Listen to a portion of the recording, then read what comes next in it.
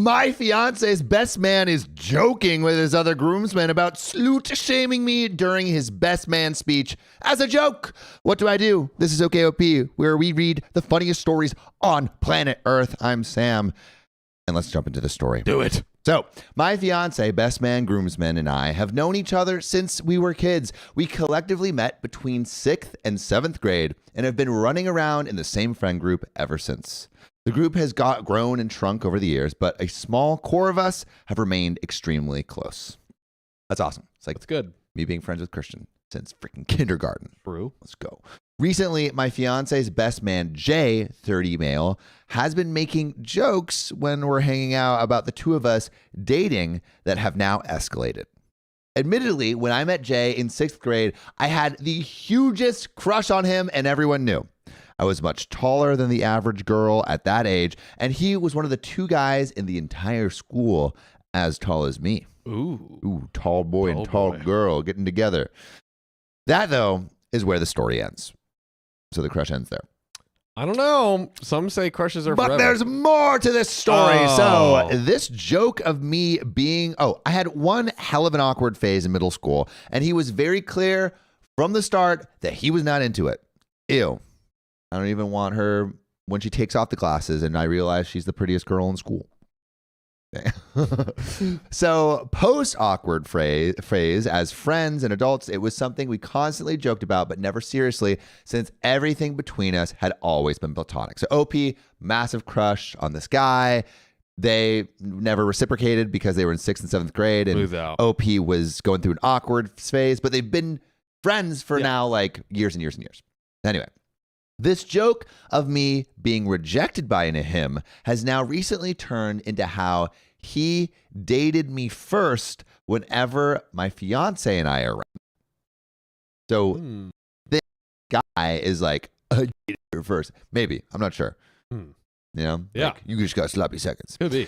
Despite the inaccuracy and an increase of it being brought up, everything has remained pretty lighthearted in context. And while annoying, it's something I've been able to brush off with a quick rebuttal.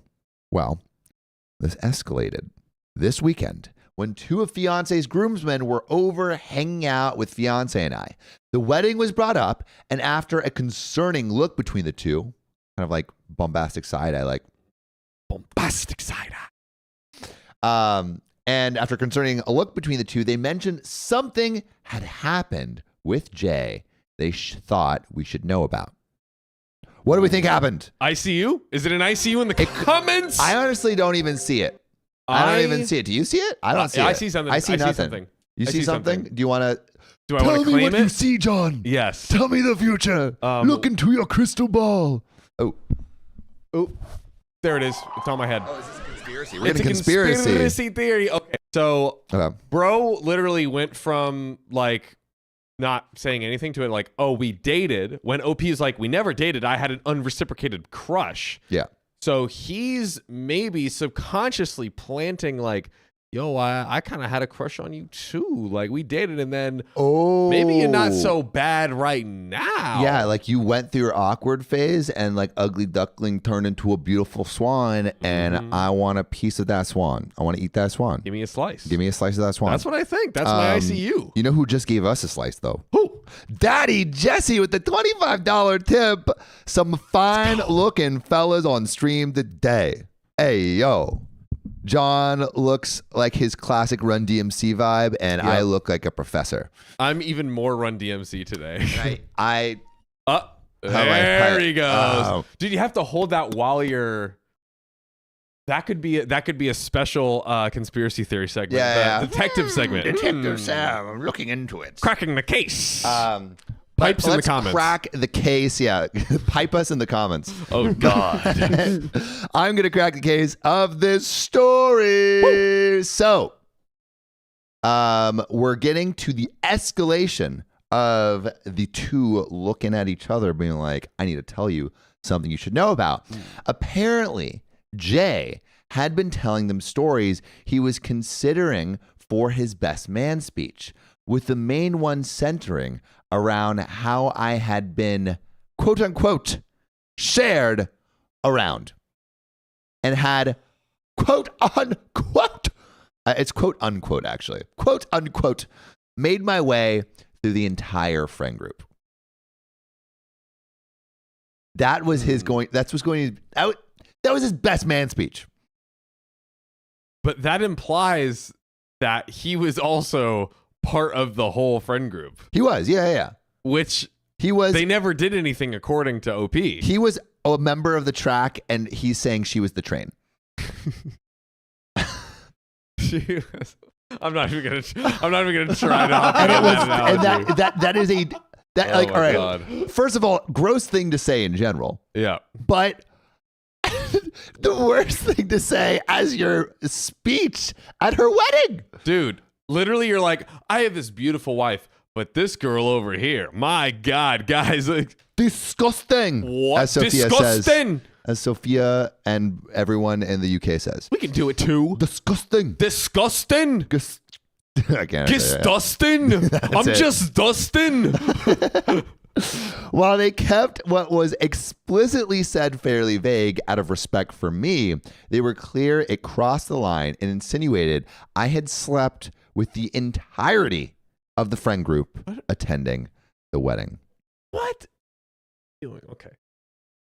This is the worst man speech right here. Yeah.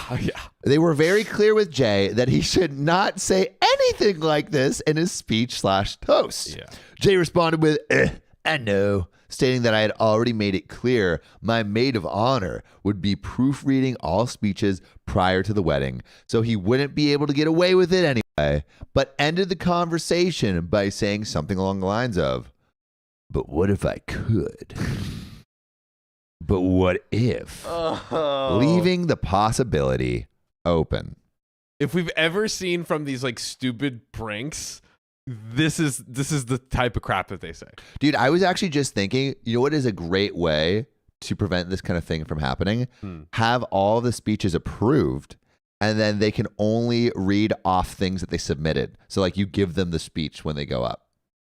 So it's like they can't change anything. Unless they memorize. Yeah, unless they memorized it. Unless but that's they go hard. off the freaking dome. Dude, people going off dome, like, but not many people be doing that these days. He's ready to like just destroy OP's That's true. reputation. That's true. And he's ready to like commit this to rote memorization. He's just for the bit. He's more committed to like ruining OP's life and reputation than he is to his bride to be. Yeah. Can we talk about it? We can and we will did. and we will continue to. Yep. So, of all the groomsmen in the party, 6, including Jay, these 2 were the only ones in his core friend group and the only ones I had any sort of history with that could potentially be notable. It was all prior to high school and very innocent. So like maybe they like did like a little kiss or something. Ooh. One I went on my first movie date with, where our parents had to drop each other off because we couldn't drive and picked us up afterwards. The other was the classic first 6-month relationship in middle school, where it took 6 weeks to muster up enough courage to hug each other in between classes in the hallway. Sure, we made out and very middle school level things happened, but this is something we've all laughed about now for over a decade. I wasn't the only girl in this larger friend group, and throughout the years, this was something that happened pretty frequently. I feel like it's pretty normal if you have a consistent friend group that people will hook up with each other. It happens. It just happens. It just happens. And they've been like together for like 20 years? Since 6th grade, like, come on. Come on. Yeah. It's going to happen. And also it's like, it's not like he was about to say, we've like, I don't know, what would even be the appropriate way to bring that up at someone's wedding? It's like, I don't know how you bring that up in a not weird way. To me, I'm like, why don't you just talk about your freaking wife? Yeah. Well, so I'm pretty sure that he's talking best man. Right. It's her and her fiance. Right. Yeah. Okay. Yeah. So my fiance is the only one I have seriously dated or had any sort of intimate relationship with of this friend group. We had an on-again, off-again relationship throughout high school that ended for a bit once I moved out of state for college, but we remained close friends and eventually reconnected when I moved back in 2019. So love found a way. It did? Also, I heard a crazy stat. What? 6% of exes get married. So 1 out of some. Yeah. Return. 1 out of like 20. 3 out of 50. That also works. Yeah, 3 out of 50. I mean, nice work, Riley. Yeah. I'm from Florida. I don't know math. Also, thanks for everyone coming in the chat. We got some. Well, that it doesn't even count. This is so bad. So what's going on? Coffee girl, let me tell you what's going on. So basically, the TLDR is fiance's best man threatens to embarrass the bride at the wedding with false claims about her past relationships. Basically, he's like saying, oh, she ran through the entire friend group. And really what happened with OP is she like went on like one movie date with a guy and then went on, had like a 6-month relationship with one of the guys and then in like middle had school, a high school, crush on one of the guys. Yeah, all in like middle school and high school. Doesn't even count. So what are we talking about? Yeah. Jem says, I wonder why Sam is thinking about this. Maybe it's because if a certain father he chatted to recently. Oh. Whose father? My ex's father. Oh, right. Good callback. Clever. Damn. Great callback. I can't believe you remember that. Dude, our fans are freaking that's dedicated out here. crazy. Yeah, Wow. I did talk to my ex's dad lately. And it was great. Lovely. It was great. It was great. But no, it's because our friend is making a video where he wants to trap 25x or 50 X's for 24 hours. And so I texted my ex and like, do you want to do this? And she's like, I don't think that's a good idea. Took one for the team. He shot a shot. Yeah. I told him I would do it. There we go. And to be clear, she thought it was very funny, but we both agreed it wouldn't be a good idea. Anyway, going back into He just wants to see her again. the Just be story. real. No.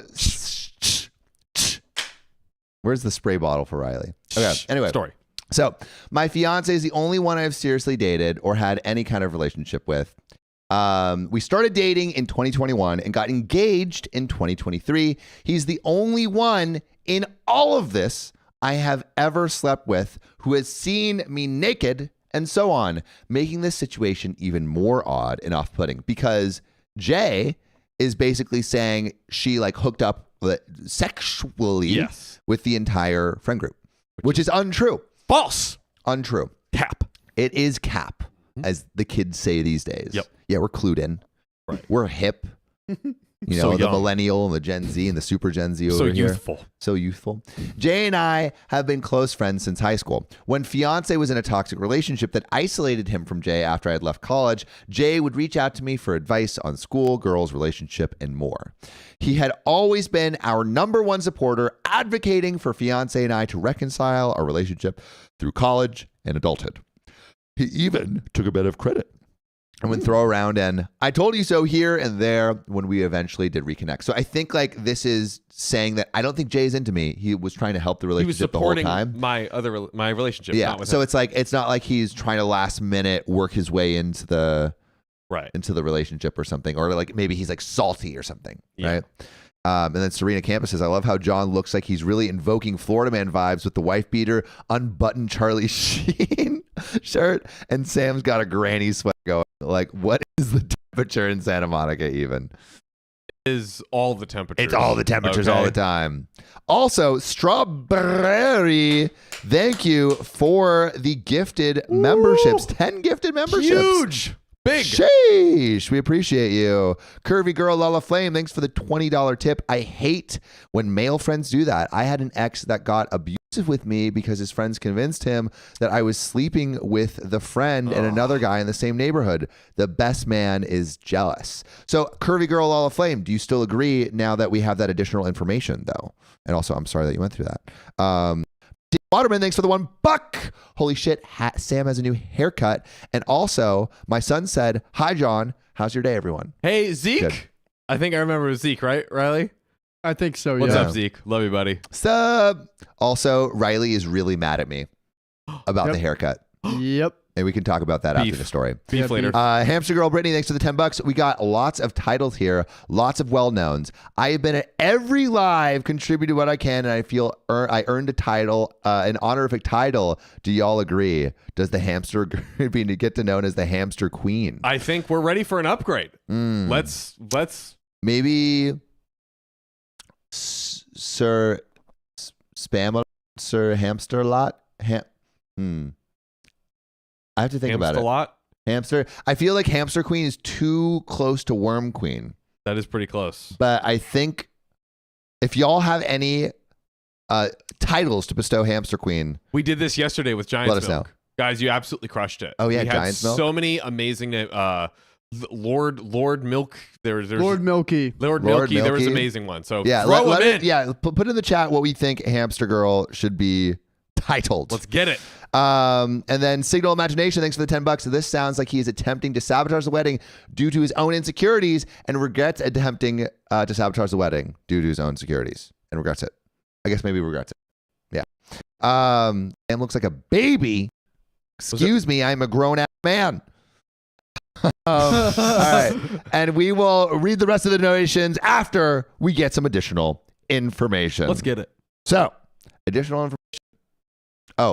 Basically, I'm not sure how to handle this. I could write an additional post about how frustrated, confused, and wronged and comfortable I feel, all of which I plan to discuss in more detail with fiancé after sitting on the issue for a bit longer. We've talked about it, recognize the way Jay is framing things is wrong, but fiancé and the groomsmen are able to brush it off in a way I feel like I can't.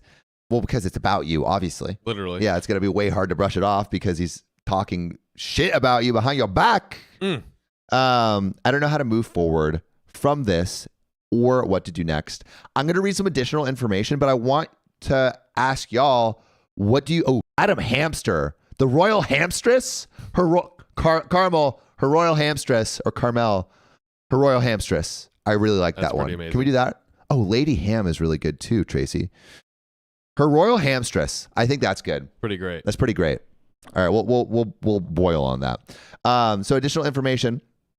Fiancé and I aren't getting married until the end of the next summer. Oh, and let us know what you think OP should do with this whole situation where her husband's best man is basically slut shaming her behind the back.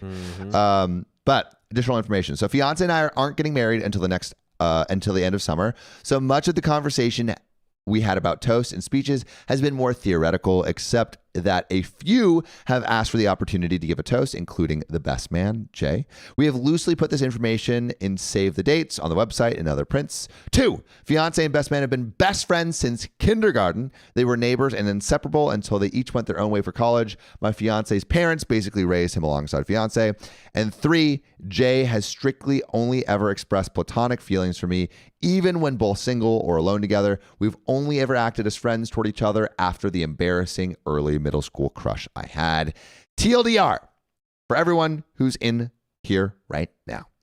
My fiance's best man is lying about having history with me, as well as my history with others, proposing the idea that he calls me out as a joke for being shared around their friend group in his best man speech / toast at our wedding. I don't know how to move forward from this or what to do next. And there are some relevant comments and an update. But John, what do you think? What should OP do? I think OP should maybe with the husband, because this is the groom's best friend, right?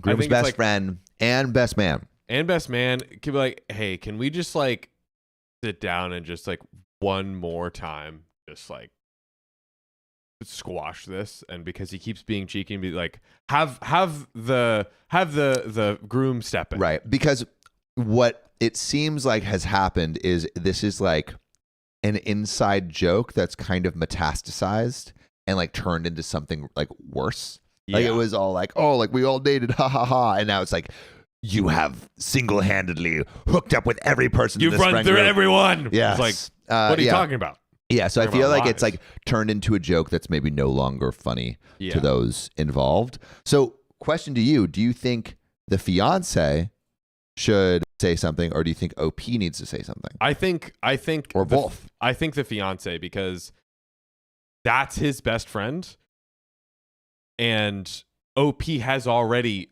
talk to him about it, and he got like, but what if I did? Which that's what we're kind of. I believe the friends have talked to it. The OP hasn't mentioned anything. OP hasn't even directly. So okay, I'm sorry. The situation is basically OP was approached by friends of the best man basically the best man was like, what if I said this crazy funny best man speech where I said that she's a sleuth?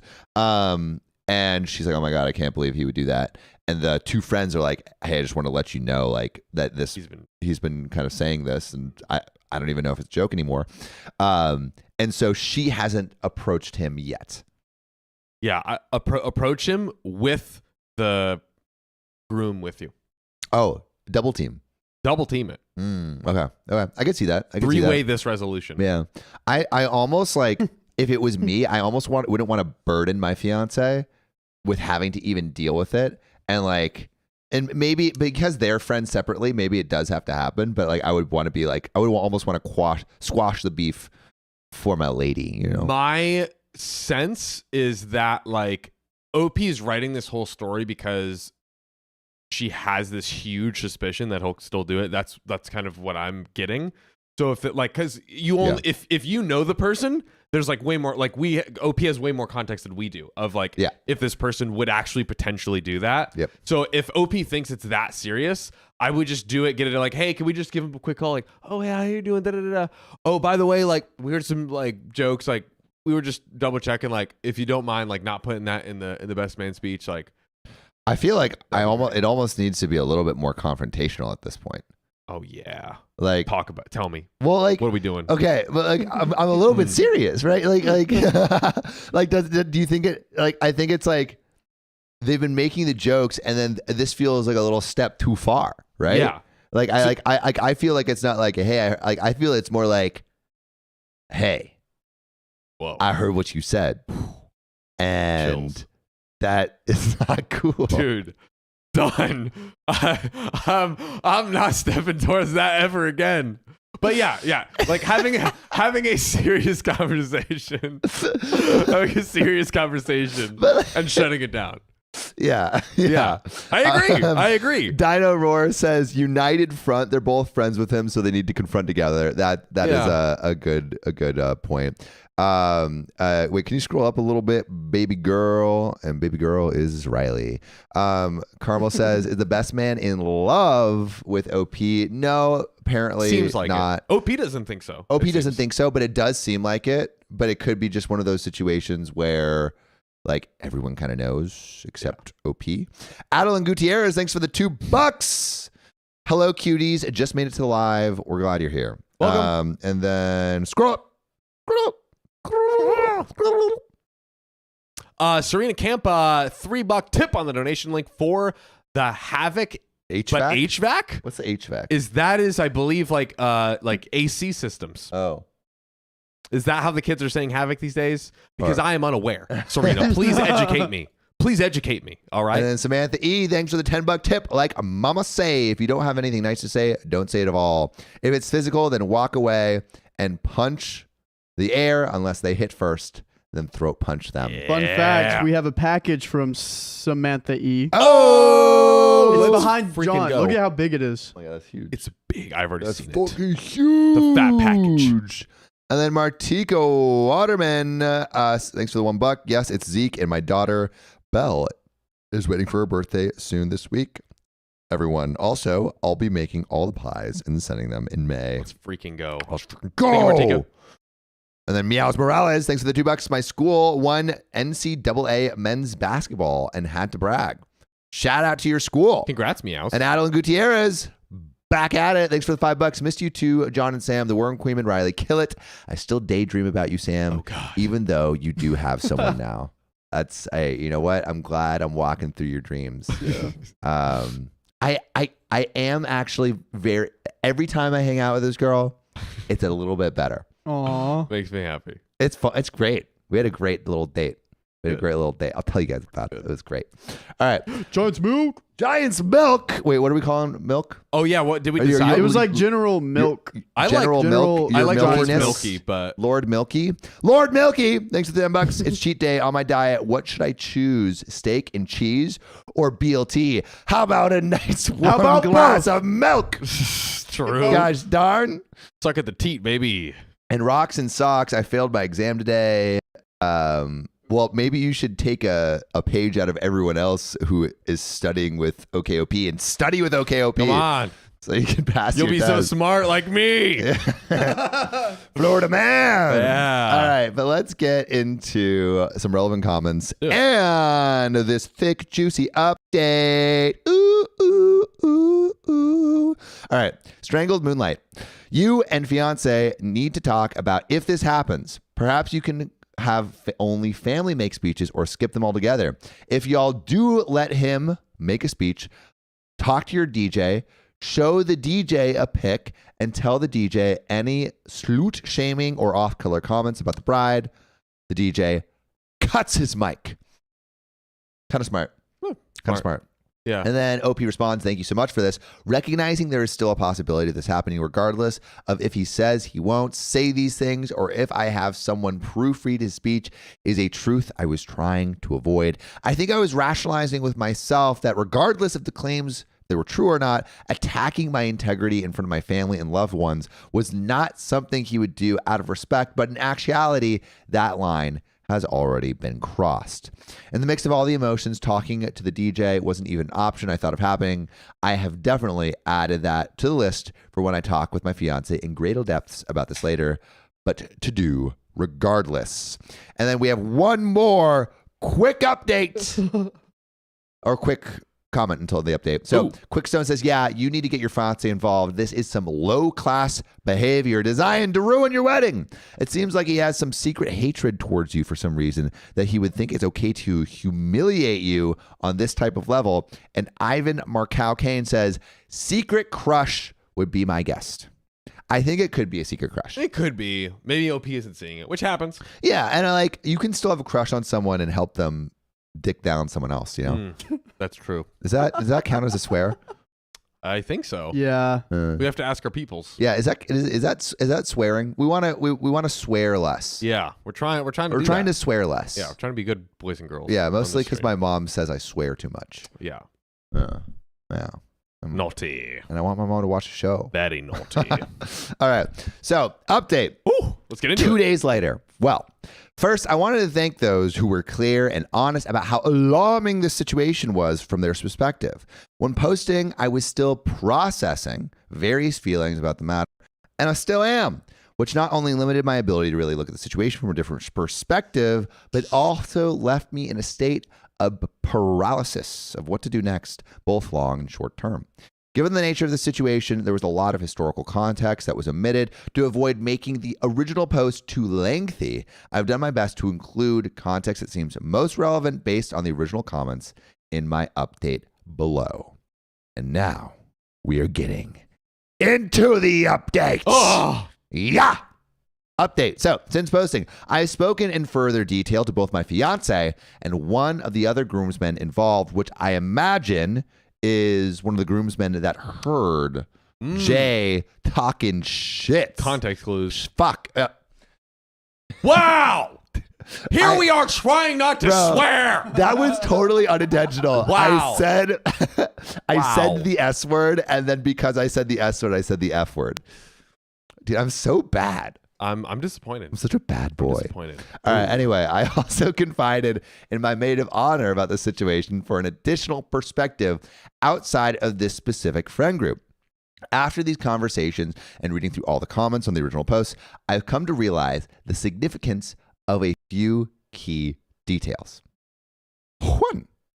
Jay has a deep-rooted superiority complex. He always has. And it is something many in our friend group have become accustomed to. He has always been the type who seemed to believe he was the standout amongst his friends, whether that be through career, education, athletics, or with women. Oh. 2. Jay has also been a bit egocentric, and a lack of accountability or consequences for his actions has been growing for some time now. Despite it almost being always unintentional, he more often than not is oblivious to the inconveniences and harm he causes others as long as it is beneficial to his personal ego. I am sensing narcissism. Are you sensing it? He sounds like a terrible person. He sounds not great. Yeah. Sounds not great. And OP, I don't know if you should have him. Maybe you could have him at your wedding, but don't let him speak because he seems like a loose cannon. Maybe just cut him out completely. I don't know. Cut him out completely? I don't know. Is that what you're for? Say it. Say it. Maybe. Say it. No, say it. Stand by you. Cut him out of the wedding. Damn. Get him out of here. Strong. The security, pick him up, put him in a bag, throw him in the trunk, drive 300 miles, throw him out in the desert. Make him dig his own grave. Do it. Yeah.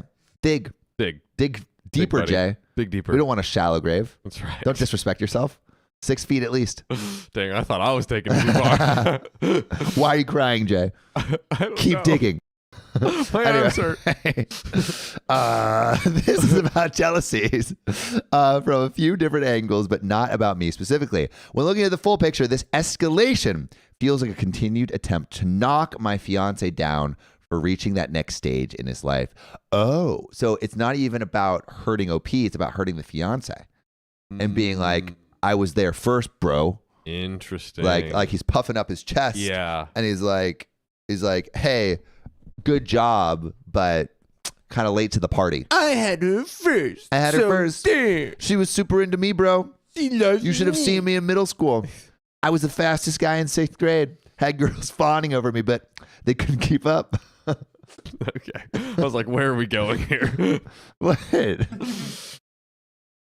But that was totally fine. It could get Riley. You picking up what I'm putting down? I'm picking it up. You're getting dangerous territory right What? there. That is, Dude, you talked about middle school. bro. If you were all right when I was in middle school, the fastest kids, like all the girls were into them. But like the Don't make me. What are you talking? Fastest You're at telling what? me you didn't have. You're telling me you had no crushes in middle school. Oh, of course I had crushes in middle school. That's disgusting. You have a crush on someone in middle no, school? No. You said Wow. the fastest. All right. And that's all I'll say. So, guys making bro. Screw you guys. I'm going home. All right. So I lost my place because I was being disgraced. But now I have found my place and I'm going to tell the story. So this is about jealousy from a few different angles, but not about me specifically. When looking at the full picture, this escalation feels like a continued attempt to knock my fiance down for reaching the next stage in his life, whether that is because fiance has reached it before him or has moved onward without him. I cannot say for sure. Jay has issues with misogyny that have also been escalating in tandem with everything else. His lack of respect for women he has dated has also seemed to increase. Well, maybe that's one place he is ahead of the crowd in misogyny. Number one He was misogynist. number one.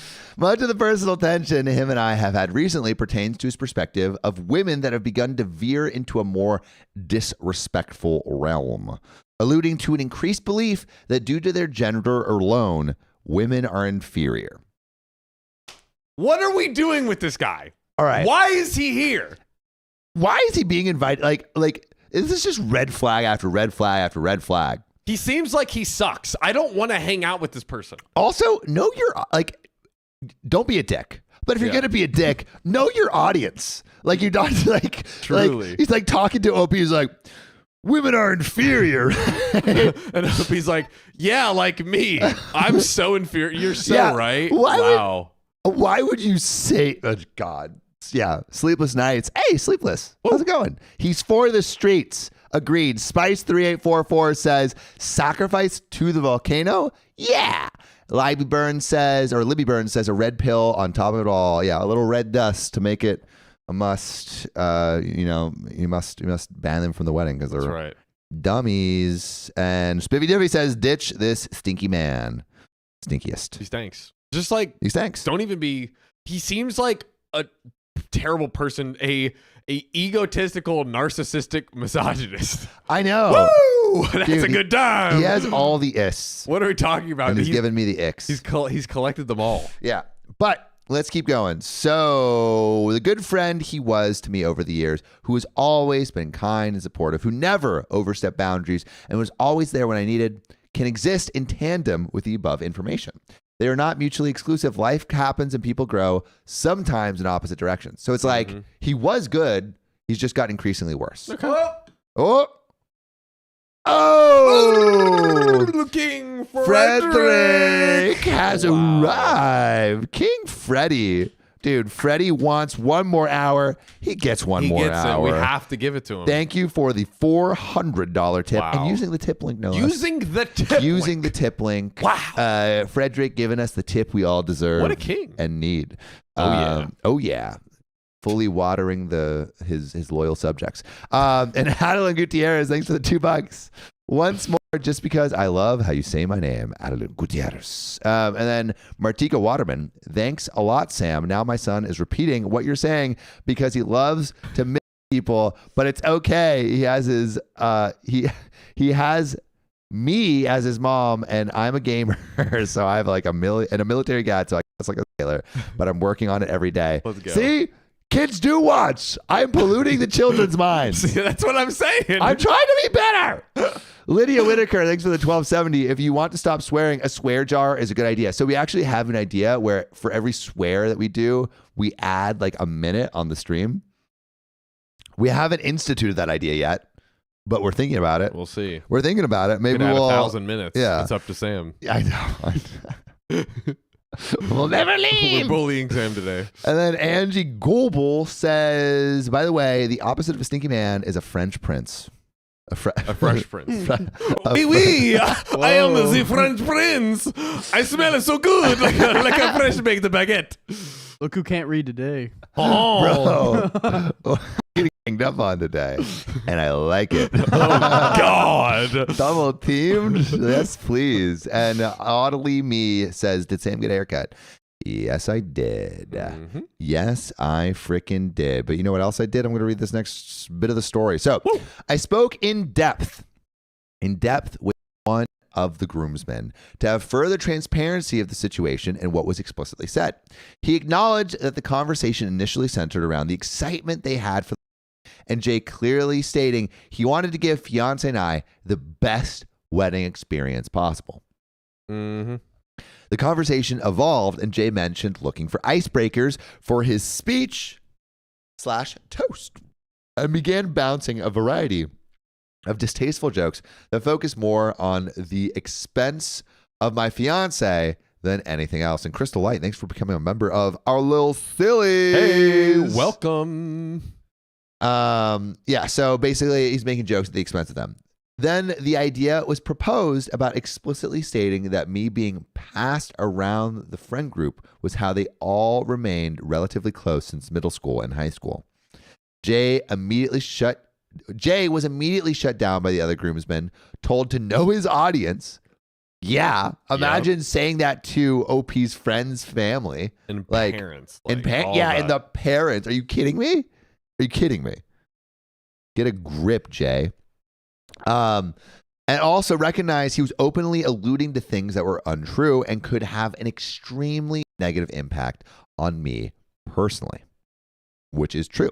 Yep. The conversation stopped shortly after this, and the groomsmen, without context of how the issue had been escalating, chalked it up to a one-off situation with Jay acting full of himself in the moment. Well, fiancé and I are the first of our cohort to get married and have a full-blown wedding with a ceremony reception. These comments did not start escalating until after our engagement, roughly 1 year ago, following Jay's breakup with his long-term girlfriend. So maybe he's feeling lonely. Jay has never made comments like this to me or my fiance privately or when it is just us three together. Any scenario where this has been an issue has been in an environment which involved others, and mostly others that are not part of this cohort from middle school. This is solidified by the above points as the main factors to why Jay acted this way from my perspective. So, what next? We do have what next, but John, yes. I want to know with all this context, with all this information, with this beautiful wedding coming up, and with a stinky man waving his fists, trying to cause a ruckus, what do you do to the stink? I am like, they probably have like, the rose tinted glasses of like, oh, it's a friend, we've known him for so long, he's treated us so well, blah blah blah, over all the years. I feel like maybe he has actually had bad instances in the past, but maybe they just overlooked it or didn't see it or something. Which I mean, we saw a bunch of proof. Yes. That there's bad acting, like egocentric, misogynistic, narcissistic, pessimistic. Opie admits it. Yeah. Opie's like, damn. So I'm like, not only am I like, why are you in my wedding? Why are you speaking? Why are you even my friend? Yeah. I feel like, so my conspiracy theory. Oh. Yoink. So my conspiracy theory is that he has had feelings for her for a while, but maybe not strong enough feelings to act for. And now that one, he's single. Again, long-term girlfriend gone. Yep. And two, that she's taken. Now he can't get her anymore. It's like this feeling of her being locked down and not being open to possibly re-engaging with him is like, oh no, I missed my chance. And now he's trying to like, maybe even consciously, maybe he's subconsciously trying to sabotage it. Yeah. Because he's like, I missed the train. It could be conscious too. That sounded bad. I didn't. I missed that one. I didn't even connect the dots there. But yeah, I think he's like he missed the flight. I don't know. What other analogies do we have left? Yeah. Well, I don't know. What do you think, John? I'm kind of leaning on the side of like, hey, let's be like, hey, you're just exhibiting all this stuff and this is our special day. We don't want any of it near any of us, any of our guests. Like, we don't want you tainting the whole experience. Maybe you don't say it exactly like that, but you basically say like, I don't know who you are anymore. You're not in my wedding. I don't know. I'm not feeling it. It could be like, you could, so again, been in life for ages. Yep. There is a deep friendship there. Could be like, hey, based on everything that you've been saying, we're thinking about uninviting you for the wedding. Yeah. And then like talk about it there, like yeah, brass tacks. Like, this is what we're thinking about doing. What I'd probably actually do. But I'm very much in the camp of like, this is your wedding. You should be able to like set it up the way you want to have a fun, awesome, incredible. Yeah, and you shouldn't have to worry about a bomb possibly going off in your wedding. No. Exactly. Over this guy. Yeah. But let's get back to reality and finish this story. Boom. So there. We're very clear with Jay that he would not say anything like this in his speech and house. And Jay, did I already read that? Did I get brushed around and thrown around? I did. So what next? As mentioned in my original post, I spoke with my fiancé in detail about the situation and how I was feeling. When all of this had been brought up to our attention a few days prior in an attempt to preserve myself in the moment, I brushed it off more than I probably should have. I do not blame fiancé for not having an immediate strong reaction in the moment because I had avoided one myself. I think it's important to note that Jay is not a day-to-day character in our lives. While he travels frequently for work that brings him to our area, we live states apart. He has not lived in the same area as me or my fiance since high school. Much of this evolution with his personality has happened in the last few years as well. I recognize this is not an excuse for the lack of accountability on our part, but I felt it's important context that this was not something that we observed and ignored daily, but one that has been slowly recognized over time since maybe we've seen him 4 times a year at most. That's very helpful context. Yeah, that's helpful context. Crisis says he knows what he's doing. He's the stinky man. Fiance was extremely open in conversation, immediately brought up having a conversation with Jay, but admitted to not viewing this as anything more than Jay just being Jay, and that he was all talk at this point. We had only discussed how Jay had continually escalated the situation and how uncomfortable I had now because of this. The lack of accountability fiancé had made for Jay's actions definitely hurt, but then I recalled a commenter who had asked if I still considered Jay a friend because he actually was, or because that was how it had always been. Yep. That is a good question. Good question. You know? Like, is he just grandfathered in, or is this like a real thing? That's what I'm saying. Here to find out.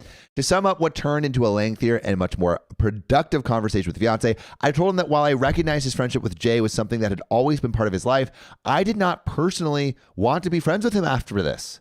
I brought to fiance's attention that while the scenario was explicitly about me and attacking the integrity and character of a 12-year-old girl, every action or usage of the scenario was used against him to invalidate his accomplishments of getting married or make him come off as less than.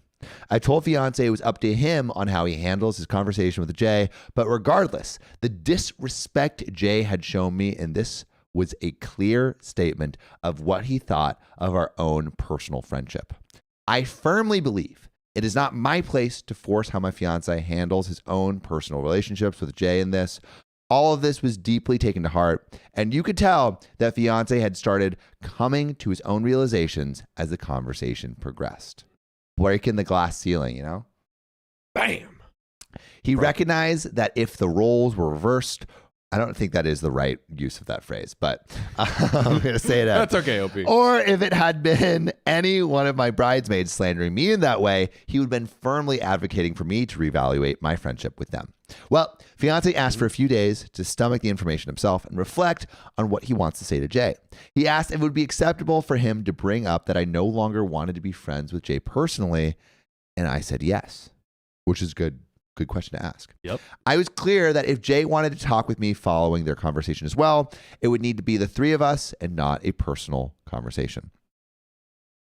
So I feel like we're kind of chugga-chugga-choo-chewing towards this conversation. Yep. That's going to happen with all three of them, which is what we said in the beginning. The train keeps moving. Come on. I am still evaluating how to approach the speeches/toasts at our wedding. For now, I reserved the right with my fiance to omit Jay from giving a speech and having my fiance choose another groomsman to do so in his place, potentially canceling the speeches/toasts altogether. And again, this is the fiance's best man that they're potentially thinking about cutting out. So it's like big. It's big. It's complicated. It's weird. It is. It's stressful. Not fun. It's hard. Not fun at all. Not fun. And if Jay is allowed to give a toast, telling the DJ to cut the mic if need be, all of which he agreed to. So there is still plenty of time for the situation to develop and for potential future updates, but I wanted to again thank those that emphasized the seriousness of this issue, gave their honest input and advice on how to handle the situation, and provided perspective on what they believe should be done next. When originally posting, I was still in a state of shock trying to accept the situation as it unfolded. Your responses constructively pushed me into the reality of what was happening and what I was feeling. And there are some relevant comments. And guess what, John? What? That's it. There are some relevant comments. And I think there's a little update in the relevant comments. Yeah, okay. But you know what I might do is I might read these relevant comments. Yep.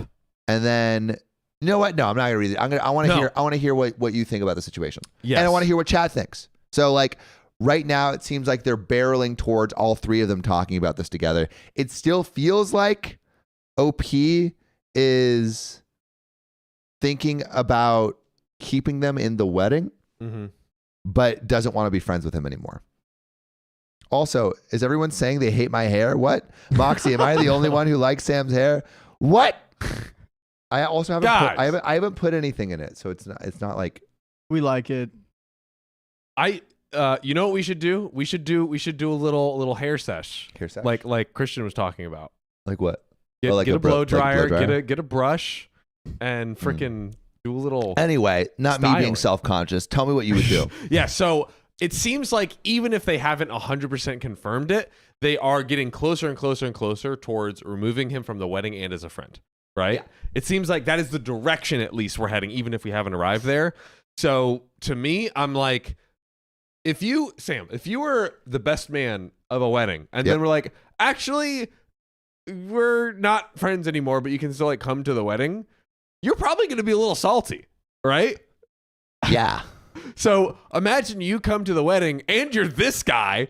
And are you really going to contain yourself and like, oh, let me be polite and just like keep my quiet? Probably not. Not at all. Probably not. So I think we need to go all out and be like, definitely cut him from the wedding, no matter what, because he could cause havoc, and tell the security or whatever, like, yo, if you see this guy, throw him out. Throw him out. And honestly, I would say just go all the way. Like, be like, hey, you started having all this like crazy stuff. Like, it doesn't feel like you're that friend anymore. Like, we don't, doesn't make sense. We don't want this. Yeah. I think like the friendship has been getting like stressed continuously. And at this point, I at this point, what I really want to hear is I do want to hear what the conversation looks like. Yes. Because I feel like we've been having all this, like this buildup. Teased. I've been teased, and I like, where's the completion? Where is it? Like, I don't not feel complete. I just I feel edged. Yep. Need climax, I need, I need I need a climax. A story. I need a climax. But I do, what do y'all think? I want to know what y'all, I want to know what y'all think. What? Nothing. What? I didn't say anything. What? I didn't say anything. I didn't ask anyone who can help with that. Oh. I didn't say that. Who can help with climaxing? Sam needs a hand, guys. Oh. I have been on some great dates recently. You did that to yourself, buddy. To be clear, with the same person. Yes. Yeah. Yes. Yeah. And she's been great. She's awesome. Anyway. Very happy. All right. So I'm going to get to the comments really quick. So Let's do it. Ash in Optimus says, it's only been a handful of days since this all came to light. I wish your fiance's reaction had been more about coming to your defense than Jay's, but understand that sometimes people need time to truly process. All that contributes to a messy situation, especially one with deep roots and close ties. I hope your fiance spends this time really examining his recent interactions with Jay and the current harm he's caused and the potential harm he could still cause. I hope he honors you as his partner and does the right thing. I'm still of the mindset that Jay shouldn't be allowed near a mic during your reception. The trust is already broken, even if he somehow manages to redeem himself the entire time that he's been hiding. But and even if he tries to redeem himself, will you honestly be able to sit there and not worry the entire time that he's been just biding his time? You shouldn't be focused on giving the DJ the kill signal because you're stressed the best man might publicly humiliate you. Yeah, it might like ruin the wedding. Straight up. You should be focused on the heartfelt words of a friend whose words are meant to be lifting you up in celebration of love. When Jay lost your trust, he also lost the privilege, wishing you and your fiance the best of luck and the fortitude to see this through a happy end. And there is a response from OP. So thank you for conveying this so well. I did my best to add an emphasis to this, but could not do so as well in my own words and fear it got lost in the length of the post. I very much have worries, and knowing my personality, worried all the day of. I expressed this to my fiance as well, and he completely understood. I recognize there is still plenty of concern to still address with my fiance, but given how fresh the situation is, I wanted to afford myself a little grace of absorbing my feelings for what has happened before figuring out exactly what to do. I lost a friend too, because Jay was her friend as well. Yeah. And then finally, one comment from my cat post for me. OP says, what you're describing is a bitter misogynist. If you plan to serve alcohol at your wedding, you should not have Jay there at all. All it will take is one drink too many, and he will be bragging to some table of guests about how he had you first or how we passed her around. He doesn't need a speech to create a complete nightmare for you and quite possibly a fist fight, because even if your groom knows you wouldn't want that, one of the other men that you were close friends with is likely to take exception on your behalf. And if none of them do, your maid of honor might just slap the ever-living shit out of him. He has made it impossible for you to enjoy your own wedding in his presence. His reward is having his invitation revoked. If your fiance thinks that's too harsh, you need to be very clear with him that you did not do this. Jay did this to himself by not acting like a decent human being. And finally, Firewater Kai says the fiance isn't looking good. I would be surprised if he came back with more minimizing. So the fiance might minimize. Yeah. again, like he's just proving himself to be terrible. We're all leading in this direction. I say we just get there. We just do the dang thing. Yeah, it feels like M21 says the story is soggy. I feel like that, like it's been the same kind of thing that we've been repeating, and I feel like there's two things that I'm realizing in as the story is progressing. It's one, Jay sucks worse. Yep. And the thought of having him at the wedding feels worse. So like I'm entirely leaning towards cutting him out. And the second thing that makes it hard is it is the fiance's best man, which makes the fiance look worse.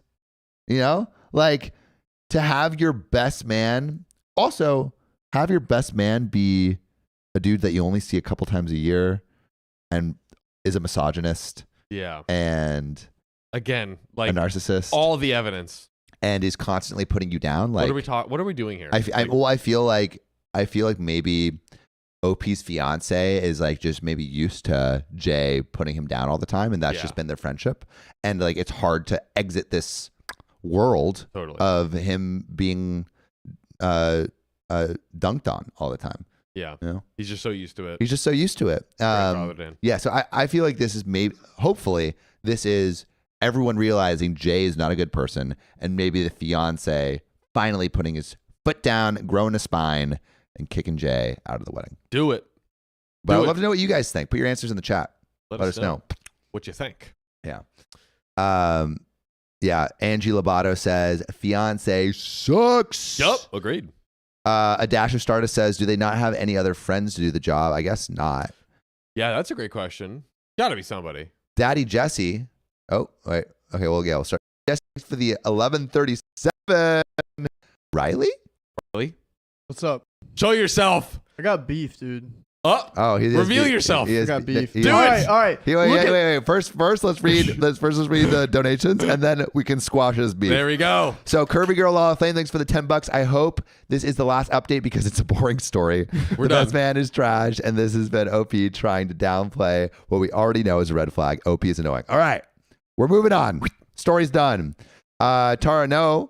Thanks for the $5 tip. Alan Gutierrez. Now I'm done because you said it in Spanish. And Hamster Girl Brittany, check your texts because there's an extra long story for y'all. So we will do that. Oh, snap. But Riley has beef. Yep. Let's talk about it. Look at what Sam has, and look at what I have.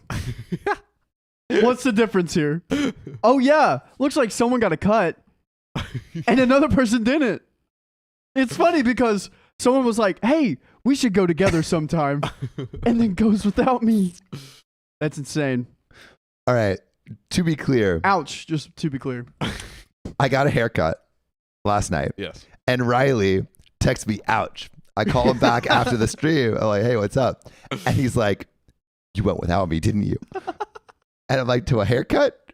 And he's like, yeah, you said we were going to go together. And I'm like, I need to get a haircut. And he's like, you never invite me to anything. And then I'm like, what? Literally, I invite Riley to everything. There's only been 2 instances where you didn't invite me to something. Yes, that's true. That is true. Yeah. That is true. And both were. One was my own haircut. When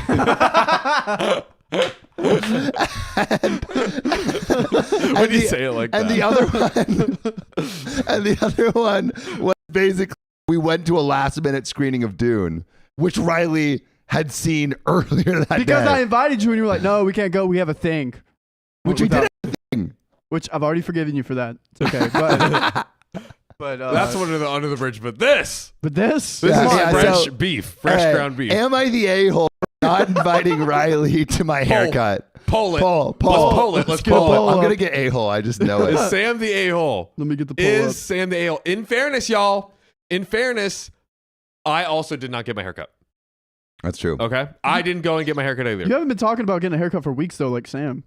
Me? Yeah. I have mentioned getting a haircut though. Yeah. Also, everyone says you look cute, Riley. You don't want a haircut. But I need like the sides here. Okay. Look. Everyone says a-hole. Look, the sides and then this. Like, I don't know. what to do, and I need to find someone that can that knows how to cut curly hair too. People are going on. Sam has forsaken big protein. A-hole. All right, the poll is up. The poll is up. Get your votes and let's make it official, ladies and gentlemen. This is ballot. We need to put it in. Put it in the comments right now. Wait, how do they vote? Is it just 1 or 2? Vote, yeah. So you put vote, exclamation mark, vote, and then 1. Can they not just do 1? No. Is that possible? It's the system. I don't like that system. So far, we are 100% a-hole and 0% not the a-hole. Oh, there we go. 11%. 11%. Oh, dude, this is like the election. This is crazy. Dude. All right, fine. Oh my God. Fine. I'm the a-hole. You know what'd be really fun? I'll invite you to my next haircut. Yeah. There we go. You did it, guys. Congratulations, everybody, and Riley. We should do a who's president, an election, and the whole stream is a competition for all 4 of us to be the president. To be the next president of the OKOP, United States. Oh, and our little kingdom. Oh, I'm down. Sophia will win, but it'll be Worm fun Queen. anyways. It'll be fun. Yeah. But you know what? I want to win. What? This next story. Woo! Let's get it. 425 S2? Yep. Is that right? Okay. That's right. We reading stories all night. It's because it's glitching right now. We're getting a new computer because our computer can't handle all the comments. Yeah, literally, the chat. You guys are so amazing that you broke our computer. Yeah, you That's guys how broke awesome it. you are. So congratulations to us.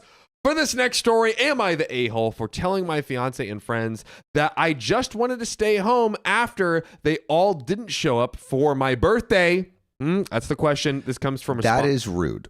pretty rude, right? Pretty rude. Pretty rude. This comes from Responsible Cow 8862, who says, I want to start by saying I don't blame any of my friends or family for not showing up.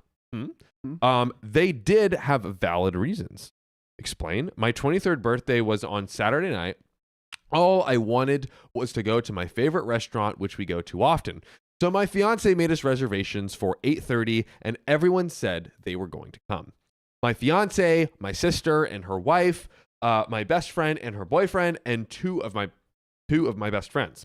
My fiance was at work. He's a firefighter, so I knew he was gonna be a few minutes late, but I just appreciated him coming after a 24-hour shift. Well, firefighters they sleep in the firehouse and then they pull dance when but they're the alarm sliding goes down up those poles all night long. That's tough. Yeah, dude. That's hard. 8:30 comes and he's not there. No one is there. I'm getting texts left and right. My sister and her wife stuck on the bridge. I said it was okay. There's no accidents on that bridge often, and they live far. So basically, hey, I understand that you're running late. Oh, so the husband's on the 24-hour shift. The sister and they're stuck on a bridge. Yeah, the sister, her sister and sister-in-law, her sister's wife. Sorry, everyone's asking for a wheel spin goal, real quick. Oh my gosh! Wheel All right, where are we spin at? goal 500 likes. 500. Ooh, we're gonna be generous today. Let's be generous. 500 likes, y'all. There's 900 people in here. We can do it. No. 600 likes. In the blink of an eye, we can hit this. 600 likes. Yeah, that's right. Come on. 600 likes. There's 900 people in here. What are we talking about? Like this stream. Also, if you haven't subscribed, what are you doing? Holy moly guacamole! I'm gonna be mad. Get it together before Sam gets angry. Okay, Yeah, you don't want to see me angry. Don't want to say it. I look like a little lion cub. That's right, but not adorable. I mean, adorable in a scary way. That's what I meant. Scary. Aw. Anyways, It's giving Lion King lion. Exactly. Wait, what? Simba? Simba. Oh, dude. Everything the light touches is yours, Yours. Simba. I love that movie. Yeah, great movie. Oh, he watched one. You did. Oh, that's my favorite Disney movie. Really? Oh yeah. You have a favorite movie? No, I have to think about it. Okay. Lion King's up there though. I would say top 10 for sure. Really? Yeah. Okay, I want to know your favorite movie. I don't think I know this. Look harder. You see, he lives in you. Is that Rafiki? Kung Fu Yeah. Panda? No, that was Rafiki. Yeah. Wait, Rafiki? Rafiki, the monkey. Huh? Rafiki. The Rafiki monkey. and the Lion King. Oh, okay. Come on. Get with it, Riley. No, you're Mufasa's boy. Stop playing with me. My best friend and her boyfriend. Oh, let me run it back. I said it was okay that they were in the accident, stuck on the bridge. There's accidents on that bridge often, and they live far away. My best friend and her boyfriend, they were in a huge fight. She said, I'll be there as soon as I can. I said, okay. My other two friends, they were coming together, and one of them was stuck at work, so they will be late. My fiance calls and says he won't make it because of work too. Wait, so everyone canceled on OP's birthday? Every single person, including the fiance, including her own fiance, is like, yikes. Love Bubble says a surprise party thing? Maybe.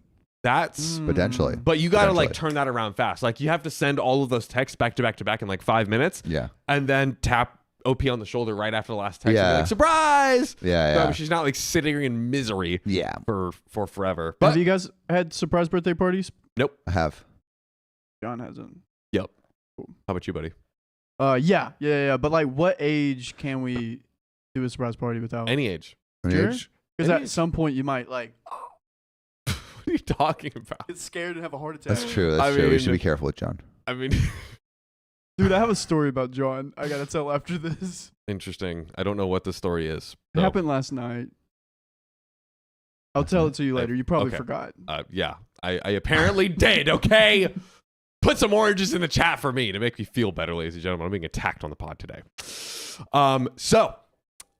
It was 9:30, again, a whole hour after the reservation, before I finally just left the restaurant. I had been sitting there alone, looking stupid and lost for an entire hour. The people at the restaurant were literally pitying me. Dang. Oh, because they had like a full restaurant booked, like a table booked. A huge table and for like OP's 8 people. Just I was just sitting there. Oh. Well, I can't imagine Janie, you gifting 5. Just kidding. Mixed Emotions gifting 5 memberships. Thank you, Mixed Emotions. First time dono? Question mark? No, Mixed Emotions been around. Mixed Emotions been around. Shout out to you, Mixed Emotions, and Slumberjam for the $2 tip. Have you all liked the chat, fam? That's the question. Yeah. Have you? Have you? What are you doing? You should like the chat. And Yummy Main, I love you guys. Thanks for the $1 tip. Love you back. Well, let's get back to this story. I just went home and felt bad about myself, LOL. Again, I don't blame anyone. It was all just a combination of bad effing timing. Well, when I got home, I texted everyone that I was home now. No one was on time, and it was an hour after reservations, so I am just going to call it an. Tough. Very tough. That's tragic. That is literally tragic. We're about to hit relevant comments, and I want to plant the seed of a question for you. Yes. Was this on purpose? On purpose? Was this on purpose? Like a coordinated effort for her entire family and friends to not show up? Yeah.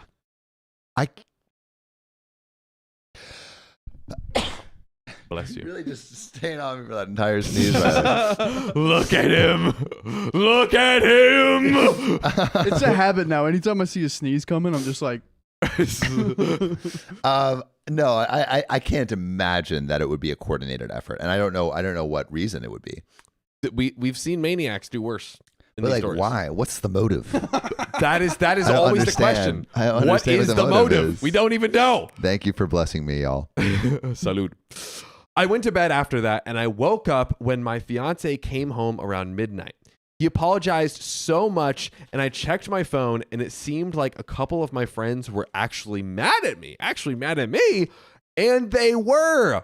They were mad that they got dressed, that they scheduled time for me for various reasons, and I just canceled last minute.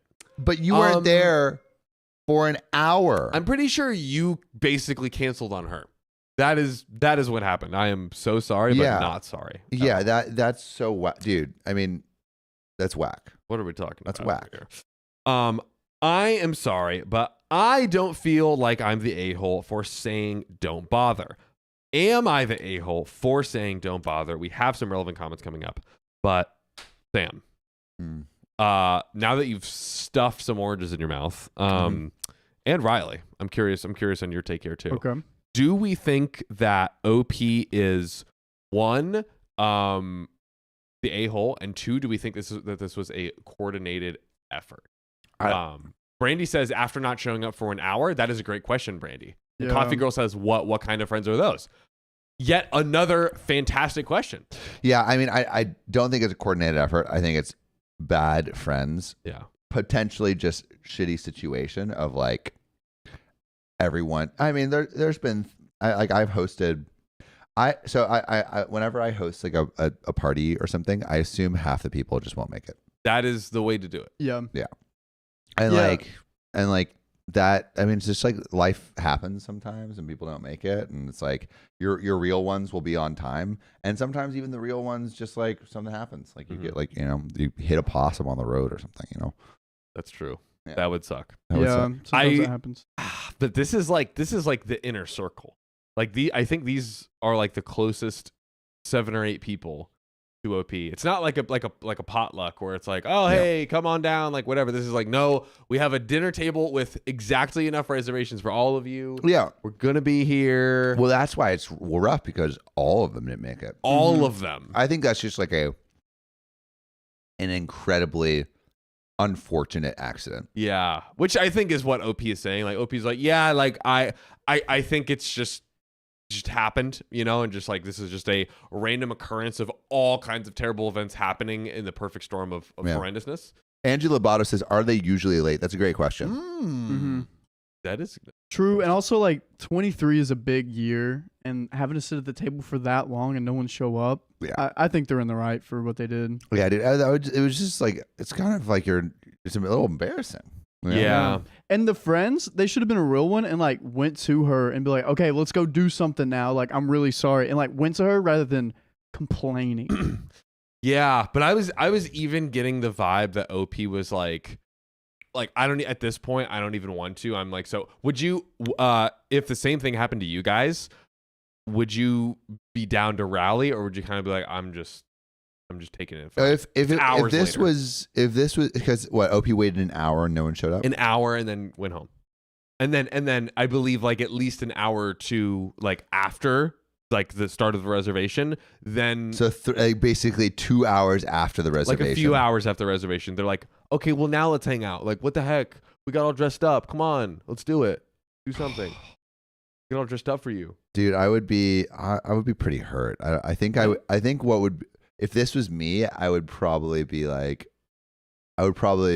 sulking and be like, hey, like, I think I'm just gonna take it easy and stay in. And I would refuse. I would bring a lot of people and say, no, we're gonna play Boomerang Foo. We're gonna get you your favorite drink, and here's someone to go in the hot tub with you. And then you'd have a great time. That does sound like nice. Boomerang Foo is a great game. Although that's an inside night. That's not like, well, he's already inside because he was outside, and then he doesn't want to go out again. So you have to bring the party. So you bring the party to you. That's true. That's a classy way to do it. That's a classy way to do it. Yeah. But ladies and gentlemen, this isn't done. This isn't done. We are not over. Let's keep going. Let's do it. So, the relevant comments, a whiskey kitten says, not the a-hole. You didn't cancel last minute. You canceled after an hour and a half of sitting alone in a restaurant on your birthday. You didn't blame anyone. You kept your cool and were very understanding for the reasons. Anyone who's mad can go kick rocks. Most people would be having a pity party and a bit of sulking in this situation. That's what I would do. I would be pitiful. It's reasonable. Edit for the people who wanted to point it out. I misread. She sat there for an hour. Not the 30 minutes. An extra 30 minutes would make a difference. And Trish Ray 88 says, which I think is OP. Actually, it's unclear. But exactly. They are mad at you because they don't want to feel guilty for missing your party. That's not OP, but that is a good point. Which bad friends. Yep. Dump the friends? Yeah. Dump the friends? Yeah, dump the friends. Do we get rid of the friends altogether here? I mean, it just all of the friends. It doesn't sound like they're and the fiance. All right. It is. Yeah, go nuclear. The fiance is really in the doghouse. Like that sucks. But like, I think there's a weird transition when you're like trying to make friends, that sometimes you'd have like a not great group of friends initially, until you kind of find your good group of friends. Yeah. And it sounds like OP is in this situation where it's like these are kind of the people that are around, not the people that really care. Yes. And I think those are very two different people. And like until you find those, like when you find those people, you're like, oh wow, like these are the people who actually care and get me, and will show up. And I think like it kind of takes experiencing that first to know that that's the kind of friendship you deserve. Mm-hmm. And it sounds like OP does not maybe have those people around them yet. It's getting a taste of like, oh, these people actually maybe don't care about me as much as I thought. Yes. Which is a hard realization. But I think what the realization leads to is like, you don't shame someone into becoming a good friend. You basically acknowledge this is probably not a good friend and go out, put yourself out there and try to meet new people. So go get kind of a new friend group, basically. Yeah. Or like start putting yourself out there. Yeah. Just like this is information. These people maybe don't care about you as much as you'd like. And so let's go, like go start playing tennis or like join a D&D group or whatever it might be. I've been going to the skate park recently. I spent the whole day at the skate park on Sunday. Most relaxing thing ever. So relaxing. I make friends with like there's like 5-year-olds and 65-year-olds there, and we're all learning how to like drop in and stuff. It's awesome. It is yeah, such a cool, like you would kind of think like, oh, like the skater park, like it'd be kind of hard to like break in, but really it's like just a ton of people, also a lot of people watching, like people, tourists, like whatever, and you can just kind of hop in and this is the Venice skate park, chat and vibe. To be specific. Riley, could you scroll up a little bit? Coffee Girl had a nice comment agreeing with Sam. Coffee Girl says, yeah, not good friends. They should apologize to OP and try to make it up for her. Yeah, being like, hey, let's go out because I got dressed and you maybe get dressed. That's not trying to make it up for her. Yeah, it's the thing is like these friends are double bad. Not only did they not show up, it made OP feel bad for them not showing up. What are we? And it's like you already fucked up. Yep.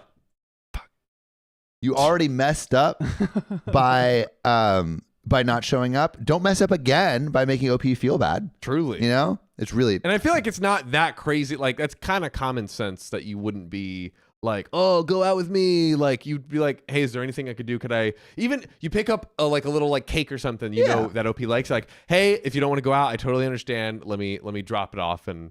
Yeah, and I think there's been... I think... The present. Like, I'm trying to think if like this is a situation like this has ever happened to me. I've witnessed a situation like this happen. Oh, you have? Okay, story time? Yeah, a little quick okay story time. This honestly, there's many story times with this person. She was interesting. Basically, so she had a birthday party. It was at like a karaoke bar.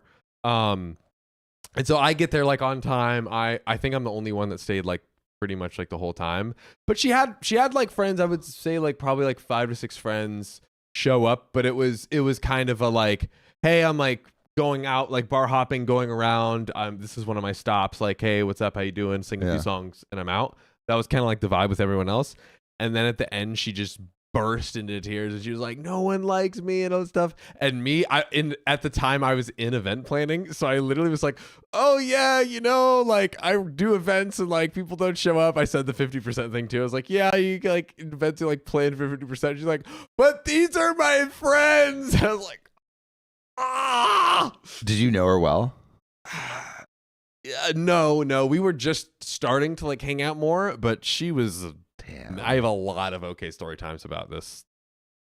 Yeah. God bless her. But there was this one guy that I went to school with that invited a bunch of people to a barbecue, and like I was like it was like me and like 2 friends that showed. I'm like, oh, let's go to this barbecue, and we were like the only ones that showed up, and it was just insanely awkward.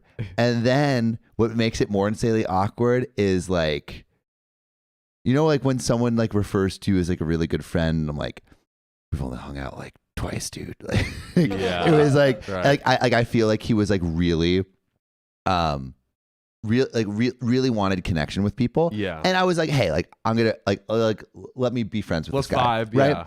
But then Christian was in the car with me when this happened. Like initially I was like, oh, it kind of like felt a little bad, so like let me be nice to this guy.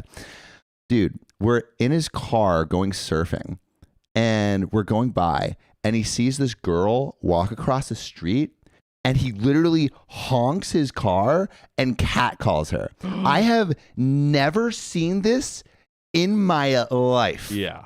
I always hear about catcalling and stuff, but I've never witnessed this, especially not from someone my own age or someone I was in the car with, and I was appalled. Yeah. I was appalled, and you're like, I'm like hiding my face. I don't want to be associated with this guy at all. And I start like, there was like a bunch of things that I started to realize, this guy's kind of misogynist and doesn't really know. And then I stopped hanging out with him. Was this in high school? No, this was like a couple of years ago. Oh wow. Or like 1 or 2 years ago. Yeah. It was incredibly whack. It was incredibly whack. So now I understand why maybe no one showed up. Yeah. That happens. It happens. That happens. But you know what else happens is people donate to the stream. Let's read out some donations. Big protein. Shout out to Leoria Logan. Did I say that right? For the $5 tip. We appreciate you. And another $10 tip. All hail the worm cream queen. Absolutely. All hail her. Leoria Logan. K for the $2 tip. This is great. Sophia, worm emoji. John, orange emoji. Riley, big arm emoji. Sam, you pick surf or salad? Oh, that's pretty funny. Oh, no, we can't do salad. Salad is pretty funny, though. You'd be a great sport, but we don't need the torture to continue, ladies trauma. and gentlemen. Why make Sam relive his trauma through the show? I don't know. Through emojis. $10 tip on the donation link from Frogman Jet, getting off work finally now to hit fat bong rips with the pals and watch OKOP to relax. What? How does it get better than that? Dude, fatty bong rips with the freaking homies just like hanging out. Guys, invite all your friends over like Frogman Jet. Mm-hmm. All of the nematodes have swam over, okay, and now they're frogs just freaking chilling. Thanks for the stream, dudes. Shout out to you, Frogman Jet. Curvy Galala Flame for the $5 tip. I would have lied and blamed the restaurant for kicking me out after an hour. Ooh. Okay, so be like, not actually. The restaurant was like, "Hey, we need to give this table to someone else," and say that. That actually is a good lie, but I probably wouldn't lie. I would just say I wouldn't have led with that at all. Yeah, but honestly, to save face, to get them off your back, get them off your. But OP didn't even know they would come after. Martika Waterman for the $1 tip on the donation link. Lol, my daughter just said if John cut his hair, he will no longer be Jesus. Dang, I'm sorry. My daughter, who's 7, is very intelligent, but also a very random kid. And also she said, "Hi Riley, how's your day going, Riley?" It was going good, and then I realized that today is Tuesday and not Wednesday, so I'm trying to get through that. That's tough. Pretty good so guys. far. Hearts in the chat for Riley. Spam the chat for hearts. And is that it? I think there was one more that just came through. One more that just came through. Nate Mackey for the $5 Canadian tip. I'll be turning 23 this Thursday. Happy birthday! But I'm in the middle of finals and don't know if I have the time to go celebrate. What do you guys think you should do, Nate? I am very anti-school and very pro lifelong memories. Drop out. So I think you drop out. Now, in all seriousness, you don't have to miss a final on your birthday day. However, make a plan for a very you and some friends. Like, hey, we're doing a day trip. We're going to all the, I don't know, there's a bunch of free wineries in Sonoma. What? That are, there's free? a free winery in Sonoma. It's free wine. They have mystery bags where you can pay $10 to $20 for a bottle of wine that's a mystery wine. What? And we walked in, they were like, "Hi, would you like some beef stroganoff? We just made some," and there's a free masseuse in the back. So that place what is awesome. This place? I'd have to text my friends to remember the name of it. Dude, we should all go. It's amazing. It is like 7 hours away. That's worth it. That sounds sick. It's basically like a little family-owned winery, and they're just vibing. That's so cool. They just straight up were making beef stroganoff for themselves, like the people running the thing. That's so cool. We should totally do that. I'm so down. Yeah. Also, 23 is probably the best year. I love 23. 23 is the best. Yeah, 23 looks great on you, Riley. I was literally just about to say that. Good, also, Nate, what I did for my last birthday is we did the California Gauntlet. So basically, we surfed, snowboarded, and skated all in one day. And it was just like me and 3 friends. And it was like super simple. Wasn't like I didn't want like a big thing or anything. And it was super fun. And it was like, I think like you like that's also a way you could enjoy your birthday with like 1 or 2 people. It was initially just going to be Christian. But yeah. Make a memory. Yeah. That's my tip. And shout out to Natalia Herza for the $2.35 tip. First time tipping. Love you guys. If you want, I have a story about how my mom missed my quinceañera. Ooh. That is unfortunate. But send it in. Yeah, send it in. And Phantom King, thanks for the $5. Big protein. Big protein. That's him. Well, should we get into a big story? Big story. 424. This is a episode about children. Ooh. About kids. What's up, kiddos? They're like adults, but Up a lot smaller. recently in my life. Children? Yeah. You trying to have a baby? Ready to be dad? No, not Daddy yet. protein? Riley's not pulling out anymore. Uh-oh. Be careful with those proteins. That's all I'm saying. With the proteins. Yeah, dude. Speaking, never mind. No, we're gonna keep Anyway. rolling. Okay, so am I the a-hole for not doing anything for my stepchildren anymore after being called names and filing for divorce from my husband after he didn't back me up? Interesting. That is intense. That is intense. That's intense. So I, 30 female, have been married to my 34 male husband for 6 years, and he has twins, a boy and a girl, and they're 16 now. Also, Riley, should we start the swear jar? And Ooh. wait. Fuck yeah, we can. Starting now. Okay. Whoa. Starting the swear jar now. For every time I swear, we add a minute. 1 minute. 1 minute. So, when we started dating / got married, we went to family therapy, and I made it clear that I was not trying to be their mother or replace their mother. Their mother hasn't been in their life since they were about 8. Not trying to replace a ghost. Nope. Things have been great with us these past 6 years. They even started calling me mom when they were around 12 or 13. I quickly shut that down. Oh. No, I'm kidding. Oh, okay. I was like, dang, all right. Okay. No. Really, recently, their biological mother came back into their lives, and they were really excited. Things were great for about 6 months, and then they started to call me by my real name.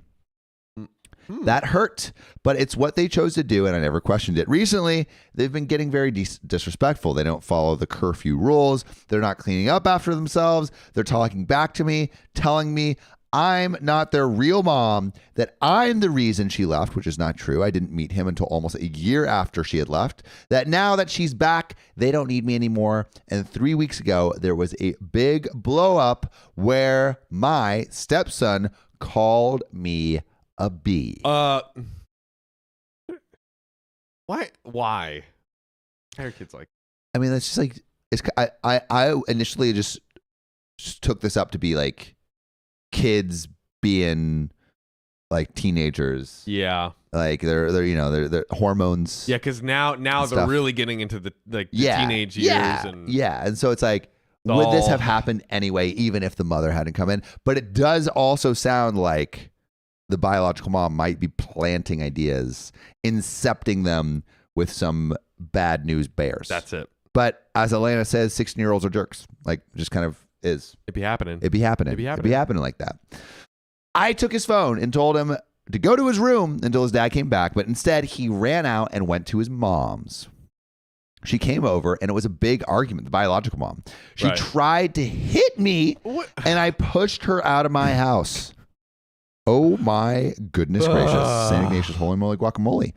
My stepdaughter told me if I ever put hands on her mom again, then she'd kick my booty. What is going on? They both went to their mom's place. Okay, so they are very much fighting back. This escalated way too quickly. I think the mom is doing some propaganda. Yeah, I think she's doing a hate campaign. 100% agree. Yeah. 100%. After that, I haven't been very active. I usually take them to sports and activities. I don't wake them up for school, so they've been late a few times. So basically, OP is like, you don't want me to be your mom? I'm not your mom. Fine. True. I'm peacing out. Find your own way to school. There you go. Find your own way to the sports. Sayonara. I tell them to have their mom wake them up and take them. They were supposed to go to Disney World for their spring break this week, but guess what? Canceled. I'm not the mom. Canceled. What, how am I take you to Disney not being your mom? Yeah. Go, maybe go ask Mickey. What am I straight? Yeah. Make a wish. Goofy. Yo. Yeah. Come on. Not taking you. Well, I told them, and my husband and I thought, hey, maybe I was bluffing. But I wasn't bluffing. We were supposed to leave Thursday night, and when I didn't start the usual vacation roundup, they were shocked. They started saying I was jealous that their mom came back in their lives, that I'm a horrible person. I'm selfish. There was some name calling, and my husband was silent. Grow a spine, husband. Seriously, someone commented, and I'm so sorry I missed your name. Where is the dad in all this? Why Where's doesn't the dad take them? He doesn't have a spine. Literally. He is a limp sardine.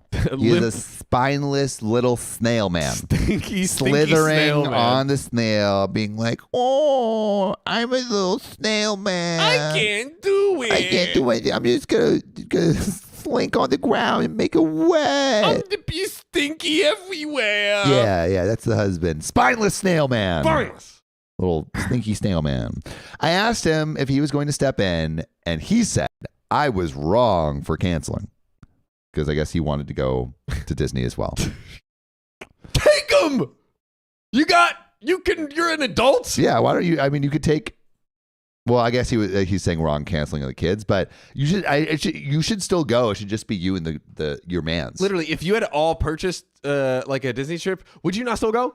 Would you be like, okay, I would. Yeah, I would still go. I would still go. I would still go. Come on. But maybe if you have a snail man husband, maybe you don't want to go with him. That's true. Yeah. Well, I left and went to stay in a hotel. He has been blowing up my phone, asking me to come back. And yesterday, he told me their mother disappeared again, and they've been calling me, crying and apologizing. Look who comes slithering back. Well. Look how the turntables turn. That's right. You're on the other side. Welcome back. That's Welcome right. back.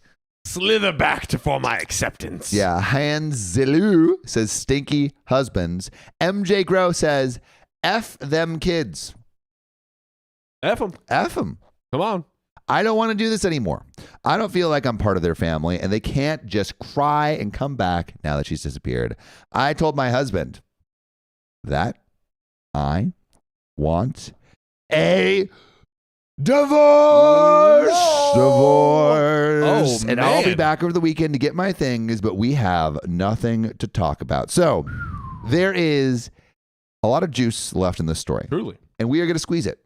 Mm-hmm. We are your squeezers. John's your juice man. He's got his Florida oranges. Mm-hmm. We're going to squeeze that juice for you directly into your mouths. You're going to lap it up. Yep. You're just going to go straight down the gullet. Delicious. Hit the back of your throat. Like we know how to. Yes. But do you think... I didn't swear. Do you think that divorce is too much or too little or just right? Tell me, Miss Goldilocks, what do you think? Well, I would say as of right now, it seems like possibly a bit premature. It's definitely like put everyone on notice, of like, listen, I'm not going to accept this, But also there might be more under the tip of the iceberg that we just haven't been communicated yet through the story, right? Yeah, that's true. Even more. Like OP just gave us the tip, and like we need to at least go like 6 inches deep. At least. I think it is maybe like if like the divorce, because it feels like the divorce is more coming from the reaction to the kids than to the husband. Yeah. And the husband definitely isn't growing a spine or doing anything. No. But like right now, it feels like there hasn't been enough communication to the husband. Yeah. Basically, like, let's work this out. It's more like there was one instance of it not working out, and now she's going straight for divorce. I feel like it maybe is a little bit too much. Mm-hmm. Little Zinzi, I think I agree with this. At this moment, therapy and then maybe divorce. I think therapy first. But I would love to know what y'all think. Do you think therapy or divorce right away. Therapy's a good idea. Yeah. Therapy first. Therapy first. Yeah. Don't punish the husband for the kids. Yeah. Yeah. Don't punish a father for the sins of the child. Indeed. And vice versa. Correct. Don't punish a child for the sins of the father. Big facts. I think that's like a quote. I think it's a quote from Samuel Donner. That's me. That's right. But before we get into this big juicy update, well, it's not really an update. It's just like a continuation of the story. I want to shout out Father Milk, Giant's Milk, the Milk Lord, Milk Daddy themselves. So the 5 gifted memberships. Ooh. Shout out to you, Annette Tayo. Thanks for the 176. OMG, I finally am able to join a live. Let's go. I'm glad you're here. Welcome. Mixed Emotions. Thanks for the $20 tip. Just got paid today. Let's keep it going. We know we want to, just for you. Sweet Leaf, thanks for the $270 tip. It is dinner of rice bowls and fried rice. I'm happy I made it to live. Love you all. The last of my non-cash tips. Hey, we appreciate you. Thanks for coming in. Right. And Amy, thanks for the $2. Riley needs to stop being left out of things. Lol. Yeah, we actually intentionally never invite Riley to anything. Never. Ever. Also, Amy, I'm sorry that I accidentally blocked you. What is this shirt thing? Oh, sorry. I didn't know. God dang. Wow. Oh, bro. God. Oh, shit. I give him one tank and then he goes crazy. I did ask him for a tank. We're tank bros today, by the way, ladies and gentlemen. Yeah, it looks good. It looks good. Yeah, also, Amy, sorry that I accidentally blocked you. Hopefully you're unblocked. Oh, there you are. You're back. Okay, good. Wow. Yay. Remember to include Riley in the juice squeezing. Yeah, Riley, remember to include Amy. Yeah. Showing some skin, but you know what I want to show? What? This next part of the story. Let's do it. So, what did you say? All right. So, TLDR, OP wants a divorce. Now. Yep. And I'll be back over this weekend to get my things. We have nothing to talk about. So OP's like, hey, I don't even want to talk about therapy. I want to talk about us getting a divorce. That's right. It's over. Well, I know their mother was manipulating them. Yes, I do. I never said otherwise. Yes, they are 16. That doesn't give them the right to treat me this way. Being 16 doesn't mean you get to be disrespectful and threaten me. I have always been in their corner. I know their feelings matter in this, but I am also a person with feelings. I am not only considering of moving forward with the divorce based on how the children acted, it is also that my husband did not back me up in this, which I agree with. He should have done something. Totally.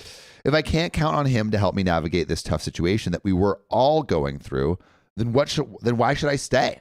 That does not mean that I should be treated the way I was being treated. That is not normal 16-year-old behavior. To threaten me, call me vile names, I just need some time for myself, and I don't want an apology because their biological mother ran out of them again. I want an apology because they really mean it, and I don't believe anyone can be truly sorry 2 days after their mother vanished again. I would never just abandon them. It kind of sounds like that is. But I do need time for myself because my feelings were disregarded. Yes, I am an adult, but I still have feelings that were hurt and need time for myself. Okay, really quick. There's a little bit more to this story. Yes. 16-year-olds be 16-year-olds, right? They're going to say some dumb stuff and probably like they just know how to poke buttons and hurt feelings. That's what they do. That's what they're born to do. Is it on the adults to like not let that get to them? Because yes, I think the 16-year-olds should be somewhat forgiven because 1, they're 16, and 2, they were being planted terrible ideas by their biological mother. Yeah. I think the husband should not be forgiven because he should have stood up.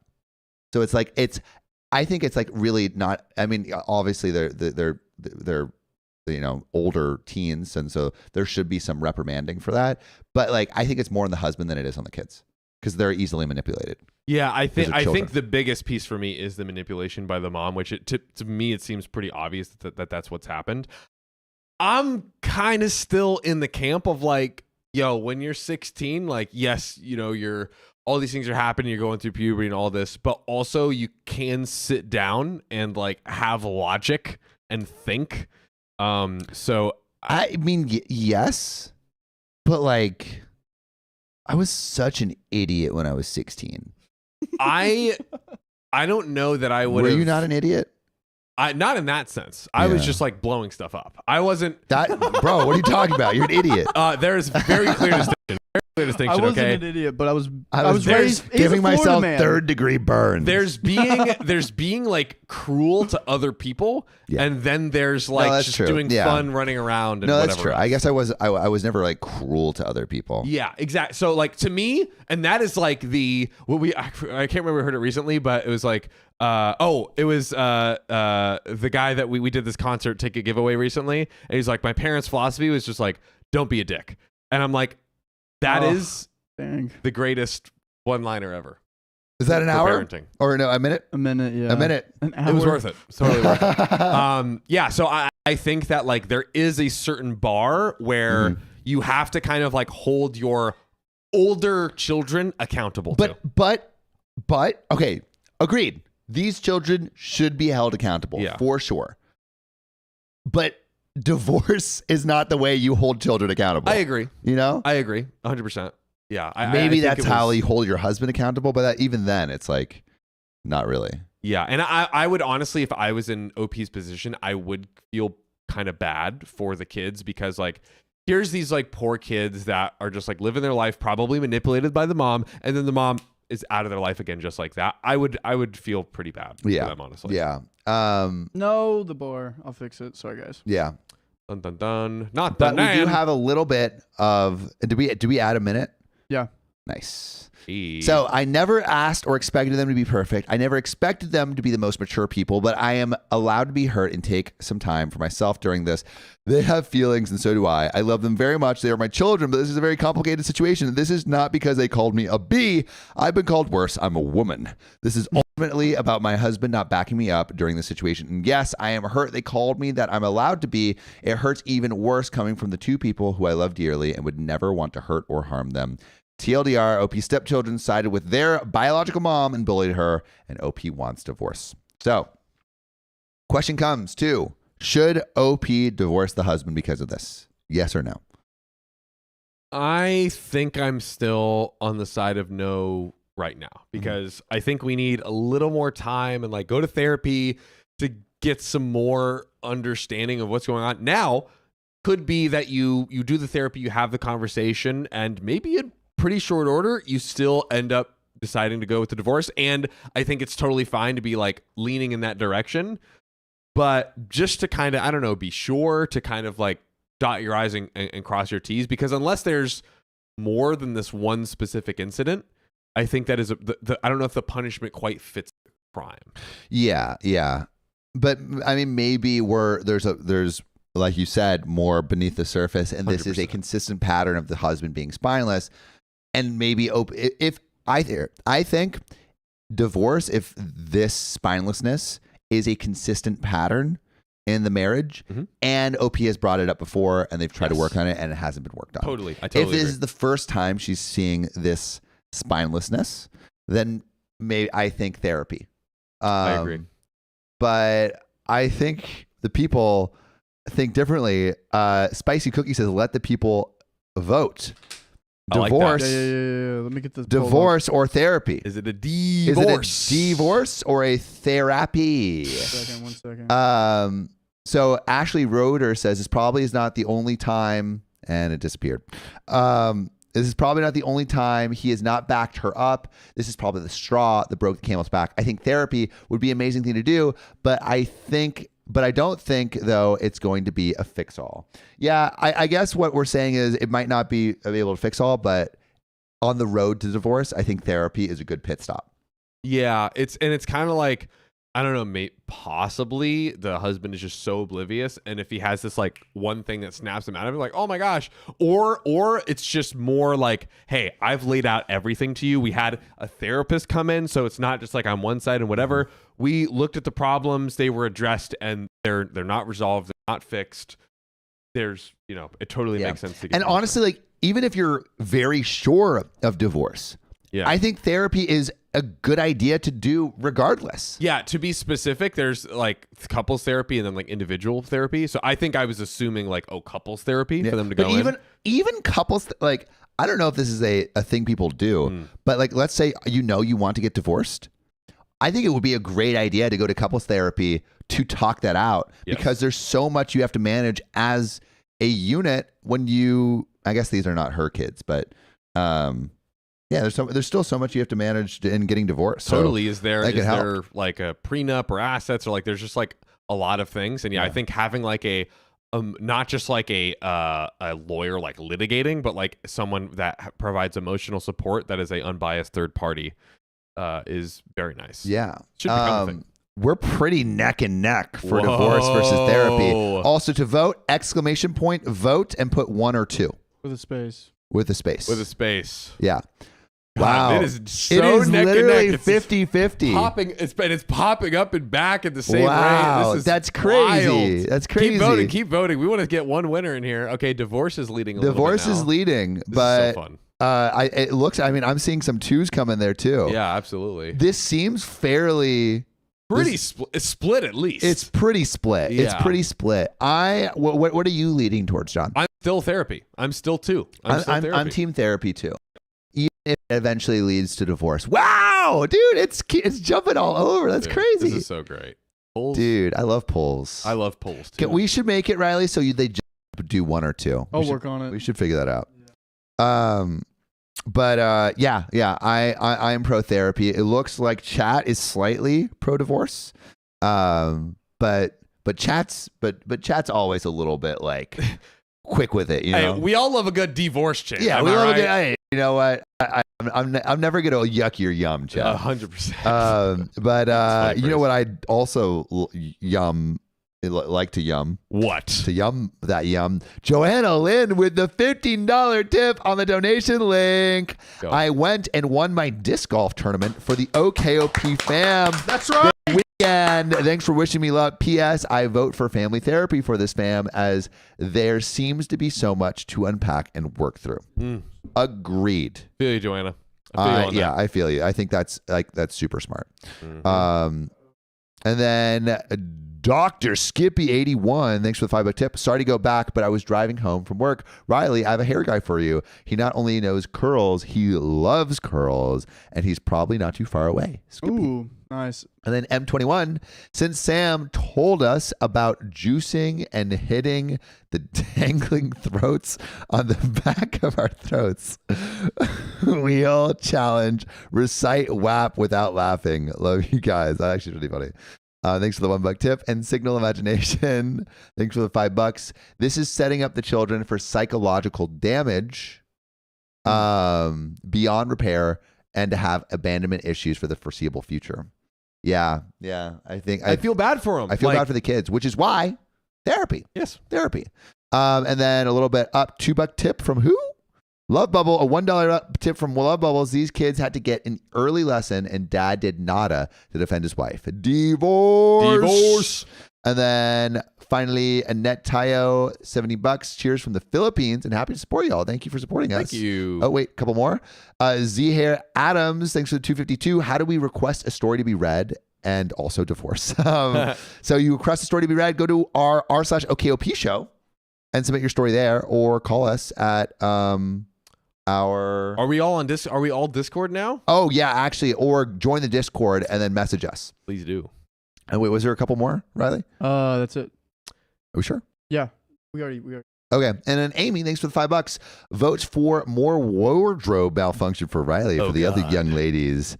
Lol, not for me though, since I'm not a cougar. Ha ha ha. Listen, Amy. I got a girlfriend. I can't be doing this. Okay, get him to do it. He has more of a success rate to have a wardrobe malfunction. To be clear, I mean, I don't have a girlfriend, but I do like this girl. See how he didn't say no? He just was like, I would probably still do it. I did not say that. I did not say you that. You didn't say no then. I just said that I still not saying no. I'm not saying no because I still like to have a good time, Riley. Uh-oh. I'm not a freaking prude like you. Not a stick in the mud. Not a stick in the mud, but I'll stick you in the mud. It's for the $25 tip. I need you for my drive home. Let's get another hour. And Miss Tori, thanks for the $5. Been watching you guys since my postpartum journey. You guys are amazing and always make my day. Tori, thanks for birthing another OKOP fam into the mix. What happened? What happened? The whole thing froze? What happened? Oh, there it is. There it is. Frederick Lochnick getting us to another hour. King Fred has returned. He's here. He's here. He's Freddie. back. Freddie's back. You thought he was gone, but he's never gone. The king returns. He sits upon his throne. King Frederick. Crowns in the chat. Crowns in the chat. King Frederick. My God. Your king has arrived. Truly. And he has laid down his kingly dong at the table for us all. He sure And has. And we're going to another hour with that. Another hour, baby. Get ready for it. Hey, and Kayla Sally, new follower here. Thanks for all you do. Yeah. Welcome to the fam. Welcome. Yeah, welcome to the fam. If you're new here, King Frederick deserves your hailing. Yes, he is our one true king. Frederick. I said dong. Dong is not A swear. Nope. Dong is not a swear. Just a fancy word for. And that's not a swear either. Nope. That's not a swear. No swear. That is an anatomically correct term. That isn't a text But it seems like we've gotten past 600 likes. So, Giant's Milk. Thank you for the 5 gifted memberships. Lord and Milky. let's spin that wheel. Oh, we should have package time on there. Oh my God. Well, let's put it on the wheel. And then if we get there, maybe. Right. Go. Let's do it, baby. Woo. Swap. What does that mean? Here we go. We swap for one story. One story? That means one of you have to be in this chair. Oh, I'm so bad at it. I can do it. You Do can you do want to do it? You want to try it? I do. Yeah. I'll do Go. Get You up got there. it? All right, cool. Got it set up and everything. Here we go, baby. I'm coming. He's getting in a big producer seat, ladies and gentlemen. What do you think of that? Wingle says, "Doesn't Sam always like someone?" Question mark. You never know. Sarah Sialbog says, "I got gifted a membership and I'm so thankful for it, even though I would be a bit late." Yeah, Sarah, shout out to Giant's Milk. The community's always gifting. The community stays gifting. And by the way, if you're unfamiliar, the way that you get gifted a membership is that if you engage in the comments, if you subscribe, if you like the stream, if you put W's in the shot, then you are top of the line for getting gifted memberships when people come in like Giant's Milk and gift memberships. So get ready for that. Sam, how you feeling? Dude, I'm feeling great. Feeling good? Yeah. Yeah? Oh, wait, this isn't the personality swap. This is just swap. It's just regular swap. Oh, it's just Yeah. regular swap. Regular swap. Regular Hi, y'all. swap. I vote for a personality swap. You that's on the will. See, I feel teased because I was getting ready for a personality swap and I loved me and Sam missed out on it on the last stream with you and Sophia, and it was like so great. Well, you want to know something that's beautiful? What? Is that we stream 4 times a week. So, and we always spin the wheel. So, like, there's still a chance. Okay. Personality swap. You're right. There is Speaking of chance. which, do we have another goal? A goal? How many people are here? Sam? Oh my gosh. Over 1,000 people are here. That's a lot of people. But there's only 668 likes. Wow. I say we do 900. 900. 900. 900 What do we likes. say? Guys, get on your game. Get on it. We could do it that quick. Blink. Oop, it happened. We could. It could be us. Could be. It's up to you and your cute little thumbs. And cute little thumbs. I think also 4,000 chats. But you know what I want to see? What? I want to see this next story. Let's do it. Let's do it. Oh my God, this is so hard. Who Dude. is it? He understands now. This is me. I can do it. Let's get it, baby. Wait, which one is it? 8. You got it. This one? Yep. I got it set just for you. Dang, look at that big producer in the building. Mildred liked the mm. live. Absolutely. JC liked the live. Shout Like it the live. Shout it far and wide. All right, here we go. Let's do it. Am I the a-hole for naming my son after my father instead of my father-in-law? Well, you've known one for longer.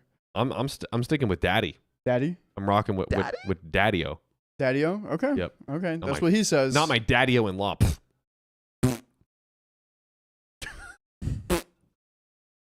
All right. So, Inept Juggernaut 231 says, I, 26 female, recently had twins with my husband, Harry, 30 male. Wait, that's an easy fix. Just name one the father and one the father-in-law. Dude, come on. Story over. End of story. Story is done. What are we talking about here, ladies and gentlemen? Easy fix.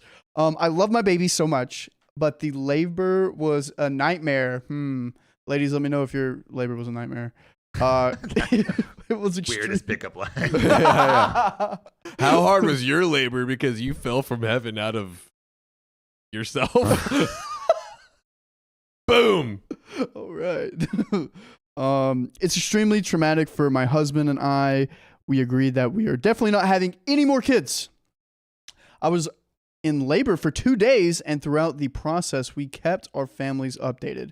When they were finally able to visit, my parents and my in-laws came to see us. Everyone was fussing over the babies, and my poor husband, who only had about 4 hours of sleep for the whole 2 days, was napping. Oh, poor guy. He put a lot of energy into that labor. Oh, Working so hard. working so hard. Pushing the food cart with the freaking snacks for his wife. Just being in there. absolute torture. They did that together. They really did. Yeah. He delivered that baby. He did. He has to do little maws with her, like. Breathing's hard. Poor guy. My dad, however, sat by me first and just held my hand for a bit. When I told him to go get some cuddles with the twins, he said, I'm here to see my baby, meaning me. Aww. It was honestly so sweet, and I started tearing up. I didn't even realize how invisible I felt when my husband was sleeping and my dad was there to make sure I was also being taken care of. Oh, so the husband wasn't doing a good job either. Man.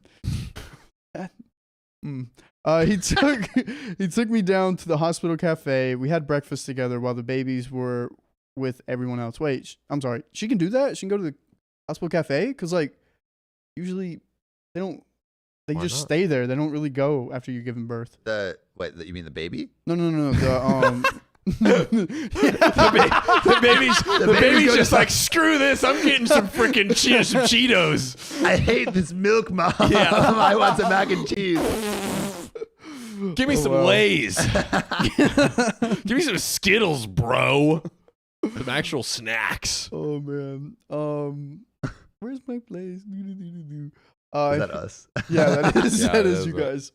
I kept thinking about what my dad did for me the next few days, and I decided that I would give my newborn son my father's name as his middle name. Okay, cool. That's like a game time decision to do that late. Like Just that be day? like, yeah. Yeah. I know how it feels like having your siblings have the names of your, father and grandfather and not getting that. I understand. My brother has my dad's name. My other brother has my grandpa's name.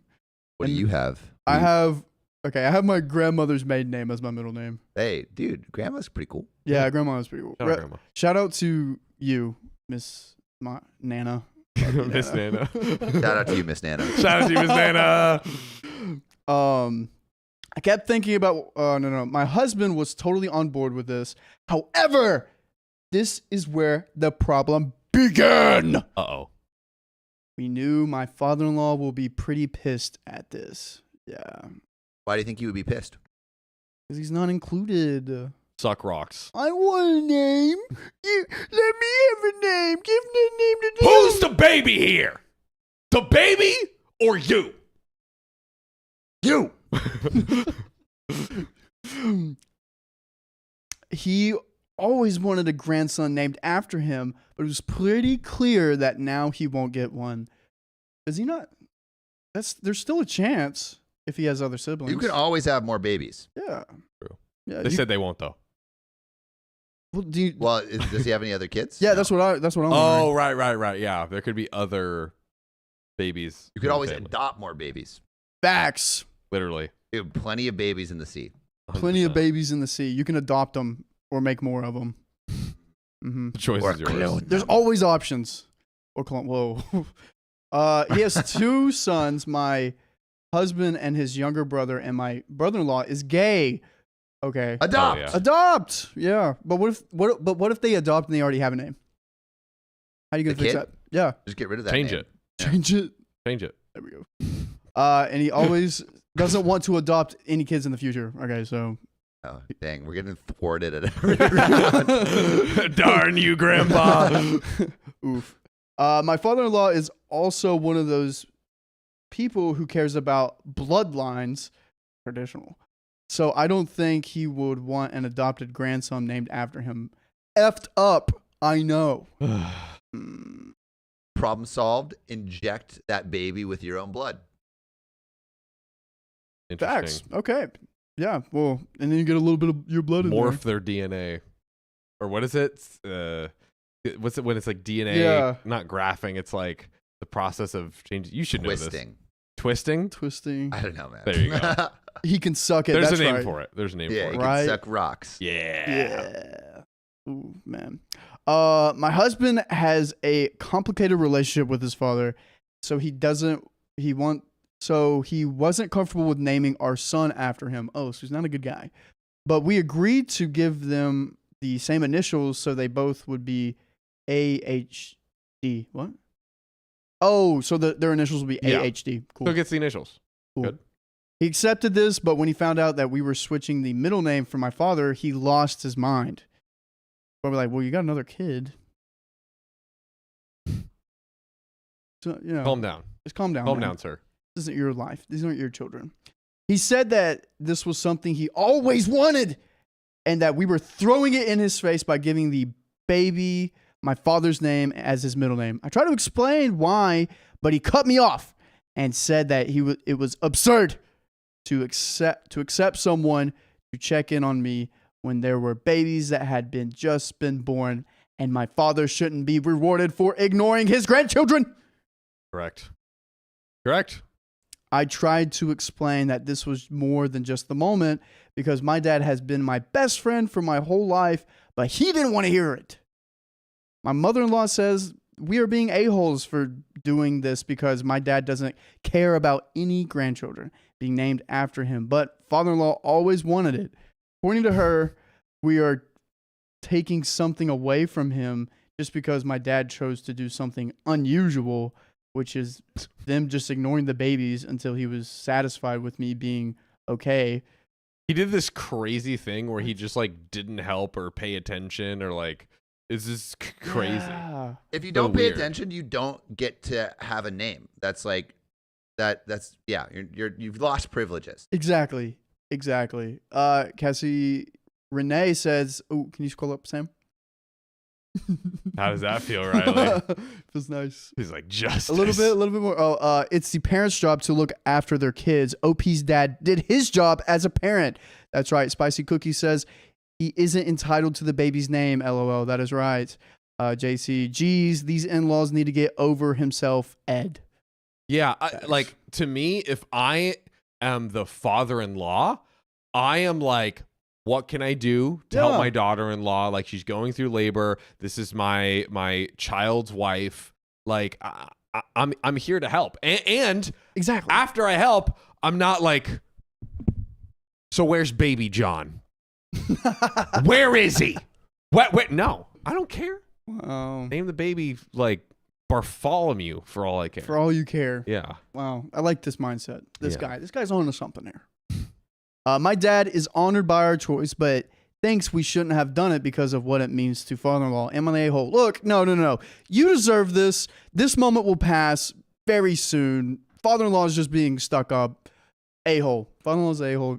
You're fine. That's gauntlet is laid down. So father-in-law is the a-hole. Father-in-law's I also a-hole. think father-in-law is a-hole. Yeah, entitled. I would. Yeah, red flag on the grandpa. There we go. Get out of here, grandpa. Yeah, I 100% think. And here's another question to you too. Okay. Let's say, so OP's like, nah, I'm not gonna give the kid your name. That's like the stupidest thing ever. If father-in-law continues down this path, continues like shaming and just being a big baby himself, do we go no contact? Ooh. Do we go no contact with Yeah, father-in-law? I think so because one, this OP's husband does not have a good relationship with the father-in-law Yep. or his own dad. So like, if he keeps this up, yeah, Just might as well. Why? Go low contact if it's going to be that big of a deal. 100%. I would agree. Yeah. Yeah, I feel like this guy sounds like one of those weird traditional fathers that's just absent and wants all the credit. Yeah. Wants it handed to him. Yeah, but you know don't what? deserve it. I want to give Riley credit for What's that? What? taking over. Oh, you're so welcome. Yeah. Guys, W's in the chat for Big Protein. This is so like understimulating because like back there in the producer chair, I'm always like, and then here I'm just like, just chilling with John. What's up, dude? What's up?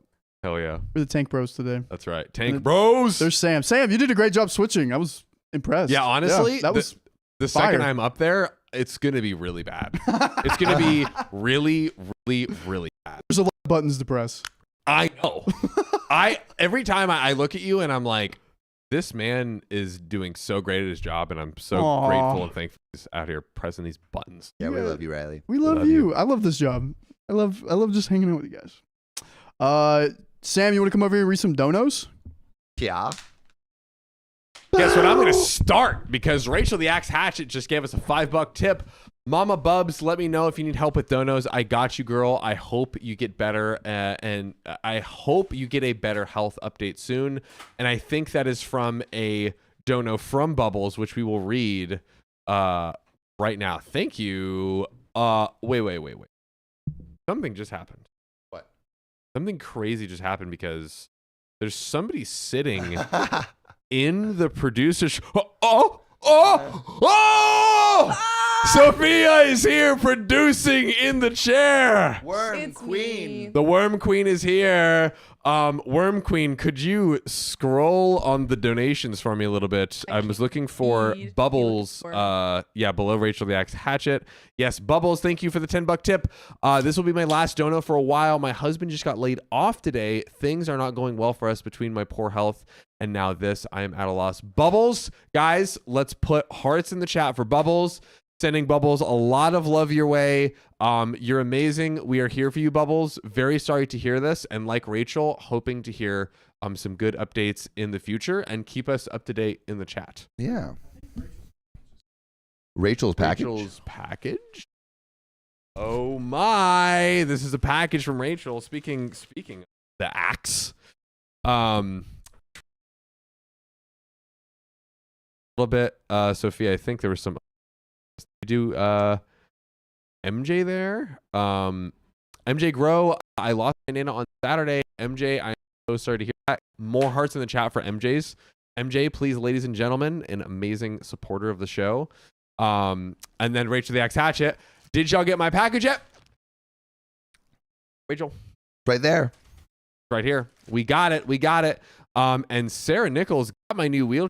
I'm 39 today. Sam, can we have a Lego date? I'm somewhat spoken for. Somewhat partially spoken for. Somewhat partially spoken for. Yes. So, y'all, just be and aware. It's going well. It's going well. We had like a 2-hour chat in the hot tub, and it was lovely. Dude. Deep chats. Soaking. Then we went to a poetry night.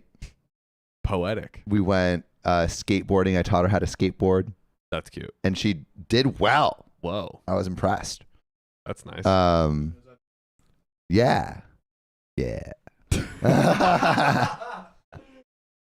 Oh. Anyway. Shout out to, I think we might have already done this, but Giant's Milk for the 5 gifted donations. Can't shout that out enough.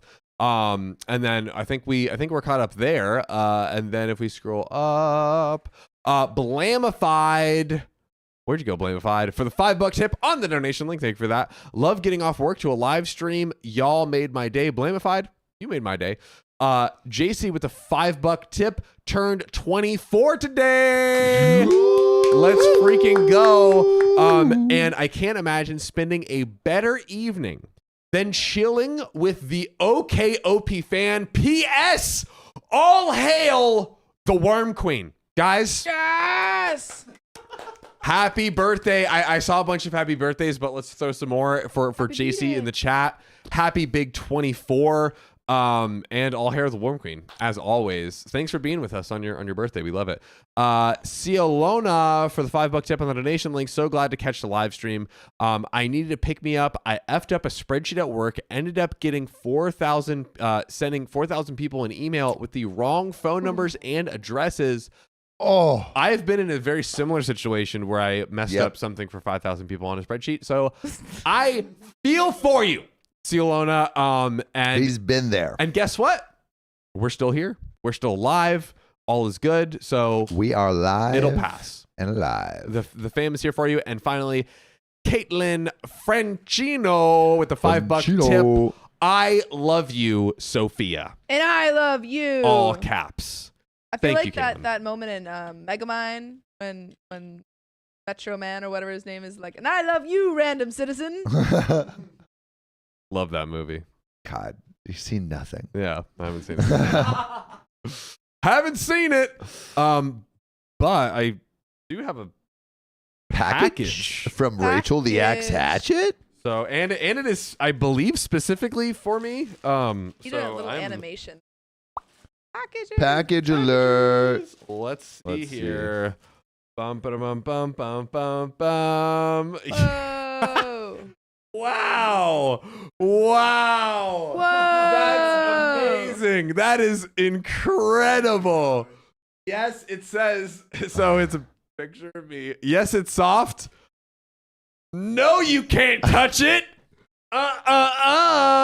Not today. Rachel the Axe Hatchet, you have also, I love the design too. Like, great design. Rachel, did you design my face graphic yourself? Because this is, by the way, much more glorious beard than I actually have, but I will absolutely take it.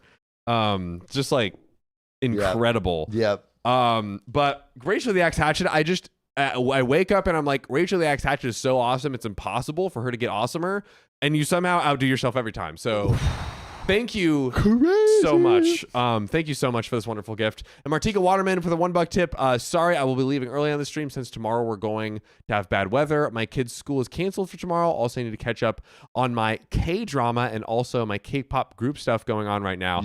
Have a nice stream. Thanks, Martika. Thanks for joining us. See you later, alligator. As always. And I think we got maybe one more from Signal Imagination. Wish me luck for tomorrow with the $5 tip. Oh, and also I'll get that too. Wish me luck for tomorrow. I have a job interview for a 6-figure job. I am super nervous and I need some good vibes. Signal Imagination. Let's get that money. Look me right in the eye, Signal Imagination. Okay? You are a champion. You're a champion. You're a winner. You're going to get this job. And you want to know why? Why? Because you deserve it. Because it would be silly for these people to not give a key member of the OK fam, Signal Imagination, not give this job. And potential employer of Signal Imagination, if you do not hire Signal Imagination, your company will burn to the ground. Absolutely. This is an official recommendation. This is an official recommendation. You can reference this clip. Ben. We won't have to imagine your downfall. So hire Signal Imagination. And then Mixed Emotions just tipped $10. What are we having for dinner today? I have no idea. I have literally not a clue. Literally not a clue. And Lydia Whitaker, thanks for the 788. All hail the Worm Queen. The Worm Queen. Ladies and gentlemen, thank you for all these amazing donations. And I can only imagine one way to return this favor. Ender of Trolls, damn, physically can't grow a mustache. That's not true. Whoa. First of all, shots untrue. fired. I can grow a mustache. It looks terrible. How many likes till you grow a mustache? If we got to 3,000 likes, I would grow a mustache. If Sam started growing a mustache, everyone would be in the chat being like, "Six.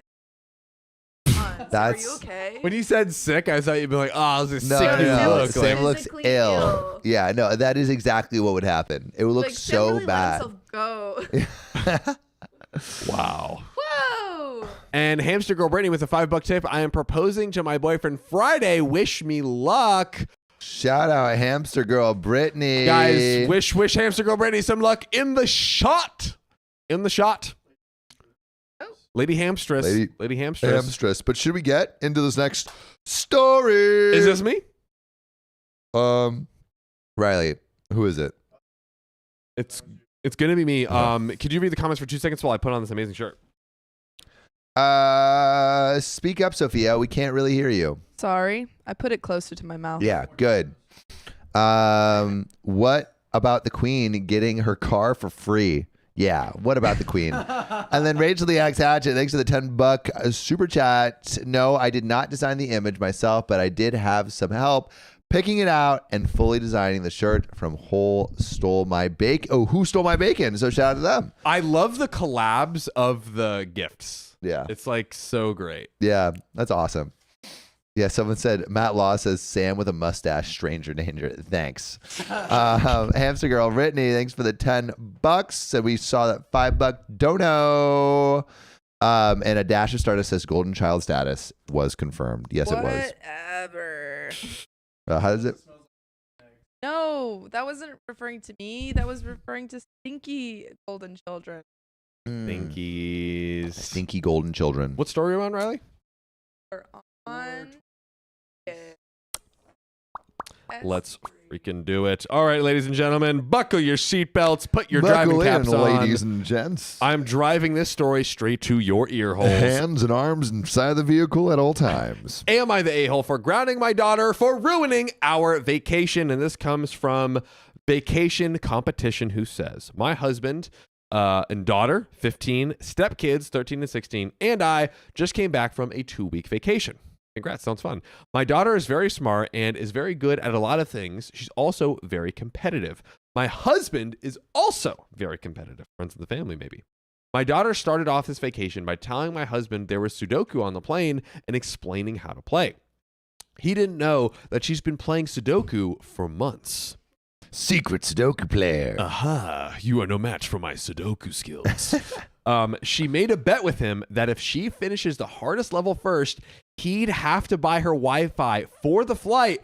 And if he finished first, then she would share a bed with his younger daughter on the trip. His younger daughter was complaining about sharing with his oldest because she kicks him and sleeps in the middle of the bed.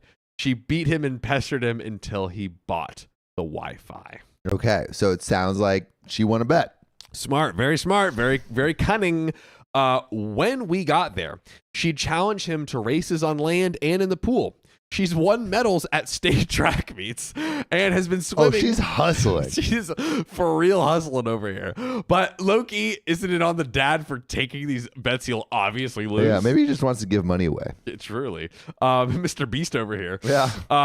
And she has been swimming since she was 2 years old. Every day, she'd challenge him to something, win, and he would have to buy her something from the resort or local shops. Maybe he just wanted to buy her stuff, and it was just like a nice thing to do. Yeah, it's like, oh, you got me. You but got he's like, me. hey, I'm getting to treat my amazing daughter who I love so much. My husband, well, maybe not. My husband was getting sick of losing, and my stepdaughters were upset that their dad was buying her stuff and not them. So I told my daughter she either couldn't compete with her stepdad or she had to let him win. Interesting. Oh, so you're throwing the competition. Throwing the competition. Well, maybe the other daughter should be winners. Exactly. Maybe if you were freaking winners instead of big old losers, you would win the money and affection from your stepdad. Come on. Yeah. Like sorry, Hunter, for winners.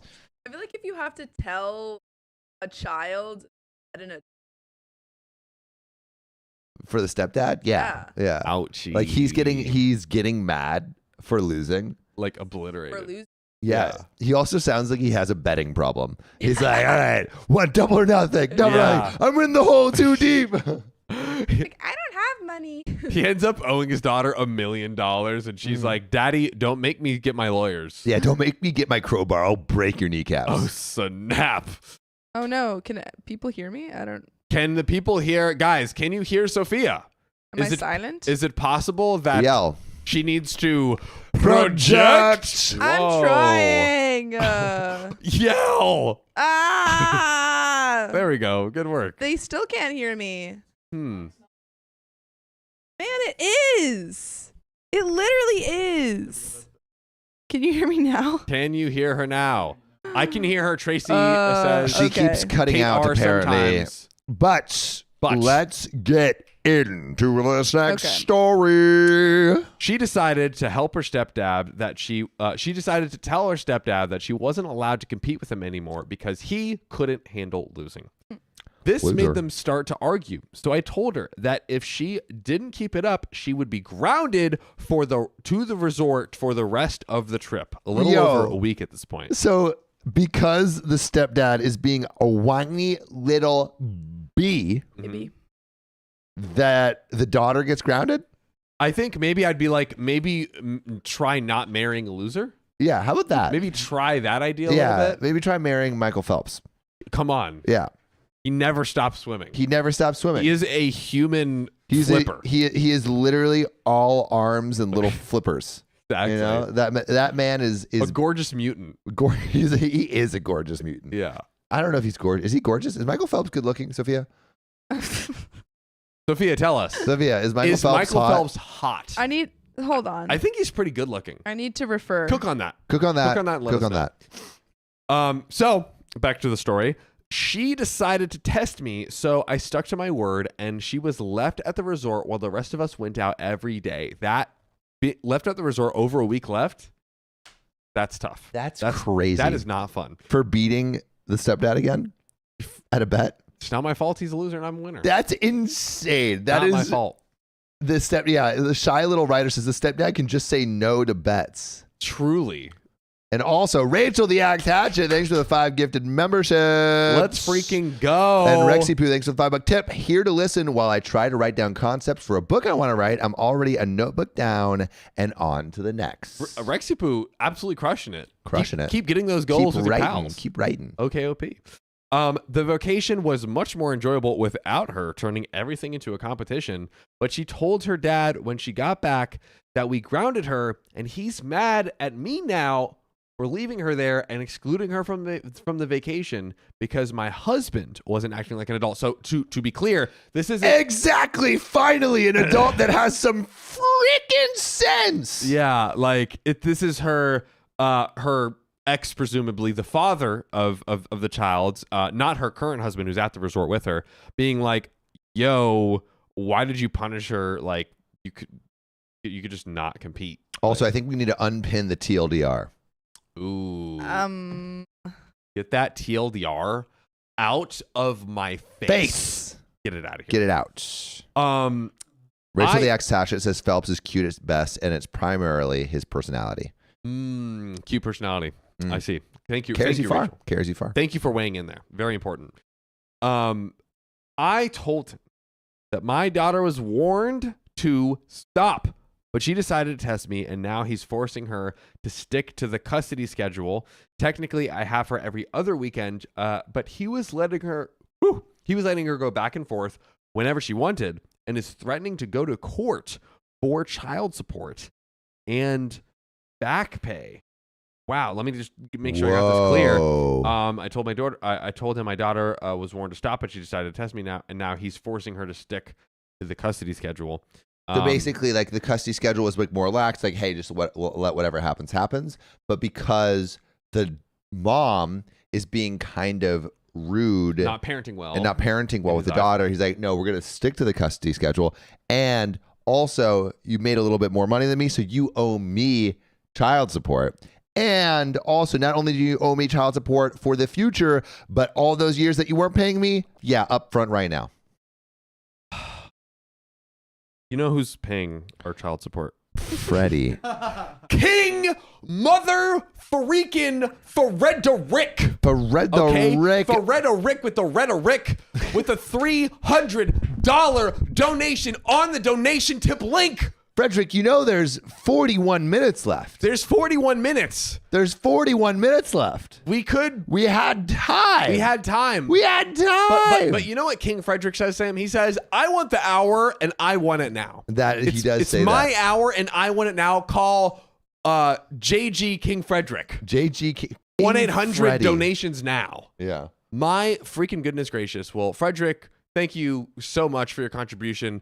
And that's another hour, right, ladies and gentlemen? We're at another hour. We're at another hour. Absolutely crowns in the freaking chat. A dash of Stardust says the king doesn't take any chances. The king doesn't.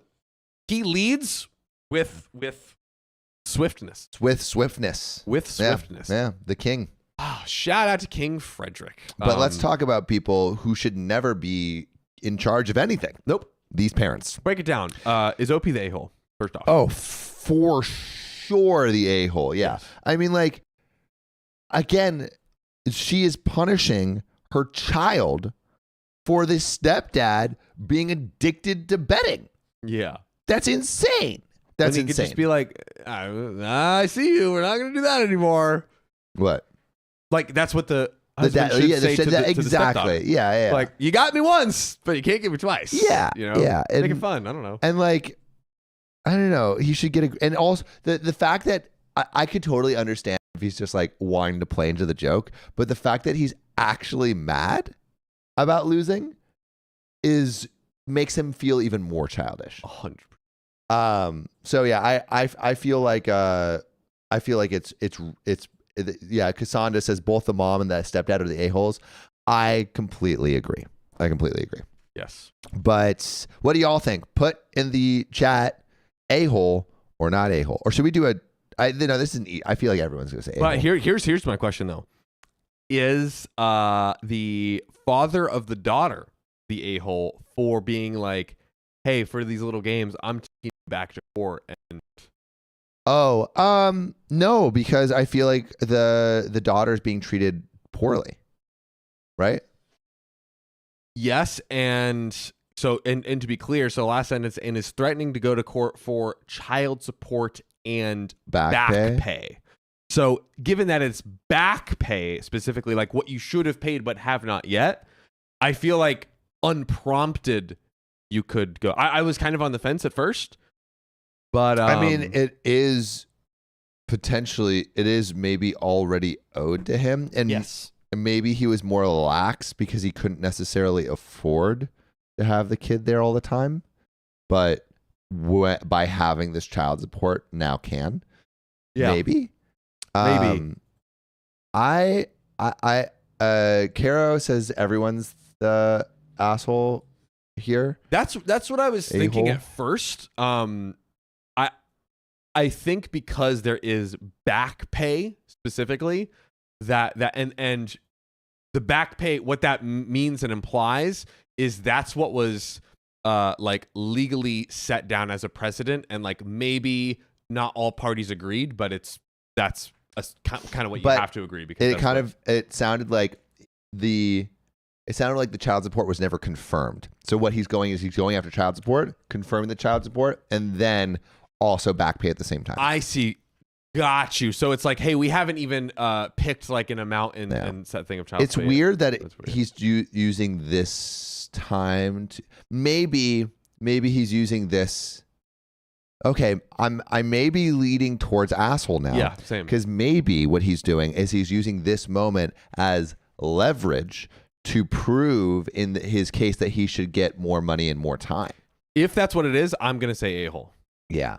I would love to. I actually think this may be all right. I think here the question is just OP and the stepdad the a-hole? Or sorry, yeah, is OP and the stepdad the a-hole? Mm-hmm. Or is everyone the a-hole? Can we do a poll? Let's poll it. Yeah. Here we go. You got it, Sophia. Can Sophia do it? Does Sophia know how to do it? If she can learn. She's the smartest. So yeah, what do y'all think? What do y'all think? And Videographo, thanks for the $5. Real quick, do y'all got Patreon or Nebula? I want to be able to drop bigger donations without YouTube snatching coin, and my bank hates stream elements. Interesting. Good to know. We're working on some things. Hold it for right now. Yes, because we're like thinking about how to an even better or because we essentially want all donation stuff to like increase the benefits of like the community as a whole. And so we do have a Patreon right now, so if you want to join our Patreon, you can. Of course, it's ad-free episodes of the podcast, but we're planning on building out a lot more. So hold off, Videographo, but we appreciate you. Absolutely. For right now, if you want to help, be active in the Discord and give us ideas there. 100%. Because we're thinking about how to build that out more. That is right. Yeah, Kimberly Fine says at Sam, he literally barricaded him, the mom, then allegedly handed him over. Wait, here, I can't see the rest of that. What does that say, Sophia? What? Yeah, so put exclamation vote 1 if the stepdad is the a-hole, and exclamation vote 2 everybody a-hole. And I guess that's 1 is stepdad and OP the a-hole. Yeah. Yes. Yeah, the tip link is for that, but Videographo says sometimes the tip link doesn't work. Signal Imagination says, "Oh, poor stepfather, can't seem to control my own impulses and keep getting hoodwinked." Yeah, like I do not feel bad for you at all. You're so dumb. Kimberly Honestly. Fine says, "Wait, why isn't it updating, Riley?" Kimberly Fine says he literally barricaded him in the basement when my this is a different story. Then allegedly handed him over to a shelter when I was a month. That's terrible. Was that not the one that you were reading? I think that was a different one. Yeah, is I think it might not be working. Is it working? We're getting there, Refresh. ladies and gentlemen. We're getting there. But yeah, so like so what are we leaning towards right now before we had the votes in? Me? I'm everyone the a-hole. Okay. Yeah, I'm everyone the a-hole, but it seems like audience chat is more stepdad and OP are just the a-hole, not everybody. Which I think they are more of the a-hole for sure, but it just feels like it feels like potentially the father is using this as a ploy to get the children rather than like doing what's best for the children. Getting the children and the money. And the money, because like, yes, it is for the child, but at the end of the day, it is, it is some extra funds. It is some extra funds. But yeah, I mean, let us know what you think. It seems like chat is going more 60-40 right now. Yeah. Stepdad and OP are the a-hole. Stepdad and OP. But I have an answer. What? About Michael Phelps. Oh. Is Michael Phelps hot? I think, depending on his hair. Can we pull up pics? That's beyond my capabilities. Riley, can we pull up pics of Michael Phelps? All right. Can we do a new poll? Is Michael Phelps hot? We need the hot answers. Or not? KZ Studios, I had the biggest crush on Sophia. Sorry, Sam. Ruh-roh. $2. You're gonna have to tip a little larger to get that blessing, KZ. No, we appreciate you, KZ, for telling Sophia that she is hot. I think he's hot.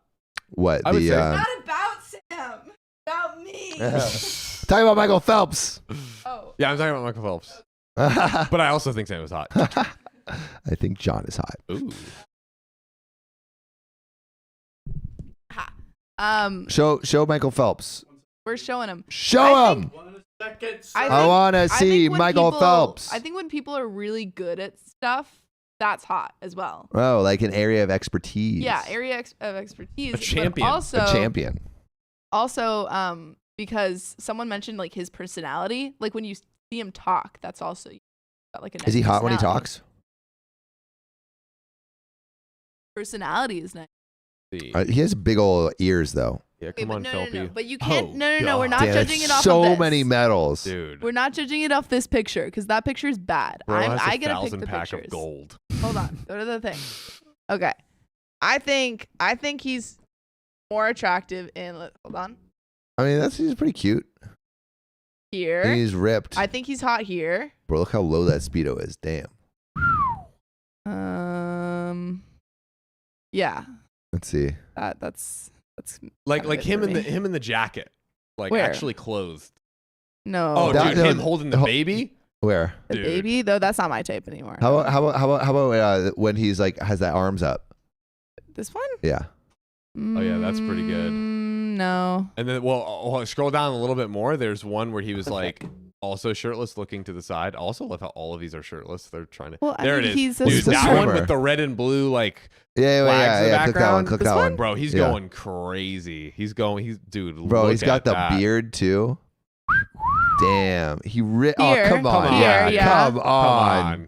That's a hottie right there. Yeah, that's a hottie. That's a hottie. He's so large. He's just such a wide human. Yeah, he somehow like takes his mutantness to his advantage. Yeah. Hey, that's what we all should do. Truly. Take the ways we're mutants and use it for the benefit of the world. Bingo. And our eyeballs. But you know what I want to benefit the world with? What? This next story. Spill it on me. Oh, we got some donos, Johnny boy. Oh, I'll read them out. Who do we got above KZ Studios? Because we just read out that one. Need a phone, sir? There you go. Hamster Girl Brittany, thanks for the $5 tick. James and Oliver Phelps are hotter. They play Fred and George Weasley. Great point. Great point, Hamster Girl Brittany. How could I forget the other Phelps? Are they Phelps? James and Oliver Phelps. That's their names, allegedly. What episode are we doing? Do 420. 426. This is about work. Ooh. Hit that work, baby. Get that working, big boy. Working that booty all day long. Working that booty in a thong. All right. Host fam is threatening me and firing me. Whoa. And this comes from Jojo Kin 808. And they say, I've been taking care of 2 kids, a baby and a 5-year-old for the past 3 weeks, and I've been fired. And now the host mom is threatening to ruin my life. Why, you may ask? Well, I'm going to tell you. In the contract/job description, she said she wanted me to play with the kids, speak English with them, and to occasionally take out the trash. We agreed on a maximum of 40 hours a week, 2 days off for free flights and food, plus accommodation, and $800 a month. Everything seemed to be going great for the first 2 weeks, except she didn't really have food at the house. Food? And No food? I often said she didn't have food. So like one of the things, like she said she would pay for food. Interesting. Help me eat. But I don't want that one. You want the coconut one? You don't want that coconut one? Sophia, can you send him a coconut one? You can throw it at me. Everything seemed to be going great at first, except she really didn't have food in the house, and I often found myself buying my own food. She overworked me a lot, like all day, every day, because there was a little baby. So I was working 70 plus hours a week. Crazy. That's pretty hard. It's a regular week, right? Going crazy. That's a regular work week, right? Well, it's like we're talking stream time over here. What are we doing? Sounds about right. Sounds about right. My baby are these streams. I got 1,000 babies. Also, wait, can we see the new messages? Oh yeah, there you go. So she even took me on a trip with the kids 1 week ago. This is where things started to go downhill. Oof. On the plane ride there, the baby was asleep on her lap, and the 5-year-old was playing games on her phone. So I went on my iPad. After the flight, while we were literally going through customs to go back to the country, she started ranting at me. She had gotten mad at me this whole time before. She told me I wasn't helping out enough or talking to the kid in English enough, constantly referring to that plane ride. But it seemed like she meant that this has been happening the whole time. Her English wasn't amazing, so I wasn't sure. She got so mad, she ended up giving me the silent treatment and ditched me with her kids in customs. She's usually my translator. She didn't answer my calls either. Now, I was trying to get myself and the kids through customs, but I didn't even have the kids' passport. I didn't speak the language, so after using Google Translate, I was eventually allowed through to ask her to come back to show the passport. It was so freaking stressful. Yeah. So basically, this host mom is like, you're not speaking English enough to my kids, so I'm going to abandon you with my kids in the airport so you can't get through customs. Cool. Then all your kids will just stay here in this country. Crazy. Have fun. On top of all this, I was sick.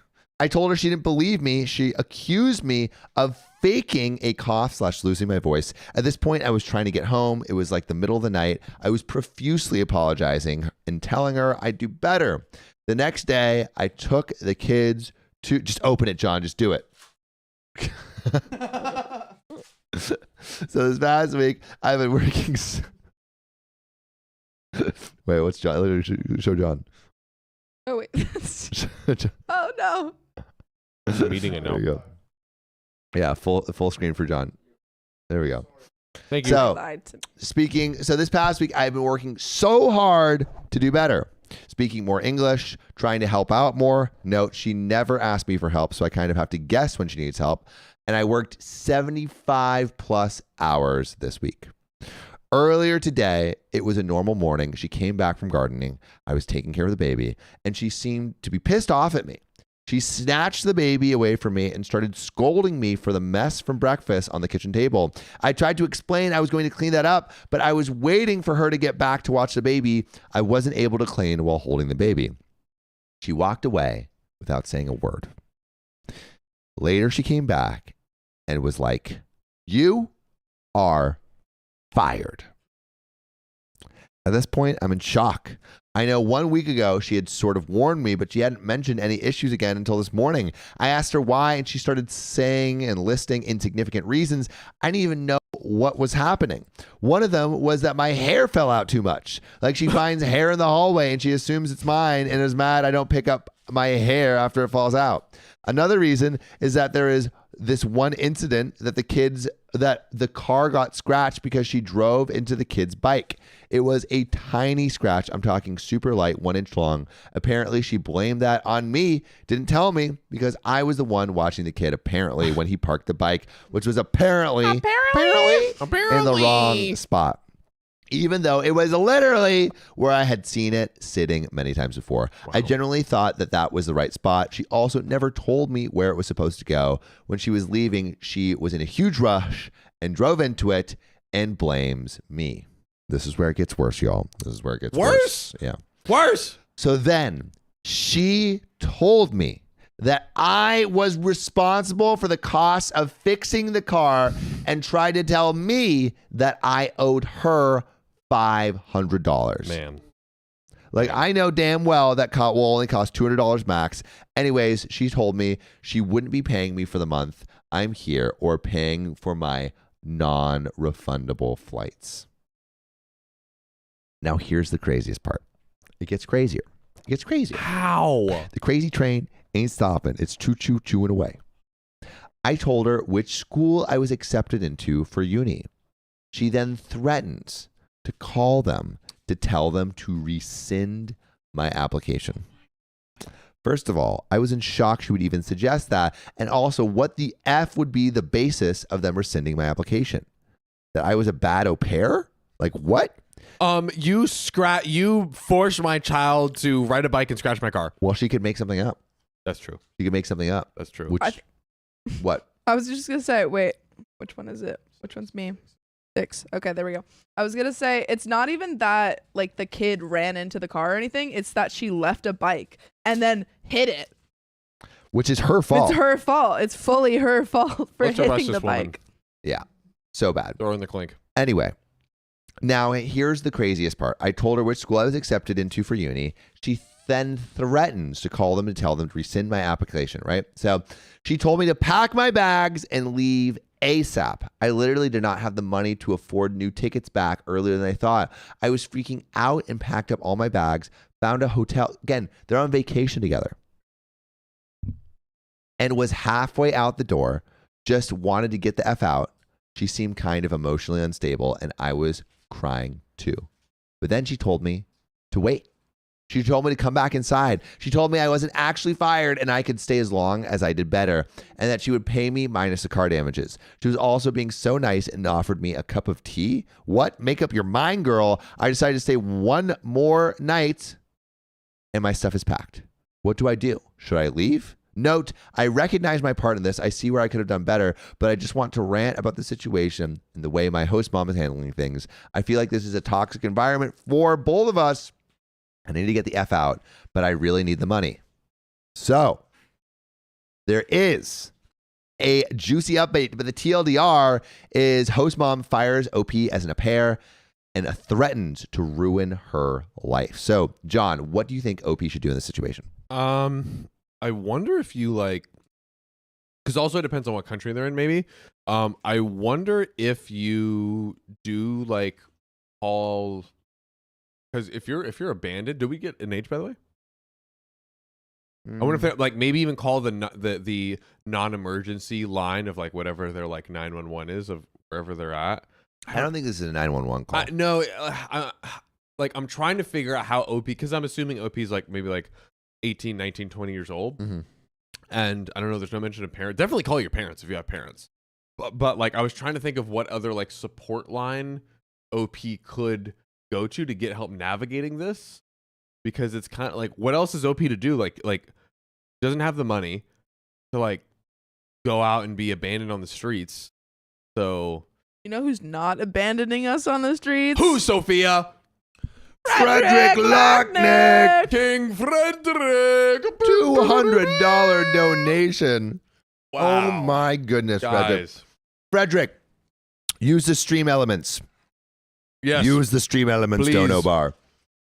Wow. Dang, Frederick edging everyone. Frederick's just going bananas. Frederick is going bananas on that bar. Wait, did it hit the hour or did it hit almost the hour? No, we're at the bar. Is your bar? Oh, so where it's at right now? Yeah. Wow, there you go. Oh my god. King freaking Frederick. Frederick, you're a monster, You're a monster. but you are a king. You are a king among men. Crowns in the chat. But Crowns what do in you the think? chat. What do you think? Because you've babysat. What do you think OP should do? Hold up. No. I'm eating. Speak. Speak through the food. Are we all eating? Okay. We want to hear you. Wait, which one's all of us? Let's see. 3 hosts. Hey. I'm not there. Bye-bye. See you later. Get out of here, Sophia. What We the heck? didn't. Okay. Anyway, what'd you say? What? Say it. What do you think?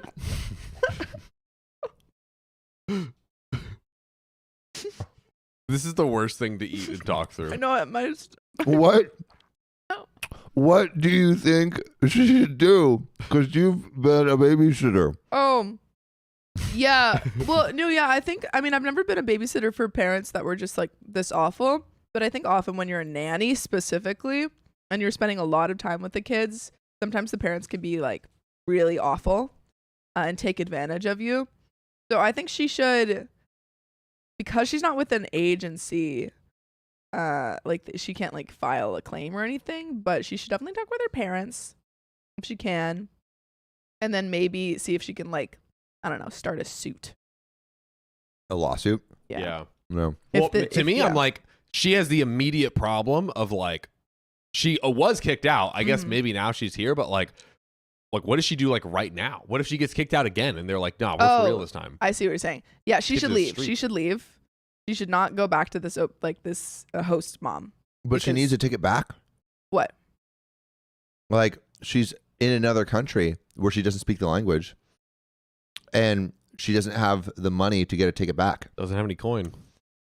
Yeah, I think that that's the thing. I think that she should like ask the host mom for her paycheck, like her last paycheck, and then see if she can get back with that. I think what you should do right now, Natalia H., document everything. Yes. For sure. But like definitely right now, what you do know for sure, you need to leave. This is crazy. Yeah. I can't believe you're staying in these working conditions. It sounds awful. Act Ways says go to local embassy, may be able to assist with finding hotels, cheap transit, etc. That's really smart. That's what I was trying to think of. Like not 911, but I think the embassy is that And- like support line. You may be able to do some small claims court stuff. Yeah, after the fact. Yeah, embassy is super smart. Is that a travel hack? Go to the embassy. Go to the embassy, please. Help me get Probably back. pretty nice. I don't know. Would they get you a flight back? I'm not sure. I don't know. And TLDR is above the dono bar. But host mom fires OP as a pair, then threatens to ruin her life. Also, the host mom is trying to get her acceptance letter rescinded from the school. Absolute insanity. I've never gone to an embassy. Have you gone? No, I don't think I have. Yeah. Sounds fun though. Frederick Lochner says, I just need to find somebody that is a W dad with 3 children that won't cheat on me like my friend. Oh, yeah. We have. Frederick is looking for love. That's right. Mhm. So anyone looking for any queens looking for a king, hit Frederick's live. Yeah. Hop in the Discord. We should have a bachelorette. Oh, oops. Wait, hold on. I'm using the new keys and then they're confusing me. Uh-oh. That badass unicorn says maybe make a police report for the threats. Because there are literal threats. Yes. Yeah. That's a good point. Smart. But there is an update. But Sophia, what do you want to say? Oh, I was going to say we should have like a bachelor part or bachelorette part of the show where people call in and ask us to set them up with people. That's interesting. That's kind of interesting. This is a brainstorming session. Keeps saying, I never invite any hot guys over for any single hot guys over. I think she wants just me to set up a bachelorette for her. No, not for me on the show. I'm talking about other single worms in the chat. Yeah. I feel like I've helped. Okay, this is not about you right now. This isn't about you. It's about the worms. Yes. The worms. I like that idea. Yeah, that's really funny. That would be fun. That would be fun, like speed dating on the Discord. Yeah. We have like a speed dating day. Yeah. Like we choose one lucky contestant and then people send in, a little TLDR of who they are. Ooh, yeah. I like that. I like puppies and long walks on the beach and OKOP.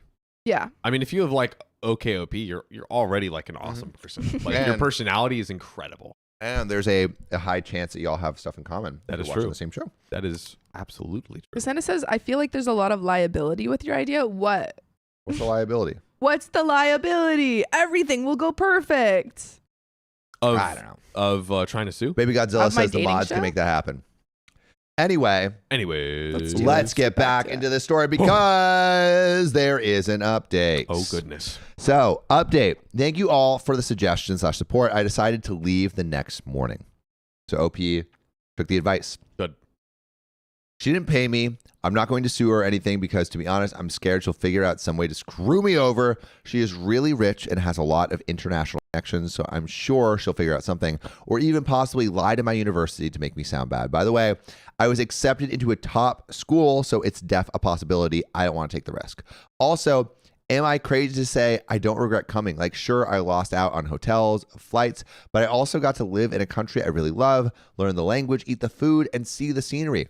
I even got to go in a free trip with her. The kids were lovely. I love playing with them. I know this post makes it sound dramatic, but in the grand scheme of things, I did get a free room and board for a month. She also paid for half of my flight tickets in the very beginning, so I'm happy for that. On another note, what's next for me? I'm thinking of backpacking around nearby countries that would cost less money, or I might go home and get a stable job. By the way, I love my hometown, so that's fine with me. But I'm considering sending this message below. What do you think? Too harsh? I'm exaggerating a little bit about the college fun thing. I want her to think I'm not going. So here's the message that OP is considering sending. I'm excited. I want you to know you really financially screwed me over. My family and I had to spend half of my college savings to send me back. I may not even be able to afford to go to college now. I was never able to get back the $800 flight that you promised you would reimburse. You put me in a dangerous situation. I am completely alone in a city in a foreign country, sick with a cold, in emotional distress, and struggling to find an affordable ticket back home to my hometown. So congratulations. You took advantage of me and got my free labor for a whole month and didn't pay me a dime. I recognize that my work was not up to your standard, but you are not even paying me half, not even a quarter of what you promised to pay me, despite the fact that I was working 75 hours a week with no days off. In a real job, even if an employee is fired for unsatisfactory work, they still need to be compensated the time they gave. Managers can't just conveniently fire an employee a day before their paycheck is due and refuse to pay for their entire month of work. In addition, the fact that you threatened to ruin my life is incredibly immature and appalling. If you want to be a decent human being, please send me what you rightfully owe me on PayPal to my account. If not, I hope you live a happy life knowing you are intentionally screwing up my life, even though I really tried my best. And TLDR, host mom won't give OP her last check or refund expenses. OP plans to write to her. So basically, TLDR for everyone who's just joining the stream, OP is an au pair, got taken on this nice trip, and was told that she would be reimbursed for flights, wasn't, was told she would be paid, wasn't, and now the host mom is threatening to call OP's university to get her application rescinded because OP's work was not up to this person's standard. What do we think about this note? I mean, I think it I wonder, would it be effective? That was my question. Like I was wondering, like, what if you took an angle of like, hey, you know, you're raising your children and striving to be a great mom. Like I'm guessing the parents aren't able to chip in or maybe aren't in the picture. I'm not sure what the situation is, but like, you know, you're trying to be a great mom. Like, imagine if this was your daughter out here, you know, 18, 19, 20 years old, trying her best and then just kind of getting left with nothing. You would want to do everything in your power to help your daughter out in that situation just to make sure that she's okay. Like, I believe, you know, being the great mother that you are, you know, just do the right thing and, you know, just get the flight home, compensate me for my time. And I'm happy to walk, you know, because separate ways. I think you are more likely to win her over by trying to ingratiate her good side than to make her feel bad for what she's done. And that's not to say that what you're saying here is wrong. It's absolutely the truth. It's just like what is going to get your money back sooner? Yes. It's probably not this letter. Yes. This letter is going to make her feel bad and she just might not want to talk to you. 100%. Or make her go crazier. Yeah. But just saying like, hey, like don't even put it on her. It's like, hey, I feel like I was put out financially. This is my situation. If you have it anywhere or had any care for me, if you could pay me this for my time, it would really help me. Yeah. I think it would be it would help more to do that.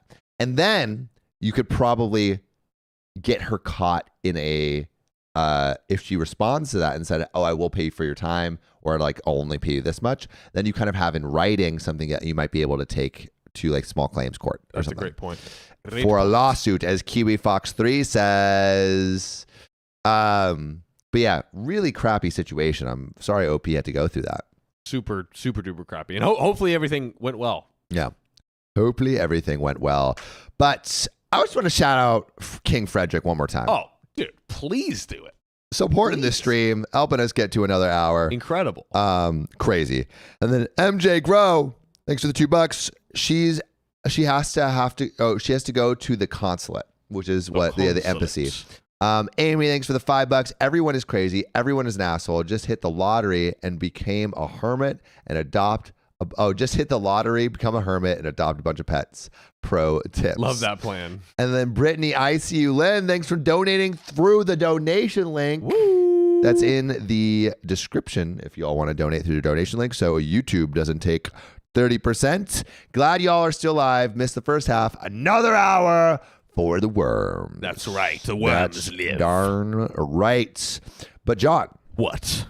I think that's the end of the story. I think that is. And you know what that means? What does that mean? We have to get another story for you all. And then maybe after we do a call in. Oh, snap. Get ready for that. Buckle your seatbelts. Do you know where we're at? Yes, we're at S2 of 426. Wow. S2 of 426. Guys, look at Sophia absolutely obliterating the game. Obliterating the game. The game is being obliterated. And obliterated. It's challenging Riley for greatest producer on OKOP. Oh, I don't know. Yeah, dude. Don't tell Riley. Is there a little competition? Yeah. Competition. Yeah. Amongst the gals. See you, Riley. Bye-bye. Yeah. Just kidding. We love Big Protein. Do we know, is the Stoke Nation light says goal we 900? missed a tip. Is that true? Oh, no. Let's scroll. Which one did we miss? Which one did we miss? Frederick. Gabby B?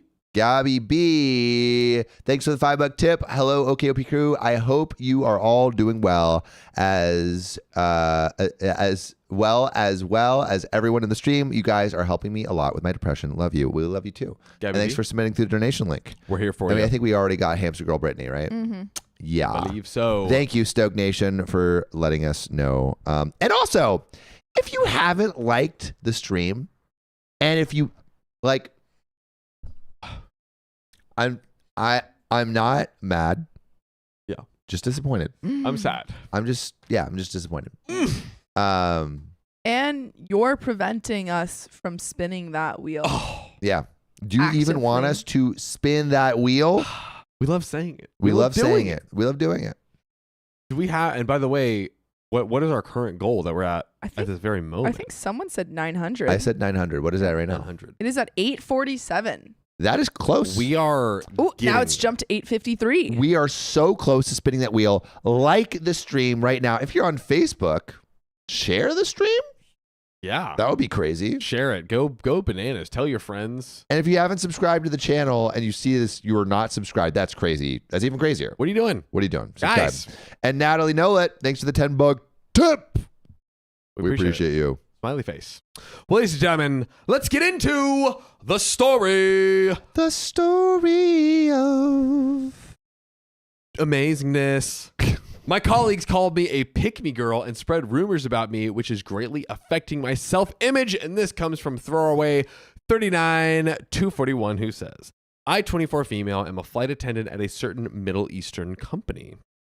I got that's gotta be like Dubai. I was thinking United Emirates. Or United Emirates. That's what I was trying to say. There's also, it's like Elowait or something. I'm completely misremembering the name, but one of those.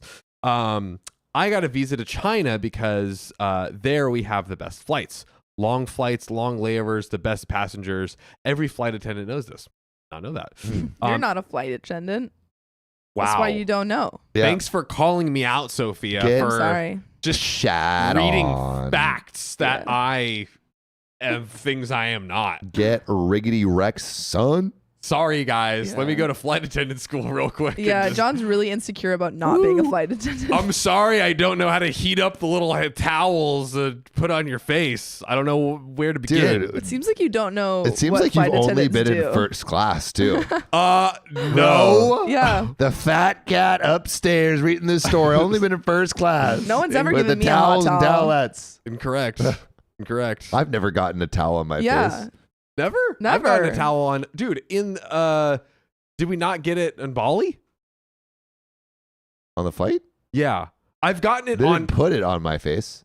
No. They don't put it on your face for you, but they give you like a little freaking hot towel. They didn't give us a hot gotten a towel, hot but they didn't towel. put it on our face. I've had a like economy seat to Europe where they gave you. Ali hot Feeney towel. says, John is acting real defensive, LMAO. Hey, maybe Sophia's calling out my insecurities about being a terrible flight attendant, which, you know what? I am. All right. Yeah. And Rachel Ajax, actually, thanks for the $10 tip on the donation link. No less. Yeah. Just the tip. We love that. Gotta support my flight attendants out there because my aunt is a flight attendant. Shout out our aunt. Shout out. Well, let's get back to this flight attendant.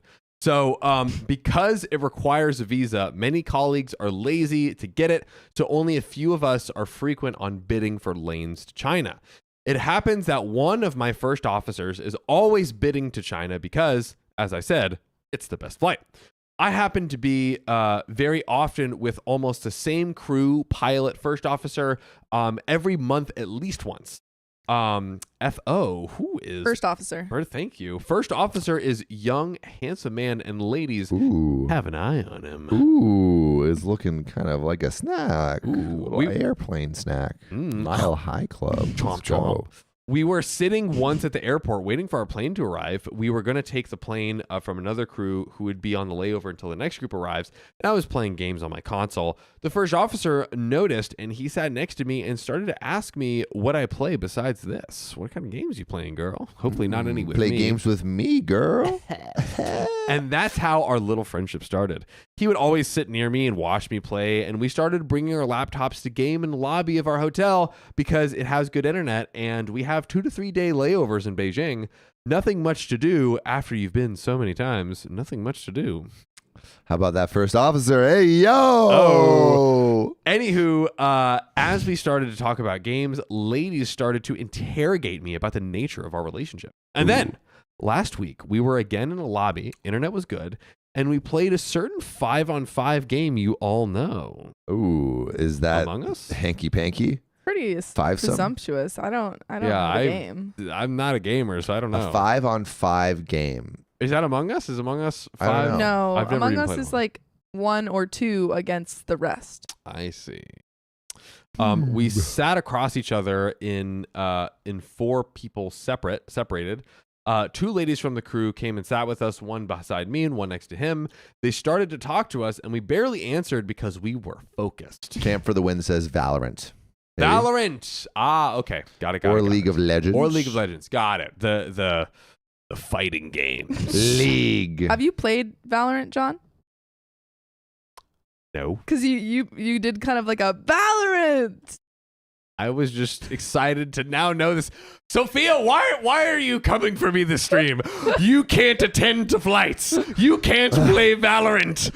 What can't I do? John doesn't know movies or video games. Yes, I actually don't. I don't know video games either. Yeah. Sophia knows video games most out of all of us. Which is not saying that much. She's not saying that much. She's been That's playing true. Breath of the Wild a little bit. I have. Yeah, Yeah, we're not big gamers, are we? No, we're No. not. We're not. Not really. Love Bubble says John doesn't do anything. That is correct. Here's what happens. I finish reading, I go home, and this is me.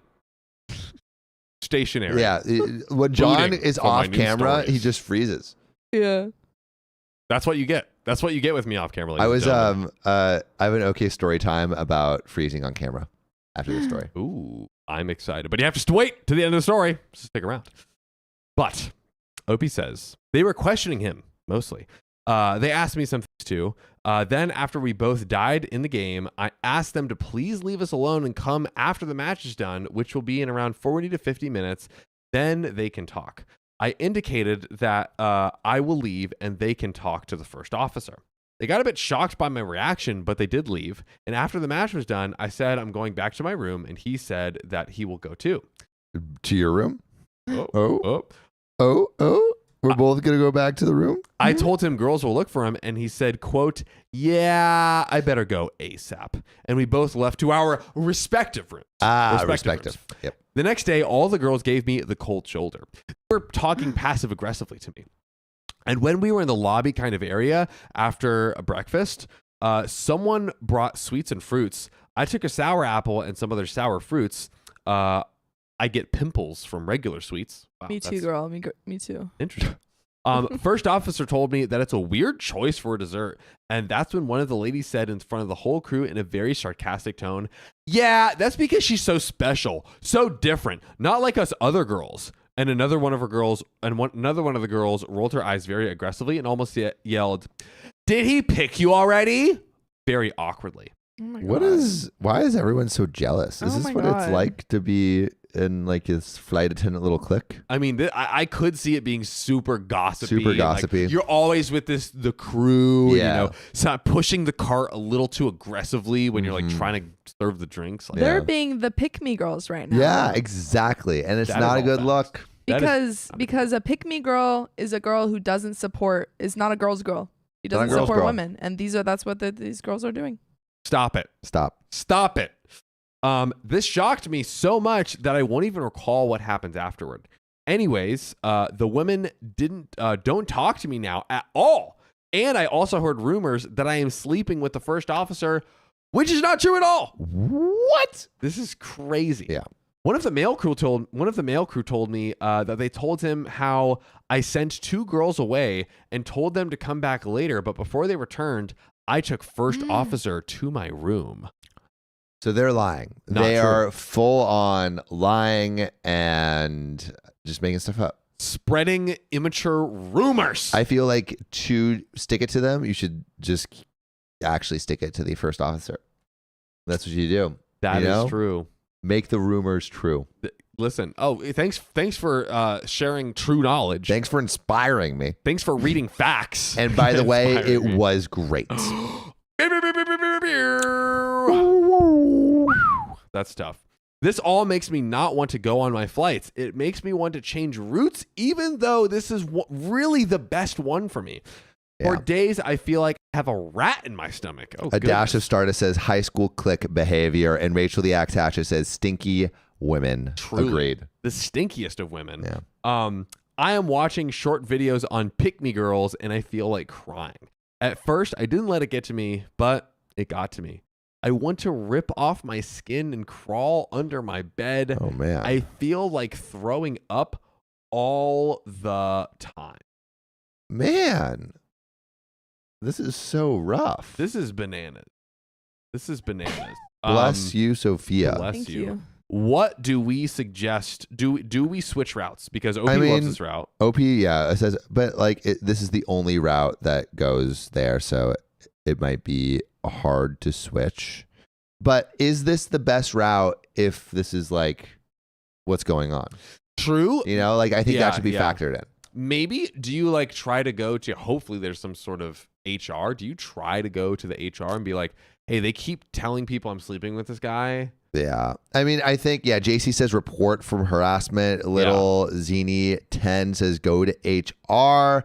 I feel like that's probably the best idea because this is a big company with structure. Yeah. So if you go to HR, it will probably be taken care of. But will it, if it's like a small crew, will that just make it also not great for you still? Will they try to like get revenge in ways that are like unreportable? Yeah, like malicious compliance kind of stuff. Yes. Yeah. I mean, I could see if you went to HR, not saying you shouldn't go to HR, but I think it's like go to HR and then maybe also still switch flights. True. Yeah. If you switch flights, definitely go to HR because now it won't. No, you continue. Sorry. Oh, no, I was done. Oh, I was just going to say, unless they, after the report, they get switched off. Like the other people. Oh. Yeah, because there's a chance that if you report it. Because maybe if they report it, then. That's the ideal. So the ideal is report so all the other people leave the best flight or the problematic people. Will it happen though? We don't know. Maybe OP knows the culture of the company better and can like make a prediction. Navigate it. If that's like a dang near guarantee, I would definitely go to HR. Yeah. But we have an update. Update. 1 day later, we're getting straight into the update here. Oh my God, you guys, this whole situation spiraled more than I could have even imagined. A small thing has become an avalanche. Okay. So someone commented how these women could make stuff up about me stealing other things that could get me in serious troubles.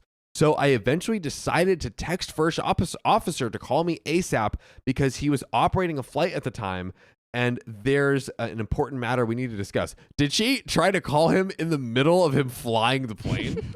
I feel like the planes basically fly themselves at this point. Yeah, you're just kind of monitoring stuff. This isn't your self-driving car that you can just buy a wait for and watch a movie. Just watch a movie on. They're not kicking back and watching. Don't call me out, dude. Don't call me out. Oh my gosh! But Rachel the Axe Hatchet with a $10 tip on the donation link. He isn't there for the employees; they are there for the company, and that could backfire quick if there are many stinky women. Yeah. That could be the case. Like you going to HR could backfire. Yeah. Basically, which I think is highly possible. Highly possible. Yeah, wait. I think Rachel Jackson is HR isn't there for the employees. They are there for the company, so it could backfire. Yes. That is a good point. That's a good point. So if the company's like, it's going to be a headache and all this money to reassign these people, we're not going to do this. We'll just, I don't know, slap them on the wrist and try to make it look like we did something. And now they're all pissed at her. So I think it is potentially, again, absolutely should be reported to HR. Like they deserve punishment. But however, this, I mean, is that the best situation for OP? I feel like if HR doesn't want any liability, right? Yes. And so they'll take action to reduce their liability, and maybe that helps OP. I think it could be worth it, but we'll see. Maybe OP does go to HR and report it. Yeah, I've never had an HR thing, so I don't really know how it works. Neither have I. Yeah, I'm HR for the company. Yep, Sophia's HR. She does a bang up job. Sophia, I have a HR report to submit. What? I have HR support. There's a certain producer with braided pigtails that was saying that I wasn't a good flight attendant. Yeah. And it made him feel bad. Ooh, hurt my feelings. Yeah, I'm gonna need you to submit a formal complaint. Okay. And there will be a 12 to 13 week. Yes. A week. That's why the long turnaround. Is this customary to your we- policies? We like to go through everything. We want to be thorough. Yeah, you're thorough. yeah. Okay. Exactly. Wow. It's really important to get both sides of the complaint, and of course, we value your opinions and your complaint. But it's just a process. Interesting. Wow. You did that so well. Crushed it. Improv queen. So Opie says, someone commented how these women could make up stuff about me stealing and other things that could get me in some serious trouble. So I eventually decided to, we already read that, text the FO and to call. There's an important matter to discuss. When he called me, I told him that XYZ people are spreading stories about us sleeping together during a layover. He said he knows about it and that he will deal with it. Oh. Oh my God, First Batman. officer. Wow. Officer. He's officer. You're going to deal with it? Wow. Take control, officer. Sexy, sexy officer. My goodness. You can fly. You can dock in my landing plane. Any day you want. Oh. I was confused and asked, what does he mean by that? He Oh said, no. oh, the earth is destroyed. Back to reality. The first officer has ruined their world. I was just so upset by you mentioning docking that I that you just exploded the earth with your worm army. You sacrificed one of your worms to destroy my planet, where I'm a terrible flight attendant and non-gamer. Yeah, that one definitely wasn't flying with John. Absolutely. Sydney Without Kidney says this is a Jim and Dwight moment reporting a complaint to the authority about the authority. Absolutely. I want a full report. Yeah, Dwight's like, I'm going to report you and leave a full report with my direct superior. And Jim's like, and that would be me. And he's like, yeah. And he's like, I want a full report by this evening or you'll get a full decedulation. That's yes. What Sam said. Yeah, fighting back. Opie says he wrote a letter to the management, and in this letter, he addressed the fact that a certain crew member, me, was being verbally harassed by their position on that flight. Now Hey, he's so hot. Look at him Dude, go. so sexy, and also this is because they would be mad at him, not OP, right? I mean, maybe they're crazy people. Oh, yeah. No, of course. Way better. Yeah, so the first officer's taking the heat. Exactly. Rachel the Axe Hatchet with the $5 tip. We will only accept the next call only if it is Mama Sleepless. Does Mama Sleepless have some? I think I have been seeing I some saw a chats lot. of people saying Mama Sleepless has a story. Guys, we're going to do it and hopefully on the Discord this time. So Mama Sleepless, if you could message Riley, I believe, on the Discord. I think that's how we're setting it up. And we'll get Riley in here That's right. to help. So yes, Sophia, we will give you assistance. So he noted how he actually warned them politely and privately. I had no idea about that. Just keeps getting hotter. Oh, dude. Yeah, I know. Keeps So getting hotter. fucking hot. Keeps getting hotter. Damn, put some money in the swear jar. No, we have to add a minute. Every time I swear. He's so I don't effing know how to hot. do this. Un minuto. Add a minute, Sophia. Oh shoot. Add a How do I minute. do that? Do it. Ask Riley. Do it. Riley's not here. Summon his energies. Yeah. His Riley! spirit. Avatar into him. Like The he's re- like the avatar before you. Go avatar mode. Hold on, guys. Watch this.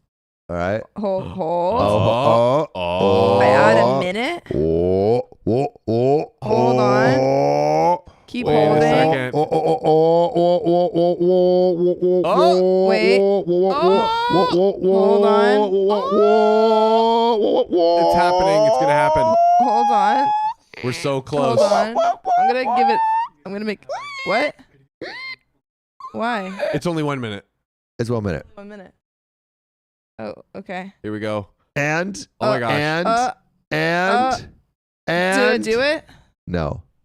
Whoa!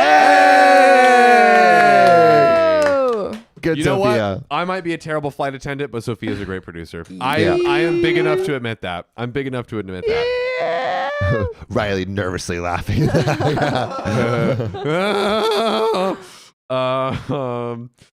So, oh my gosh, I lost my place. I got to get back to this hot Literally flight took attendant. a minute to add the minute. Yeah. That's why I made it. Arame, Sam 6. turned into a pig. Yeah. Oink, oink. True. Ladies and gentlemen. Spirited Away. Oh, Nice. dude. That honestly that scene effed me up. It effed me in the A. You know what? I have watched that scene roughly. Yeah. I might have watched the whole Roughly? movie. Roughly? Yeah, I what does it might mean have to watched the roughly whole- watch it a is scene? Highly possible. TV movies. Get up and Oh, go to the yeah. bathroom. But well, let's get back to this super hot, smoking hot. And we first do have a episode. wheel spin after this. Ooh. Whoa. And an okay story time Whoa. about freezing. Whoa. So, he noted that he warned them politely and privately. I had no idea he did that. And the captain actually gave him permission to do it in his name. When Whoa. the harassing continued, unfortunately, he also found out from 3 male crew members, including a cabin manager and 1 flight deck manager, pilot in command, that each one of them was personally told by these women that the first officer slept with me during a layover that week. Not only was he angry that he continued to do this, that they continued to do this to me, he was actually personally offended by the slander, especially when they accused us of doing this on the holy month of Ramadan. You freaking idiots. Whoa. You freaking idiots. Guess what? You done effed up. You done effed up, Dude, pals. he's going to call the wrath of the Lord on you. Get ready. Get your booty cheeks ready to be slapped from on high. Oh, It's also goodness isn't gracious. it the last day of Ramadan? It What, is right now?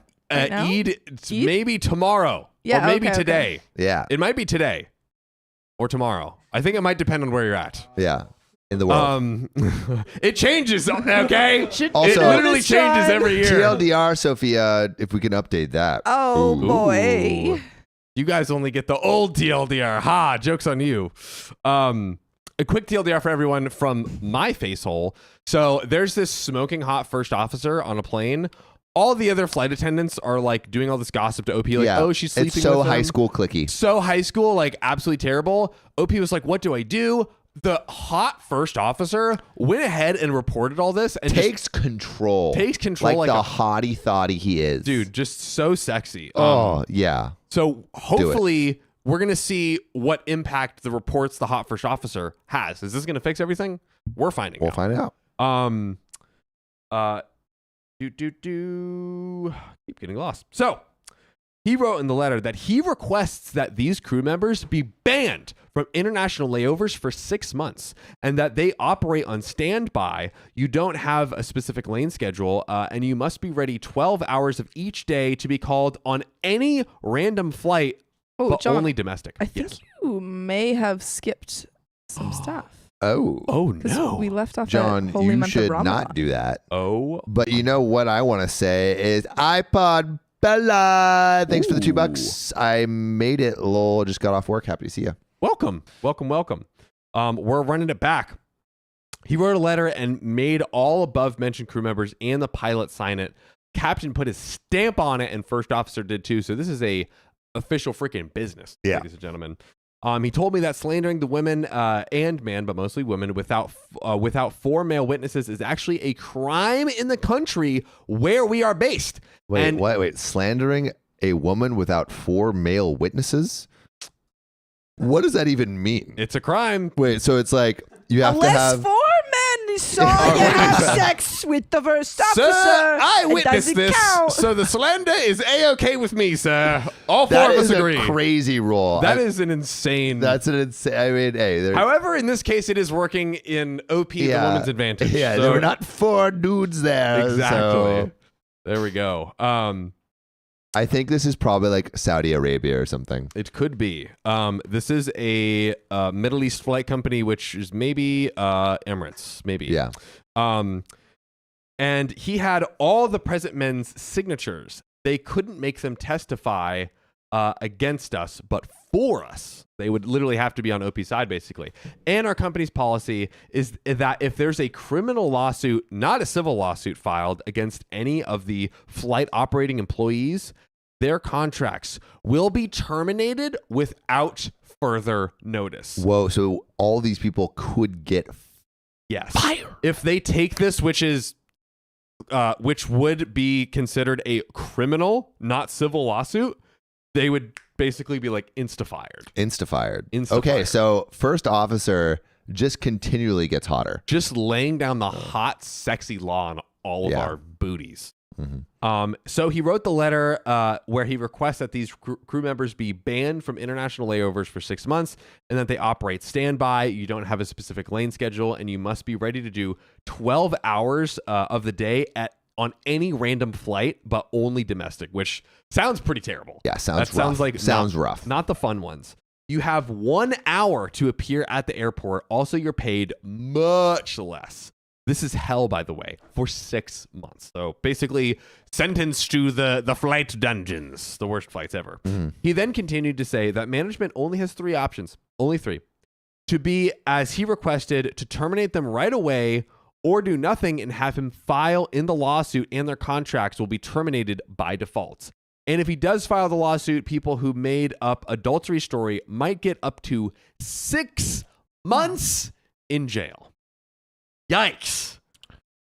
They could all get 6 months in jail. Wow. That's insanity. Wow. That's crazy. Dude, this country going off. Bro. This country going off. They messed up. Oh, wow. We got a few tips over here. Shout out to the Hughes Horde with a $5 tip on the donation link. King Frederick. God, I got the J. Cole beef in my head. We exist and are in our 30s. Don't know where you're at, but Montana is beautiful. Wish you luck in finding love. It's a rough world out there for us singles. Shout out you for the $5 tip. I think there's some more below that we may not have read. Brittany ICU Lynn, glad you're still live. Yeah, we did that one. Oh, we did that one? Oh. Yeah. And then Rachel the X Hatchet. No, we did everything We did that one? Okay, we did that already. We just We missed. All right. There we go. Thank you for catching that, ladies and gentlemen. He copied the letter, had men sign each one of them. He sent one copy to each guy into management, and he kept the original.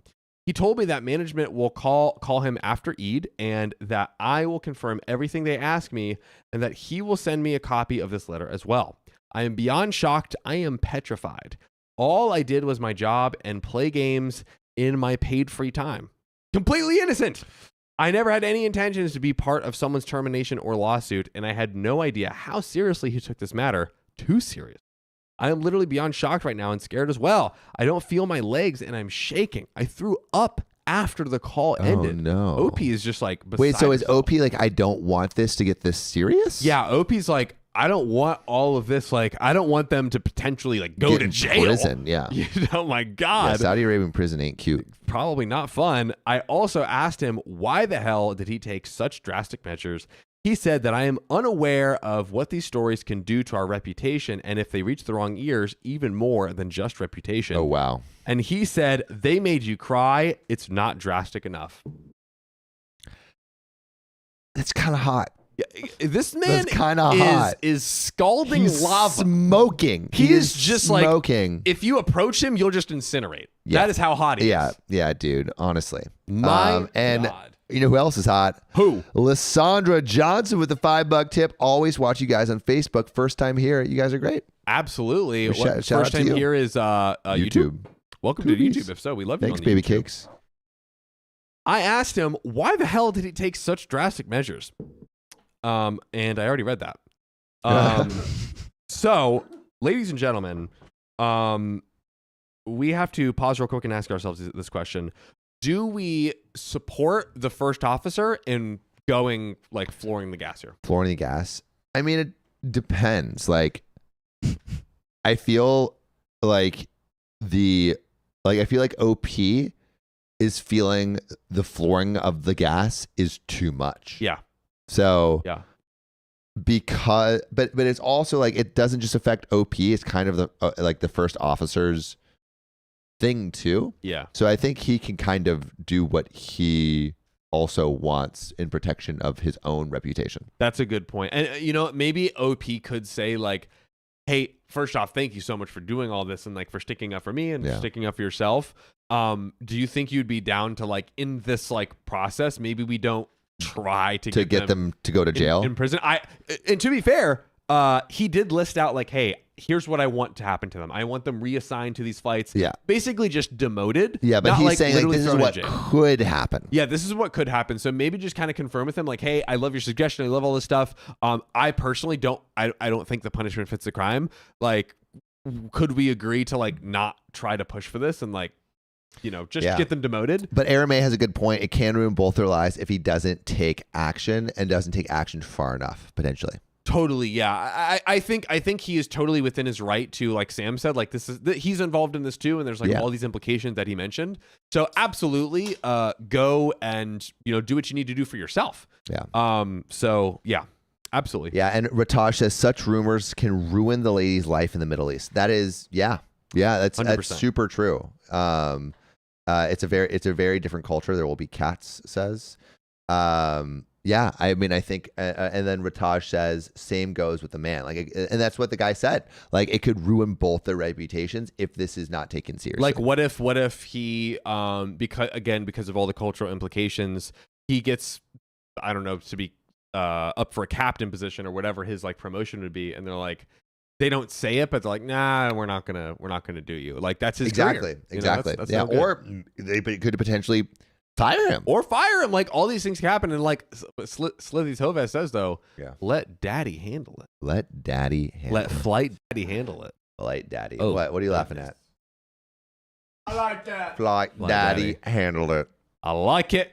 Well, ladies and gentlemen, we're closing out with some relevant comments here. Let's do it. Lynn Pixie says it's also his reputation that he has to protect. OP responds to true.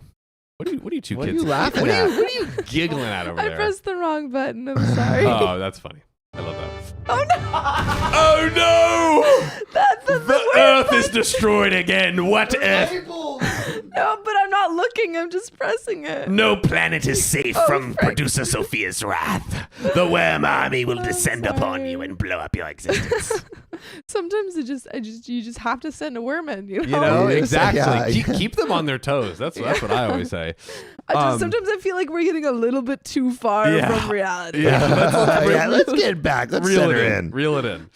Opie says true, but to be honest, pilots, both captains and officers, are known to sleep around with no shame, with pride, actually. Both married and single ones. It's common knowledge. I guess this one cares, though. I'm glad at least. Someone else would say, yeah, we did sleep together, even though we didn't. The whole situation makes me really nervous and uneasy. Also, I've heard that flight attendants and nurses are the most likely to cheat in relationships. Promiscuous. That's what I heard. Uh-oh. International 510 says, former airline manager here, your first officer is doing a great service for himself and you. Mm-hmm. I wish we had more of that type of professionalism at my previous American carrier. He sounds ex-military in how he assessed the situation and handled it corporately. My work experience. What is going? Is it Sophia's buttons?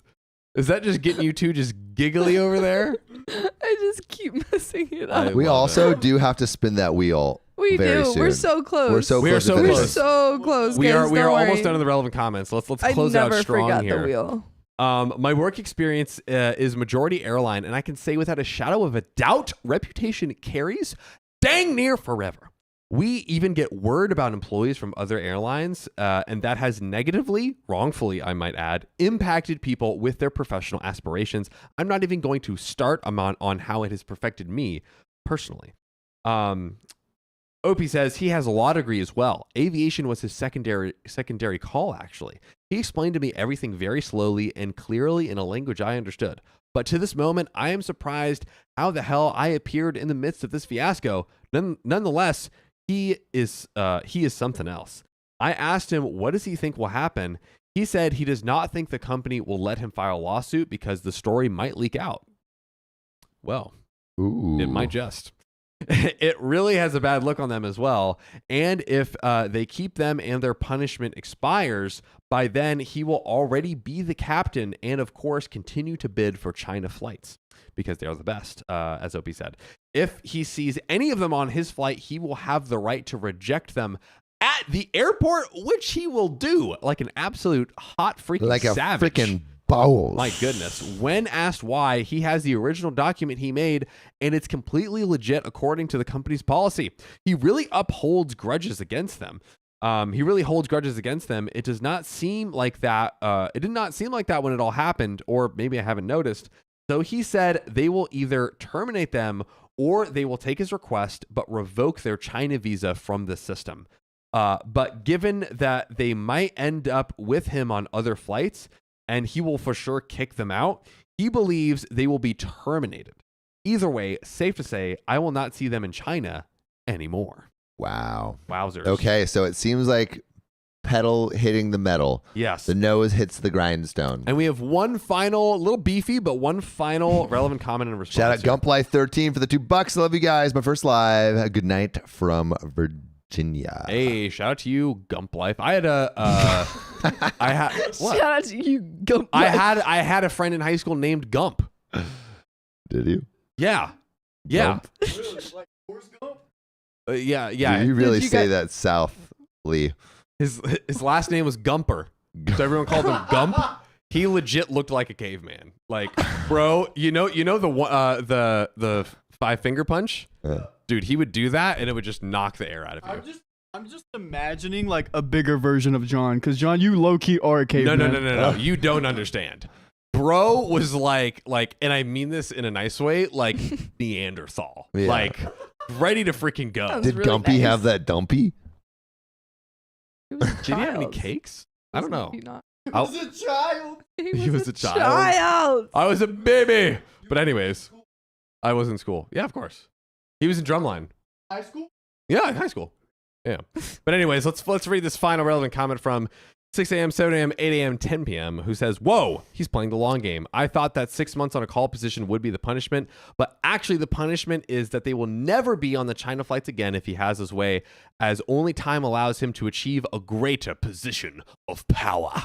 I am conflicted here for my own reasons, and I'm very aware from a different culture. On one hand, I'm really relieved that the gossip and slander seems to be en route to be utterly stopped in its tracks. Women bringing women down is just terrible. They're not girls. We're not girls. Right, Sophia? Tell them. And these flight attendants deserve some punishment that's harsh enough for remorse. I love flight attendant first officer stories. Damn, you slapped that so erotically. Oh, God. Riley's just like, First Officer Riley spanking justice right in our fannies. On the other hand, I'm shocked by the relative difference in power for these men. Like, this man holds a grudge to punish these women in perpetuity. Sure, and he has proof to legitimize this punishment. Okay, but it looks very easy otherwise for a man who doesn't like a female flight attendant. And I'm making an assumption now that most, if not all, flight attendants are women and captains are mostly men. Correct me if I'm wrong. To do this for any reason. So basically, the commenter is saying this could be used for evil. Yeah. Like, this guy is a good guy. what the but whole like what- 5 men thing? Exactly. Yeah. Like, what if he doesn't just Of like course. the woman for Of whatever course. reason, right? OP responds, you're right and wrong at the same time. You actually made an excellent point about how he can revoke their China visa and making it the long game, but let me clear things out. In aviation, hierarchy is everything. If pilot in command passes out, all authority passes to the hand of the first officer, who is by default the pilot in command unless there's a relief captain on board. So basically, it would all go to this guy. That's another captain who sits in a business class on long flights. I never knew that. What? They have like a backup pilot just sitting in business class Oh yeah. on all the flights. Yeah. That makes a lot of sense. I never knew that. Because So you're not a flight attendant. A bad What? flight attendant. Because you're not a flight attendant. I am. Sophia's saying that Well, John said with what? emphasis. You're not a The flight flight attendant. Do I need to spell it out for you? You a bad flight attendant. You go fly, you bad. Stupid. Bad flight attendant, John. Bye-bye. Oh, You're man. gonna make him cry, Sophia. Yeah, for real. God. He's losing it. This is John is having his Dobby moment. He's like, bad Dobby, bad Dobby. You can hand out the hot towels. That's only for first class, I you don't even know what idiot. he's saying You anymore. freaking nincompoop. Do better. John, stop talking to yourself so meanly. I'll get back to the story.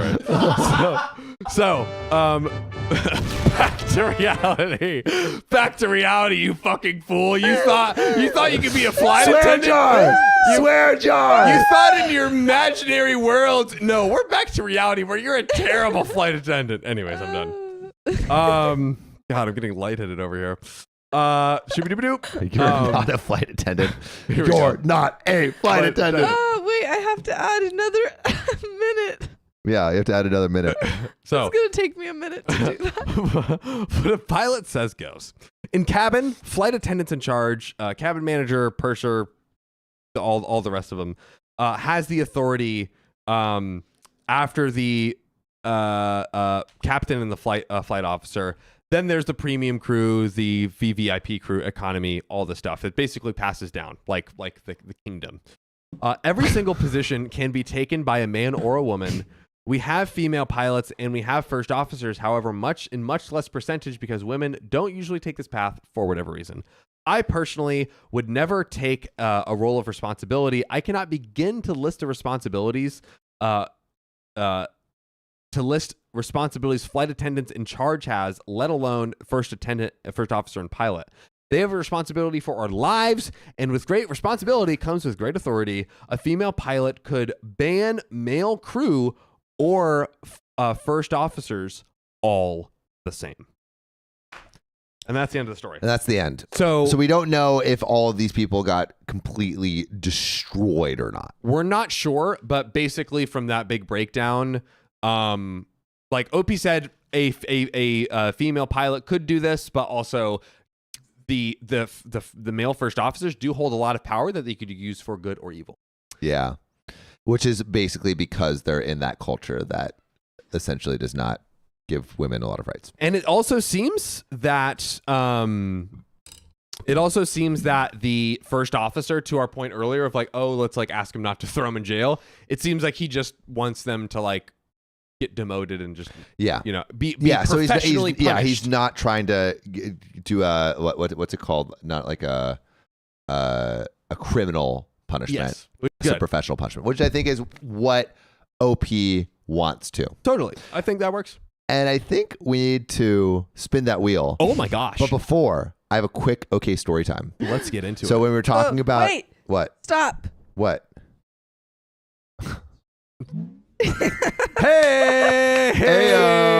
So quick okay story time. So when we were talking about John just freezing and not moving when he's not on stream, I was reminded. So I was on Dr. Phil like a year ago, and when the cameras are not on Dr. Phil, he just freezes and does not move for like 3 minutes. He's just like, and the cameras turn on and he's like, and we're back. And it's weird. It's the most awkward thing. By the way, his walk up, he is old. He's old. Like, bro is, and his shoes are built for comfort. Bro is 6-inch orthopedics. Yeah. Like true elevator shoes or creeps or whatever those things are. And bro, when I tell you, it took him a literal hour for him to walk like from the like beginning of the thing to his chair. We were just sitting there in absolute dead silence. Yeah. And he's just it was weird. It was weird. We should have Dr. Phil on the show. We should have Dr. Phil. Yeah. Doctor, do you remember me when you interviewed me? He would be a great guest. He would. I don't know if he would want to come on. He could do the call-ins. Yes. Get Dr. Phil on here. You gotta get him while he's still alive. Dr. Phil. Olivia Grace, you were on Dr. Phil. What episode? If you look up, I think my name and Dr. Oh yeah, if you look up liberal teen goes to Trump rally. Liberal teen Dr. Phil. Yeah, if you look up liberal teen Trump rally Dr. Phil, I think you'll see the video. And it was great because Sam invited all of us, so it's just like unfortunately not Sophia and Riley, but the rest of the squad. We're all just like sitting there in the background, just vibing. Yeah, it was a fun little thing. Yeah, fun. One of you will find it, post it in the Discord when you do. Please do. But do we have a wheel spin? Uh-oh. Yes. Ready? Spin that wheel. Wait. How do I make it all 3 of us? What are you talking about? 2? 2. Oh, there we go. Yeah. Let's do it. Yeah. Get that. Woo. Very slow. 5. Wait, sorry. Wait. Hold on. Pets. Pets. What's that What is mean? pets? I don't know. I got you. I'll tell you what it means. Okay. Talk to me, Riley. What's going Tell on us. here? Tell us. So we're gonna go Mm-hmm. There he is. back. Hello. Hello. The wheel. The wheel. We're gonna go to our Discord and look at some of the pets that we have in there. Hey. That actually sounds fun. That's a great That is one. a great spin the wheel. Also, if you haven't already joined the Discord, what the frickety frackety heck are you doing? Do you not want to hang out with the freaking gang? Yeah, we post random videos from our life in there every once in a while, and we lurk and look at what y'all are saying. That's right. So we might And we pop think- up and be like, "What's up, What's bro?" up, shorty? How you doing? That's how we talk in Sam's the saying Discord. That's how we talk in the Discord. That's right, exactly. Yeah, I'm that's looking the Discord, I'm looking at the Discord, right? Oh wow, Sweetly found it so fast. dude. Here That's we go. insane. You guys ready? Sweetly Yep. found it instantly. Shout out to Sweet Leaf. Yeah. We're gonna look at some pets. Let's look at some pets. Some good boys. Oh, Little floofy. little floof. Look at him.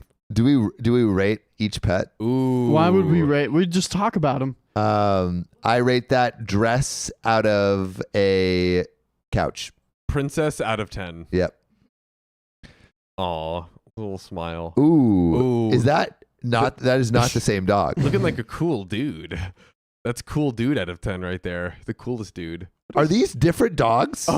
Wait. No, guys. this is the same. This is the same. This is the same. Okay. Okay. I was This is about to go- someone's Wait. other pet. Roly poly. Oh. This- Wanna rolling. Wait, What are we looking at right now? These are people's pets. Cat. Watching the, or looking at the computer. Pat's coding Ooh, over a there. script. Ooh. Another little cat Aw. with an all new design. All new cat with extra purr. What's that? Ooh. I'm intrigued by your A unique caterpillar? pets. Wait. Oh, is it cocooning? Caterpillars and butterflies? No way. Whoa. Is she a thick pod, bro? Dude. Has it blossomed It yet? hasn't blossomed. Well, it's in Ooh. this cocoon, I think. Cocooning. Find the cat. Find the cat. Found it. Wait, I didn't find It's it. next to the pencil holder, or is that just a pencil That- holder? Right here. Oh, dude, that you can't even. You can't Look see at the that. eyes. I can't read. I can barely see that. Come on, I can can't barely any see eyes. that. What are we talking See, about? look. Told you. All right, now you I can barely. still I see like an amorphous blob. Oh, Aww. that's There we go. cute. Now I can see. That's a cute one. Oh. Wait, I have a video to show y'all. Uh-oh. I have a vi- Oh. I Send wanna- it via Discord. Is it the one I'm thinking? Wait, I'll put it in the pets channel. Put it in. Okay. The steppy steps? That's part of it. Yeah, I can wait. Where is the pets channel? Wait, there's a. Oh, look at that. Oh my god. Wow. Bro. I'm gonna put 1 and I did. Aww. Oh. 2. He's Will. Oh, look at this guy. Look at this guy. Aww. And then this one, he's sleeping. Bro, Okay, I I- thought that was like a sheep or something for a I put 2 in. All right. We have Sam related Aww. pet pics. I put 2 in the pet chat. This Look is at these Chip. Pets. Oh, okay. Look at all these good boys. Just Horses. Whoa, horses, horsies. Whoa. dude. Thunder and hooves. All right, keep going down. Keep going down. Oh, I'm getting there. Oh wow. Oh, wow. There's so many pets. Oh, that's a cute pug. Oh. Aww. The cuteness Wait, is too what? real. Mom and dad are getting me a human. Due Aw. 11/29. Oh. 22. That's Wow, cute. congrats on your new human. Your new human. Human. All right, wait, it's up there. It's up there. Where? Keep going up. Oh, that's cute. The little Where hat. did we miss it? Yep, right. Keep going. Keep going. All Over right, there, here. right there. Chip. Aww. Oh wait, that's a wild Christian. No. No. No. Dun dun. I have one that is. Oh, here we go. There he is. Good boy. Torturing this poor animal. There he is again. The wild Christian. Oh boy. You finally got a Christian reveal. Whoa. Lizard. Whoa. Does that have? That's a lizard. That's so cute. Wow. Shout out to all you guys with your Aw. amazing Shout out pets. to We y'all. love our pets. These are But incredible. shall we get into this next story? Or Yes. we Dude, can what do a. happened? Do we want to do? Oh, let's do a call in. Let's do a call in. I think. Open the box. Yeah. Christian kind of. Yeah. No, he ain't. No, he ain't. He Leave it. cute. No, He do cute not. as Dark. fuck. Don't. No. No. Of course he cute. Of course he cute. Damn, son. That wasn't Oh. a dox. Nah, he put himself in there. Yeah. Whoa. Oh boy. Also, you would be able to see him if you were on my if you saw my Instagram. If you would see it. followed me on If you follow me on Instagram. Instagram, you would see it. John, Butt. Booty. John got that clap. He got that. He got those double cheeks. Wait, do you need Caesars? No. Oh. You don't need it. Oh God. I can't do it as well as John. Dude, I am terrible. I'm the worst opening packages. Sam, what are you doing on your phone? I'm getting to the next story. Okay, good. Unacceptable. Try to call me out. Be How present. dare you get ready for the people in the stream? iPhone kids. these days. John, Hey. that thing, and this is what Tate said. Tate Guys, I'm too. sorry I always destroy your boxes. I don't want to like take too long. But that's Do what we they have were- do we have a good do Oh, we have it's a fine. good- It's a PO box. You're fine. Goodbye. Also, you're.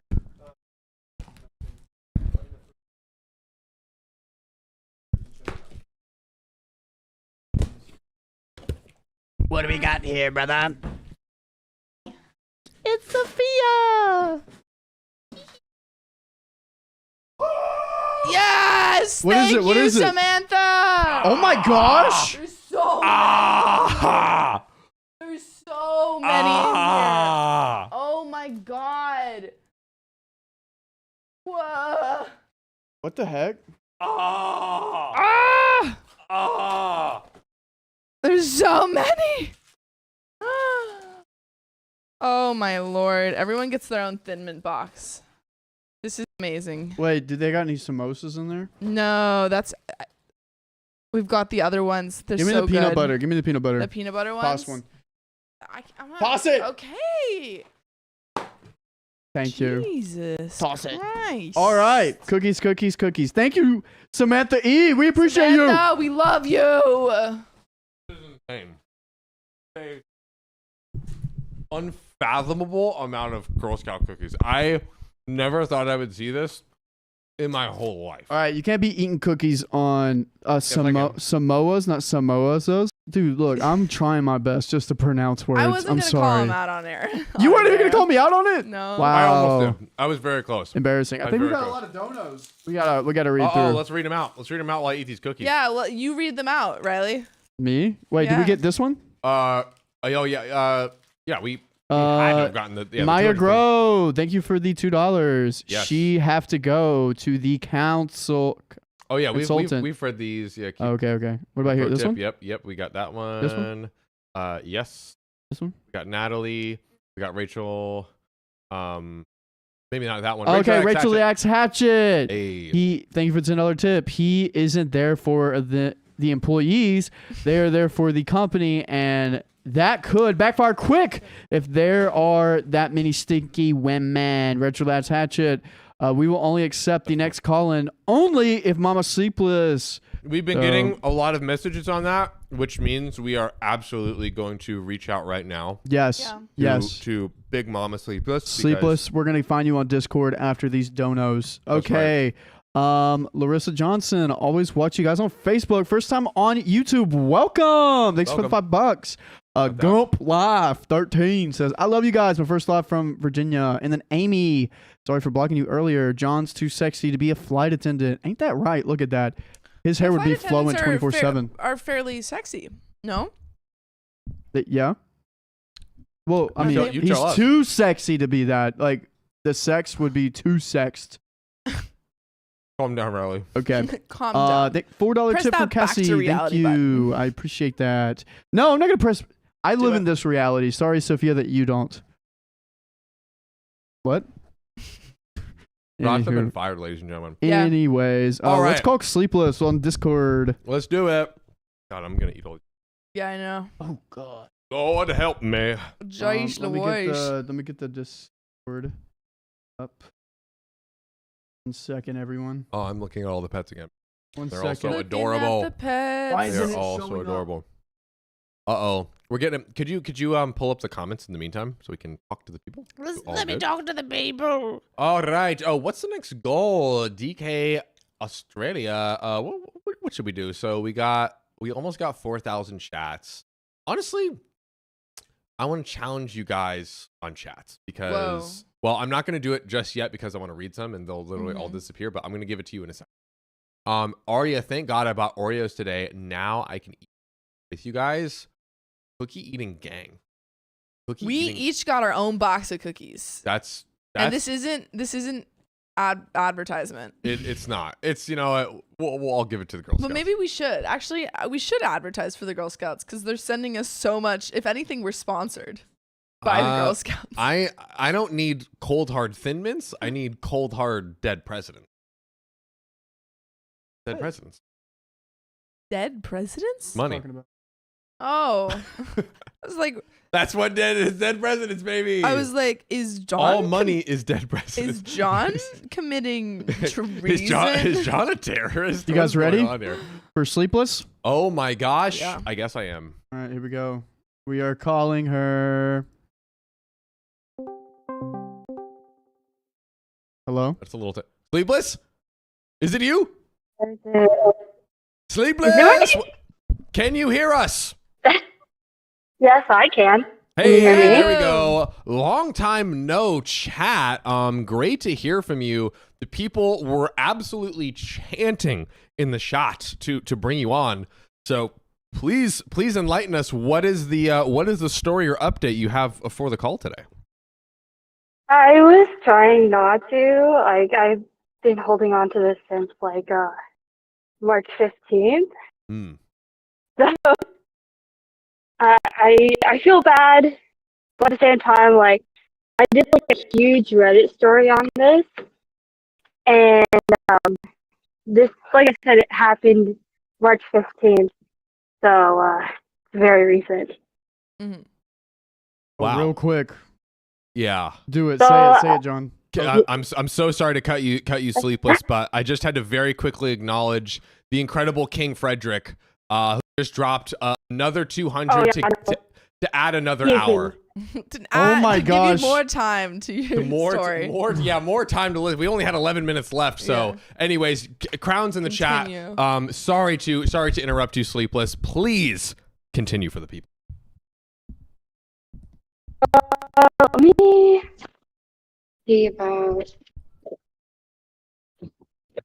Can you still hear us? It's coming through a slightly choppy. Yeah, I can still hear you. There we go. Yeah, it's coming. Yes. You guys are coming out slightly choppy as well. So I wrote down. So I broke up with my situationship Mm-hmm. over text while he was literally upstairs in his room. Interesting. Okay. Wait. You were in the same house? Yeah, we lived together. So Oh. little small itty bitty. Yeah. So I was technically his superior at our previous area, but then I moved and he also moved down to another area. He got promoted and we were on the same level. Mm-hmm. And then I suggested, hey, move in with us. And so I've known this person for now almost 4 years. And we didn't even actually start supposedly dating until July of early July, late June of last year. Okay. And so you were in this like situationship since late June, July, right? Yeah. So you were in the situationship, and he was. Did you, when you texted him this breakup, were you aware that he was upstairs? So when I sent it first on the 15th, Yes. it was he had just left for work, and then the rest of the shit went down the next day, and he was upstairs. Was it a mutual situationship, or was like one party holding out? One party was holding out. Okay. Yeah, break it, because you also Yeah. said there was some more that went down. Yeah, go ahead. Sorry.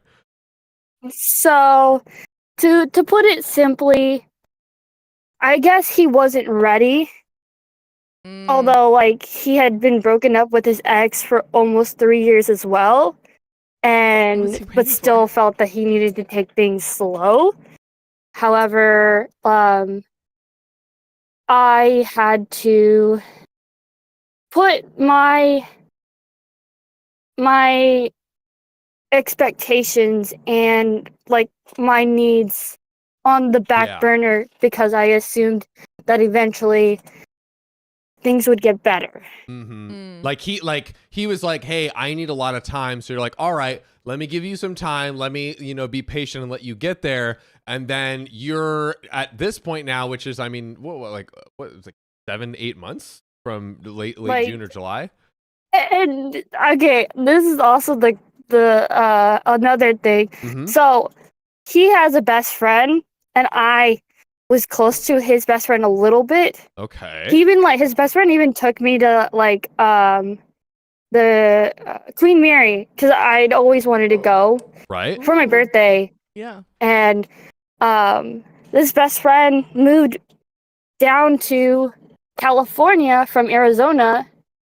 And so when he moved back, there was literally 3 to 4 months, if not more, where I didn't even see my ex. Wow. And let me ask you this. So you text him the breakup. He is upstairs. What is the reaction and fallout? And Does he come downstairs? yes, does he come downstairs? No. And then what did he do with his living situation? Yeah. No! Oh my god. He did not come downstairs because this little butthole straight up Nice. didn't even want to come down. I even asked him to come down and he still didn't want to. And then that shit, ugh. Okay. That's what boils me the most. He's basically not even engaging, almost like the silent treatment, essentially. Well, let me go ahead and also paint the picture. So I'll say it now. I'm considerably needy. I want to be drowned in affection. Mm-hmm. I deserve want it. as much time Right. as possible. And he made it very clear to me that his family comes before me and his best friend comes before me, and that he didn't feel that he needed to keep communication with me ever. So he's like, Yikes. because my family and friends are more important than you, first off, okay. What the hell? Second off, he's like, because they're so important, I literally cannot communicate with you. Am I getting that right? Yeah. My God. Okay, so he did. I literally fought with him about it. Fought him That over is it. crazy. Oh my god. Wow. Okay, so this all went down March 15th. Take us to whatever April 9th or where we're at today. Has he moved out of this place? Are you guys on speaking terms? What has happened since March 15th up to this point? Where's everything at now? Okay. So let me get my receipts out really quick. Oh Get no, the not the receipts. We receipts. came to Yes. court today. Lay it down on a sleepless. Well, as we all know, Mm-hmm. I moved into my condo. Yes. Big congrats. And so, and the reason the fight even started, the whole I could write a novel. How much I wrote him on just everything and anything and my frustrations that I had been holding on to. Like the reason it even happened in the first place was because I was frustrated because he would sit there and I'm asking him constantly, hey, like, where are you moving? What's going on? Mm-hmm. What's your situation? He's like, oh, I think I want to move in with my best friend. Oh, I want to move in with my twin brother. Oh, I want to move in back with my family. Like, 3 different answers, 3 different locations. Like, one is literally 2-ish hours from us. One is maybe less than. So, like, it's a big ass thing. And I'm like, it was literally the week before my sister and I had actually moved out. Yeah. Where, like, we were planning everything. Or not actually. That was way before because we didn't even move in until, like, Thursday last week. Yeah. So, but, like, I'm trying to get the answers. And then one of my Were you thinking he might move in with you? Is that why you were like asking what his plan was? That was also my. And was this also was in my head? Was this him possibly moving in with you after you broke up with him, or was this prior? This was so. Living on your own is hard. That's true.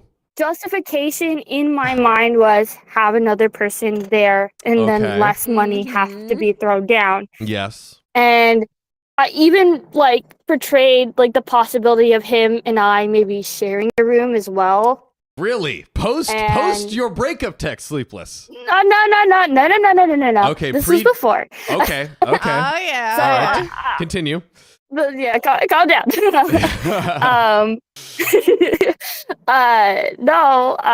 This like I'm easily swayed. Let's just say that. I can be easily swayed at times.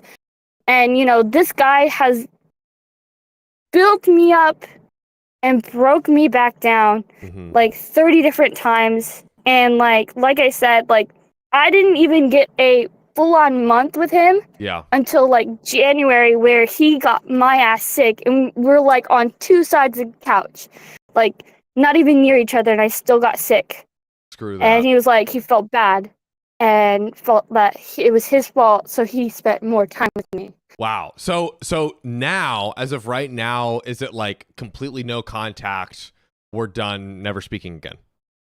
I'm still working on that just because, like I said, like we live together. We did live together. Hold on. Calm down. Our lease is up today. Okay.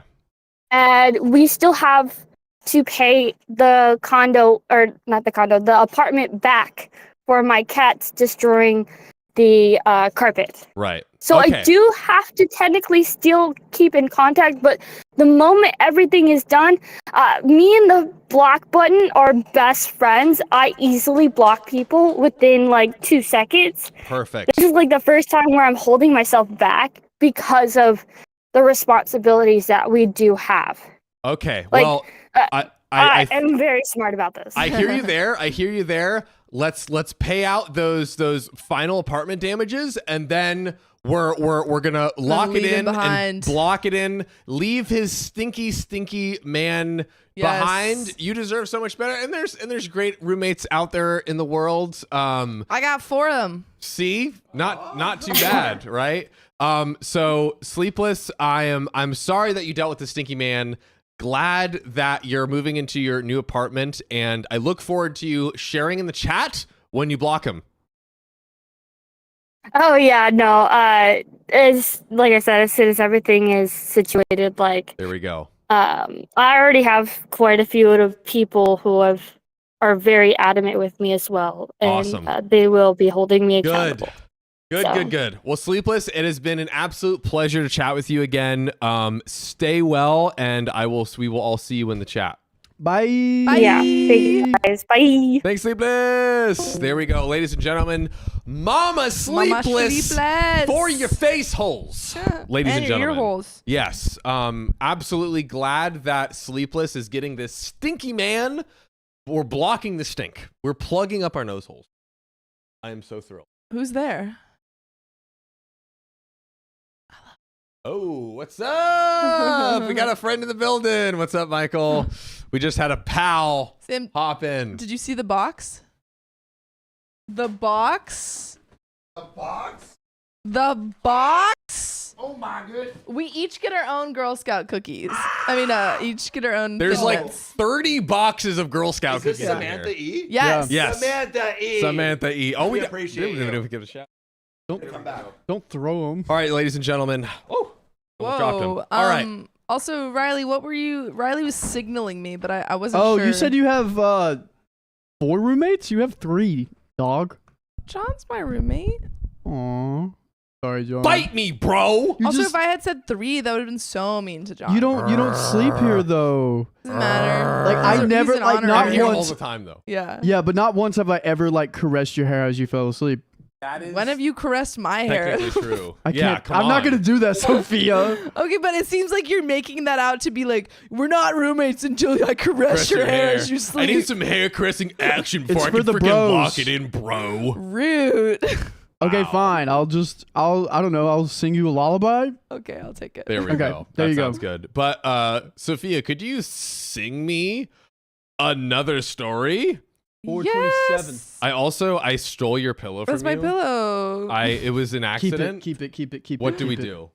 It's do we do just in this it's just like situation? my back pillow. Your back that I pillow? have. Yeah. Would you A dash of stardust. Yes, like I do. your pillow back? There we go. To special S1. good boys only. Riley, S1. S1. One. Okay. I also might change Gotta my shirt because I'm very sing hot. it. So sorry, Rachel. I catch it. Because John asked me to sing the next story. Okay, I'm just kidding. Alrighty. You guys ready to rock? Wait, John, what's going on? John! John's getting John! naked. Okay, let's get into this. Am I wrong for being uncomfortable with my wife being friends with her friend after something she accused me of?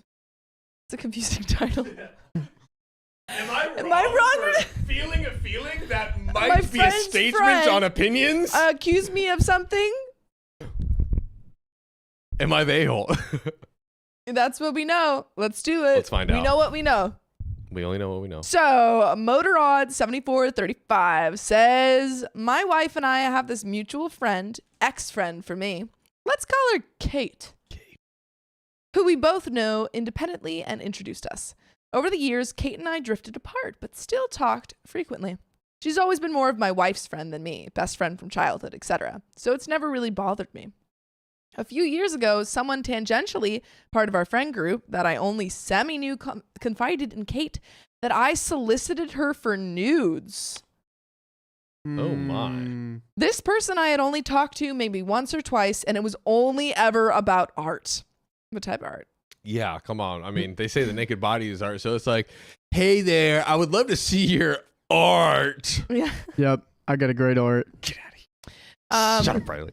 This person I had only ever, oh yeah, I said that. Although it's worth mentioning, she has a good side hustle drawing hentai. Uh-oh. Uh-oh. All I ever really said was she's talented at it, and I liked her art. Oh, man. Nope, That that's is- where you messed up. That is a little gray You're territory. skating on thin ice, brother. Yeah, buddy. I guess one of the pieces I particularly liked was a self-portrait. Oh, boy. no. Okay. I won't get too into details, but it looked nothing like her and was an anime girl, so I'm not sure how I would know that. But why are you telling her that you liked all the Art. Kate told my wife about this, who spent a week being upset about it before telling me. I showed her the chats we had, and that was the end of it. Edit, I'll add that what I said about the self-portrait was something along the lines of, holy poop, this one's perfect. The lighting and the figure are really hot. You should be mean- doing this as a day job. Like, I guess that's like supportive. I guess, I don't know. yeah, bro he's going way too deep in Yeah. the gray forest. I of don't know uncertainty. if I had a friend who drew like, like a naked portrait or whatever. I don't know if I would reach out to them and be like, holy poop, this Holy is so freaking guacamole. hot. The lighting and the curves are just scrumptiddlyumptious. No. Yeah, I don't know if I would say that. But I would say shout out to, I think, Patricia B. Is it, or Patria B? I don't know if it's being cut off right now. But for Patria the B. 5 gifted memberships, Woo! shout the freak out to you. Did we shout out all the other donations? I don't think that so. came through? I don't think we did. We only shouted the 200 from Freddy. Oh my goodness What? gracious. Do we reach a stopping point in a Sure, bit sure, and then sure, we hit sure. them? All We right, can do keep that. going. We're getting to you. Get ready. Sit tight. Yeah. No, Arams A says it sounded like he was legit complimenting the technical aspects, lighting and shading. No, I think that's fine. It was Yes. just the reaching out to a person he didn't super know and being like, the figure's super hot. I think it's okay. Like if he sees it and he's like, "Oh, like that's like dope art." Yeah. But Just you the have to be wording. like aware Yeah. of like, okay, I'm reaching about these like naked portraits of this other woman, and I'm saying like it looks hot and other things like. It's towing a line. It's I think you towing can the reach out and be line. like, this is like beautiful art. You did like, I love the lighting. I love that. It was just for me, it's just the addition of the figure's really hot. Exactly. To someone you don't know. And the reaching out, it's not like Yeah, this is like at an art gallery No. and they're like, "Oh, what do you think?" It's like, "Oh, you're such a talented artist. This is amazing work." Yeah. That is a completely different story. No, super different. But I digress. Yeah. I digress. John digresses. I do. She apparently only mentioned it in passing to Kate as interesting. Her words, apparently. Kate took it upon herself to tell my wife about it. When my wife confronted the friend, she didn't think I was trying to get nudes or anything, but thought I knew it was a self-portrait. Okay. A few months later, Kate decided to take it upon herself to then tell my wife I asked to see pictures of her feet. Okay, so now Kate's starting up stuff. Yeah. Admittedly... No. It- Admittedly? Admittedly, What is this? I have a foot fetish. I- Something my wife divulged to her, which I'm not particularly cool with, but I'm not super ashamed of it or anything, so I don't care all that much. I don't know if the wife should have told Kate that. Yeah, agreed. The conversation Kate, in my opinion, misconstrued, was her venting about how frustrating and objectifying it is that she feels like every guy wants to see her naked. And all I did was sympathize with that and said something along the lines of, yeah, I mean, I'll admit there's a split-second intrusive thought about that I'll get when I meet people, but it's probably some caveman lizard brain stuff. Bro. No. Okay, and that, I get what he's trying to say, but maybe not like the moment. Maybe not now. You don't Maybe say not that the now. moment. When- Yeah. When you're on ice for all Buddy. this stuff, don't Yeah. say that. Buddy, like just have some common sense. Like Yeah. Although, when she brought it back to Kate, trying to mediate the situation rather than defending it as a misunderstanding, Kate was adamant I was subtly fishing for nudes and feet pics. Wife didn't ask for this, but I let her go through all the messages again and my phone/computer, and she found nothing. Kate decided to cut contact with me, and I haven't heard from her since. Edit, I commented this below, but here's the exact conversation I had with Kate. okay, here we go. This is Kate. I'm just so sick of it. Like the one guy from work I told you about, the mentor guy. He offers to take me to a place he knows to find something to wear to the presentation we're giving next week. So I go with him and we're looking, and he keeps joking that we should look at lingerie. Like, huh? What is it with men? Like, it's all, woman must see their boobs. And then this is OP. What the fuck? LMAO? Is that dude who offered to pay for the extra e-learning stuff? Yes. I thought he was genuinely being nice, but I guess not. Yet another in a long line of men who just want to see me naked. Is it all men? Like, I don't get it. It's so effing exhausting. I mean, I've had the passing, she's attractive. I wonder what she looks underneath her clothes. But they're more intrusive thoughts than anything I'd ever actively pursue because I'm not a monster. Exactly. I have the same thoughts too sometimes, but it's like I don't go around asking to see every hot guy's D. Maybe that's what he's hoping for. He has a wife too, so it's like that's the whole thing. Wow, guys. Even the girl, like there's just I could see the whole character in the like slight intonation of your voice. You truly just embodied the hentai artist. Yeah. No, I don't think this is the hentai artist. This is the hentai artist's friend. Yeah. Oh. Yeah. So, okay. Yeah. Okay. So what I believe Wasn't what the we hentai know, artist the one hentai that- artist was the one who made the stuff. Right. Kate reached out to OP's partner and basically said, OP is trying to get with this hentai artist. Oh, And then she was like later, OP's trying to get photos from me. So she's starting this stuff. I see. So yeah, it wasn't even the hentai. It was Kate, the friend, who was just like the third person. Like, Yeah. oh, he's trying to. Yeah. I see. Anna Bernaner says, I mean, OP is an idiot, but why? It's gone away, Riley. Which one? But why is she talking about that stuff with her friend's husband? Like, I kind of feel Yeah. like I everyone's think the Kate's- idiot here. Yeah, everyone's a little bit silly. Yeah. Like Kate is actively trying to start stuff. Yeah. I feel like, yeah, And the guy is just like, dude, just he's have. just making stupid responses. It's not like when he's like, oh, this like first intonation, like, okay, yeah, but like, Yeah. do you just run around and like say that to, especially in the context of this conversation? Yeah. What are you doing? Yeah. You're crazy. Yeah.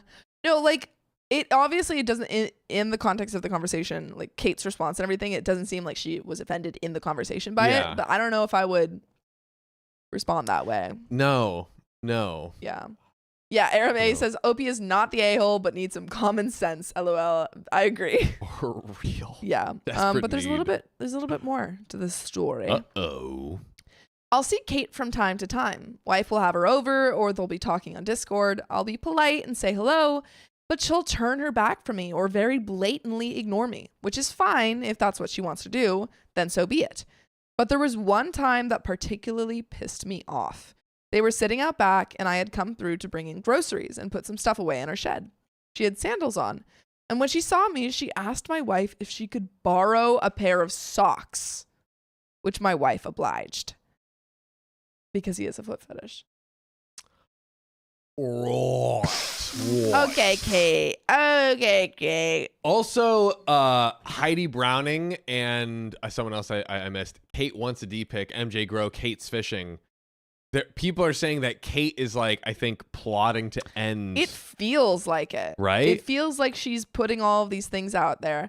Because obviously no one would, someone's wearing flip-flops. No one's going to bring it up. But then she's like actively making a scene about it. I need socks. Because I'm sorry, if she was actually uncomfortable with it, well, absolutely she should bring it up to the girl if she's actually uncomfortable with it. But like, I feel like if she wouldn't have come in flip-flops to the house. She's like, I need these. I feel like she's setting something up. I need these. Yeah. Stop what you're doing and give it to me. Yeah, no. Give it. She's trying to start something. Mm-hmm. Always be sad. I don't like it.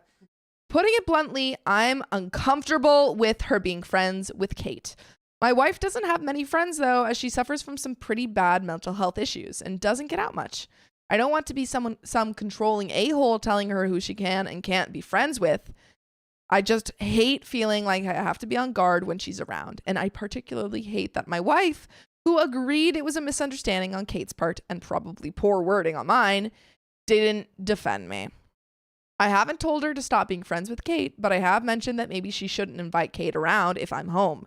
Or if we're going somewhere and Kate is there, I'll stay home. Wife says I'm just making the situation more awkward and making things uncomfortable for her, being that she's her best friend and I'm her husband. For context, sometime before this, I had a friend who expressed concern that my wife might be telling me she didn't want me to go out and see my friends anymore. This was one me. I don't know what as the relationship was new, I had a new job and wasn't really fond of going out to bars anymore and never communicate. Oh, this was on me. Sorry. And never communicated this. He was particularly disrespectful about it and I cut him off without a question.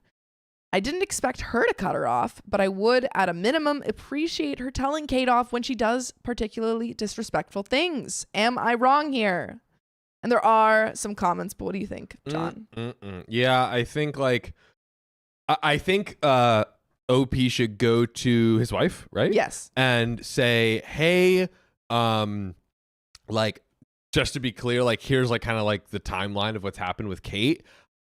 Like, I don't know if she's like has ulterior motives or she's trying to do something. I kind of wanted to share what I have seen happen and how I feel, and want to know, like, do you think we should do anything? Kind of just like laying it out. And then, because I also understand his concern of like, I don't want to like be like, you can't have these friends, or, you know, you're a red flag or a green flag for that matter. I got you, buddy. So I think that's a good starting place. Yeah. What would you say? Yeah, I think talking to the wife and what you said, just like explaining of everything that's going on, because I feel like there may come a time, if OP doesn't bring this up and doesn't share his concerns, there may come a time when Kate is able to trick the partner and be like, oh, look, or like he's trying to start something with me, he's trying to flirt with me or something. And if OP doesn't have those receipts, then, you know, and the wife or the partner might leave. Suspicions earlier, then the partner might be like, oh, I believe Kate, you know? Yeah. That's true. I think, lay it out, but you don't have to tell your wife to do one thing or the other. Yeah. If you just tell her like what's going on, then later on she can maybe pick up on the signs from Kate, is what I was trying to, I agree. But I also agree that we have some donations. That before we get into the comments and the update. Where did we leave off? Blamified. Thank you for the $5. Next goal, 1 more hour. We already got there. We already got there, baby. We got there. Hamster girl Brittany, thank you for the $10 tip. Do y'all want to hear the story of how I got put on probation and did the hokey pokey and turned my life around? Did the hokey pokey and I turned my life around. I thought you were going to say that you did the hokey pokey and like got out of probation. Oh, that's like, where I thought that was going. Like almost like in sports when you like juke them, you're like, you were like gonna be put on probation and then you're like, I would love to. I would love to see that. Hear that. Thank you, Natalia H, for the $11.54 tip. Need another hour so I can finish my nails. Lots of love to everyone. We got you. Gotcha. Yeah. You want to read the other ones? Blamified for the $5 tip. King Frederick, making my dreams come true.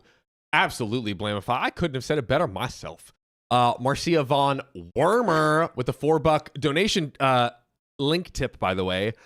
Yay, you still live. Long live the Worm Queen. I'm still alive. Absolutely. Still, you know what? I'm still live.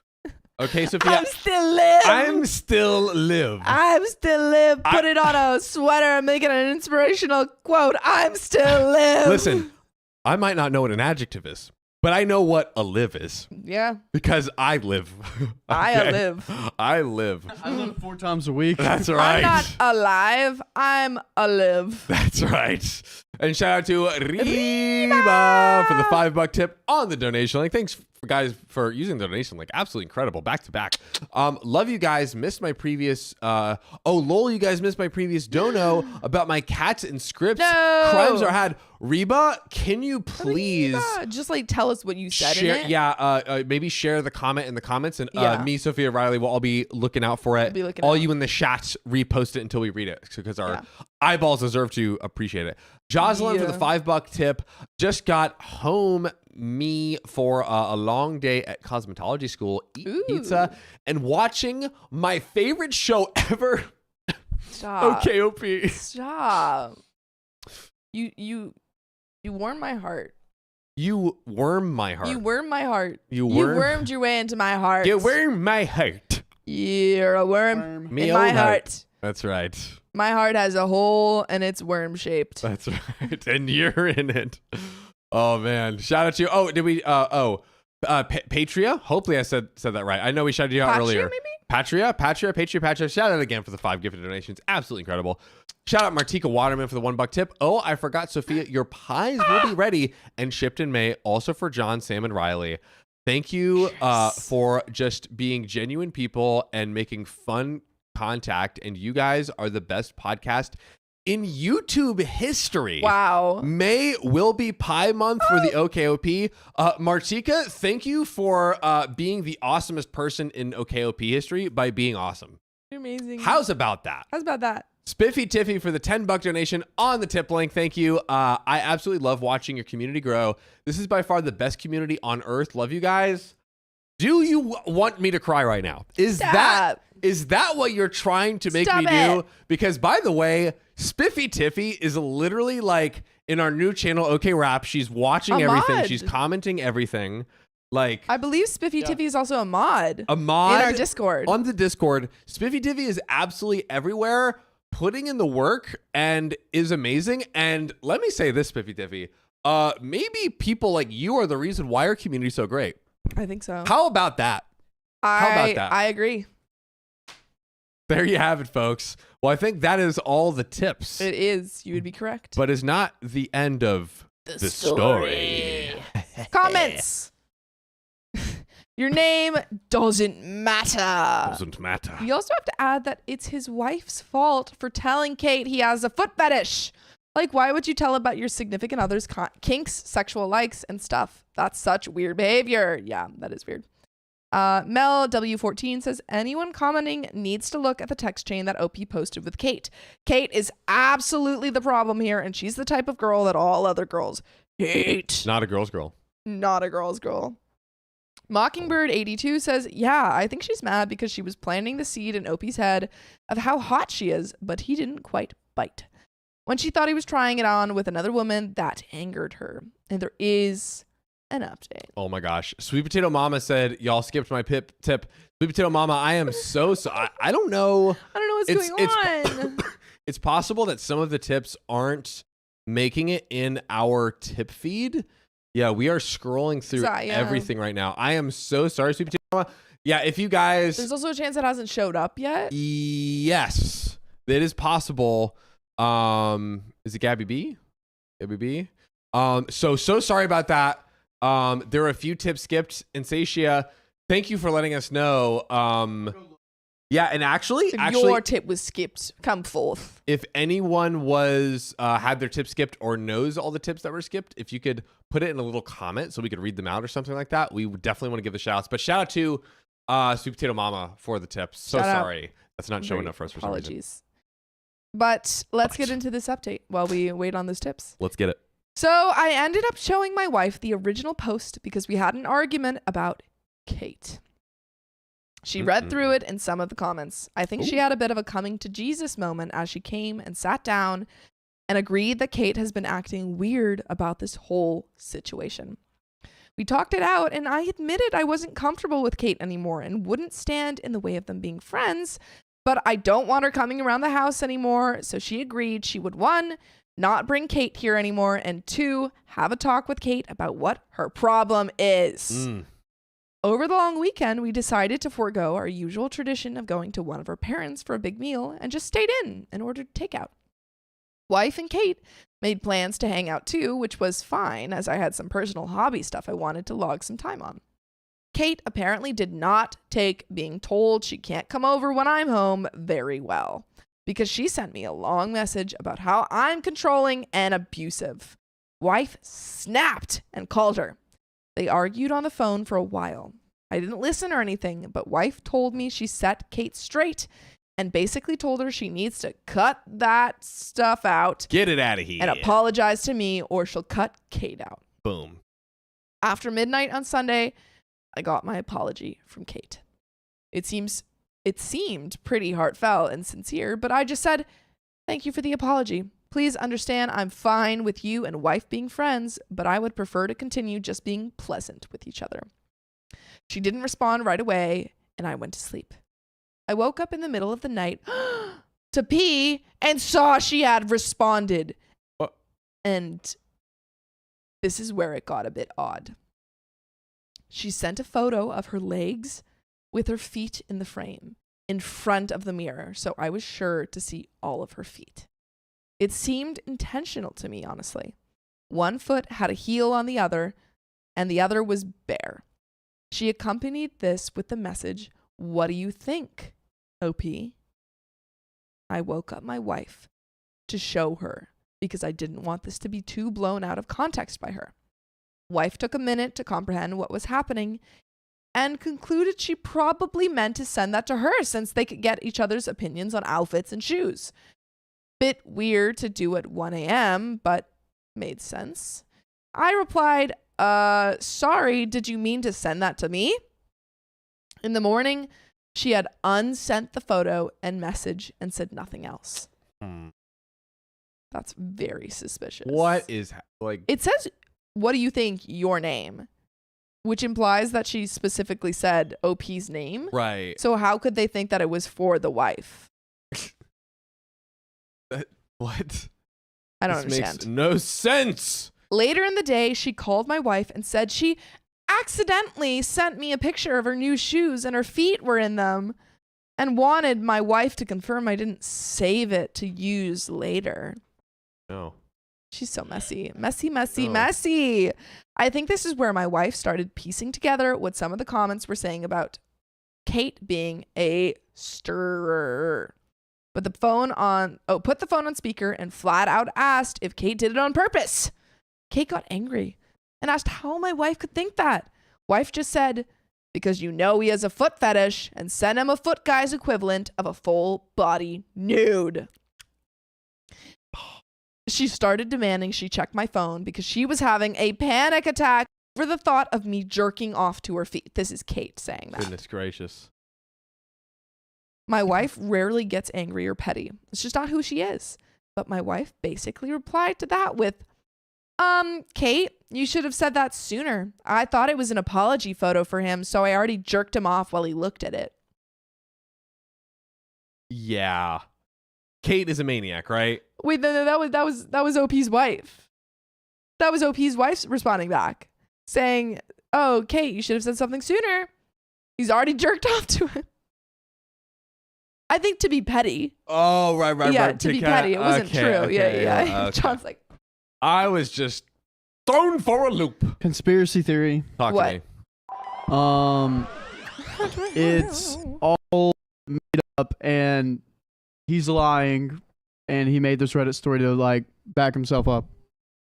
Interesting. So he's like actually like cheating or something. Yeah. And he just kind of like invented this whole scenario to be like, yeah, he's like, see, I look, babe, I got all these people on the Reddits that look at all these that are Redditors backing me. I feel like there's some stuff missing. Interesting. Hey, Could just be me. could be. Get back to reality. Yes. But there's a little bit left Okie to dokie. this story, to this tale. There was a huge hours-long argument that followed, but Kate, in the end, is no more. Oh, wait. Like, no more. What? Where's Kate? Apparently, their friend group has wanted to stop dealing with her BS for some time, and all jumped on this to cut her out. Sayonara, Kate, you effing drama queen. And there are 3 comments to close us out. Woo. Little Star Clove says, Kate, to the thing that the wife said, not gonna lie, I cackled. And then Quotable Morceau says, dude, what do you mean? I'm not sure if updates are allowed. We live for the follow-ups. And then Hold Fast 02 says, props to your wife for that last burn. Always good to see a toxic person get their comeuppance. Good riddance to Kate. Bye, Kitty. Don't let the door slam you on the way out. Don't let the door hit you where the good Lord split you. Dang, that's crazy. Well, I've never heard that. Really?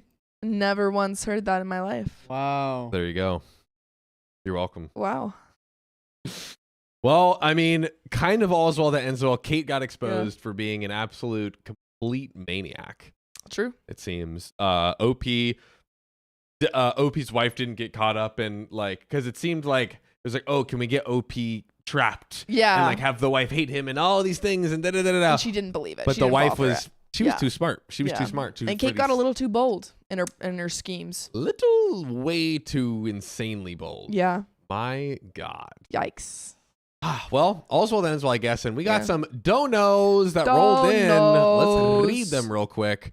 I believe this one, $2 tip from Rachel the Axe Hatchet, #Justice for King Frederick. I saw some comments. I don't know. Was it an update in his battles with this the stinky woman that he's been dealing with, I don't know. Please let us know in the comments. But as always, justice for King Kendrick. Always justice.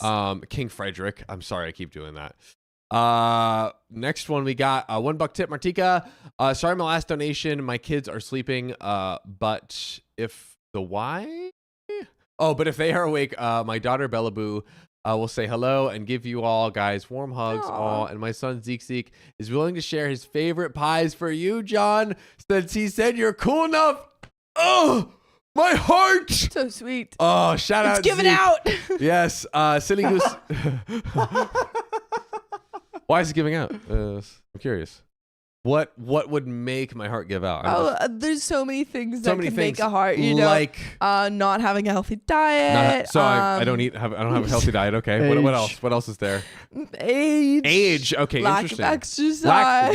Lack of exercise. Okay. Oh, genetic issues. I have terrible genes. Okay. Amazing. Wow. Thank you, Sophia. What for year educating you me. were born? Wow. Thank you, Riley, for chiming in there. Dude, I have an okay story to tell about John after these donations. Okay. I do. Well, let's finish reading these. $10 on the donation tip link from Silly Goosey Goose. Love you guys. We love you, Silly Goosey Goose. And $20 from Rachel the Axe Hatchet. King Frederick's ex-wife is trying to get into his business, and we may lose our king if she does. Hashtag justice for King Frederick. No. Absolute freaking guys. Hearts in the absolutely spam the chat right now for King Frederick. He is so amazing. He is our king. We are here for him. Okay, let it be known. And shout out to MJ Girl for the $2 tip. So he's a stinky fisher. She's a stinky fisher. She's a stinky fisher. 100%. Kate was the stinkiest of fishies. Stinkies. And Purple Hair Fox, I have a ton of stories. I've messaged Riley in Discord. If you ever need to call in, I'm always listening. Thank you, Purple Hair Fox. I will check those out. We will check those out. And I think we are caught up. Yes, on all the tips. we are. Let us know if we missed any, but Riley apparently has an okay story time going. So last night I was with a friend, and we were on the roof, and we went to the roof? I was on the balcony, and we were eating food, and we see John, and I'm like, "See you, John." John was like crossing the street, and John was like, he had his pants around his ankles, and he was like looking for his car, and he looked confused. What are you and talking about? He was. But no, actually last night he had like a box of stuff in his hands, and like he was looking around where to go. Like he forgot where his car was late at night, and I felt really bad for him. Like, "You need your meds?" And he was like, "Huh?" And he couldn't hear me. You just look old out there. Just like, bro, okay, like you were walking around, this didn't know where your car was. Slander. Let me tell you what actually happened. Let me give you the other side of the story here. So last night I had all of my groceries, a pizza box, a water bottle, and my backpack. So I am literally carrying everything at once. Let me know what grandpa's out here carrying all these groceries all at once, right? That's true. And then so I'm like, "Oh yeah, then I park here," and then I park here, and then Riley is not admitting this, but I know this for a fact, and he's being so sneaky. So I usually drive my car, right? Yeah. But I drove my girlfriend's car today because she was parked behind me in our parking. So I drive my car, and then Riley's like, "What's up?" And I'm like, "Huh," like being silly. Being a silly goose. I didn't hear. Oh, and I was the one that spotted you. I looked up over there, and I was like, I see two heads up there. I'm like, "Hey, what's up, guys?" It's all dark, like see You the guys on silhouette. the roof? You young yappers on the roof? That's what he said. as like, what are you guys doing up there? Anyways, so I'm carrying all this stuff, and then Riley's like, "You need help finding your car?" And I'm like, "Nah, I'm good, buddy," because he thinks in his mind, and he'll lie and say this isn't what he was thinking. He was thinking I was looking for my regular car. And so he said something like, "Okay." I was like, "Oh, this is my car." And he's like, "Sure, buddy. Dude, you were just like this. You were like, I turned around with all my stuff to it took you look at 30 you. seconds to find it. I turned around with all my stuff to look at you. I literally do one pass and see, oh, there it is across the street. Because you know what? I will be honest, I do forget where I park. Because I do too, though. There it is. I can never remember where I park. Riley, do you remember where you park? Yeah. So it has on the street. One time. Yes, I parked on the street. I did too. One time it took me legitimately 40 minutes to find my car. See, that's never happened to me. That has never happened to me in my life on our street parking. I forget. I have issues in the car.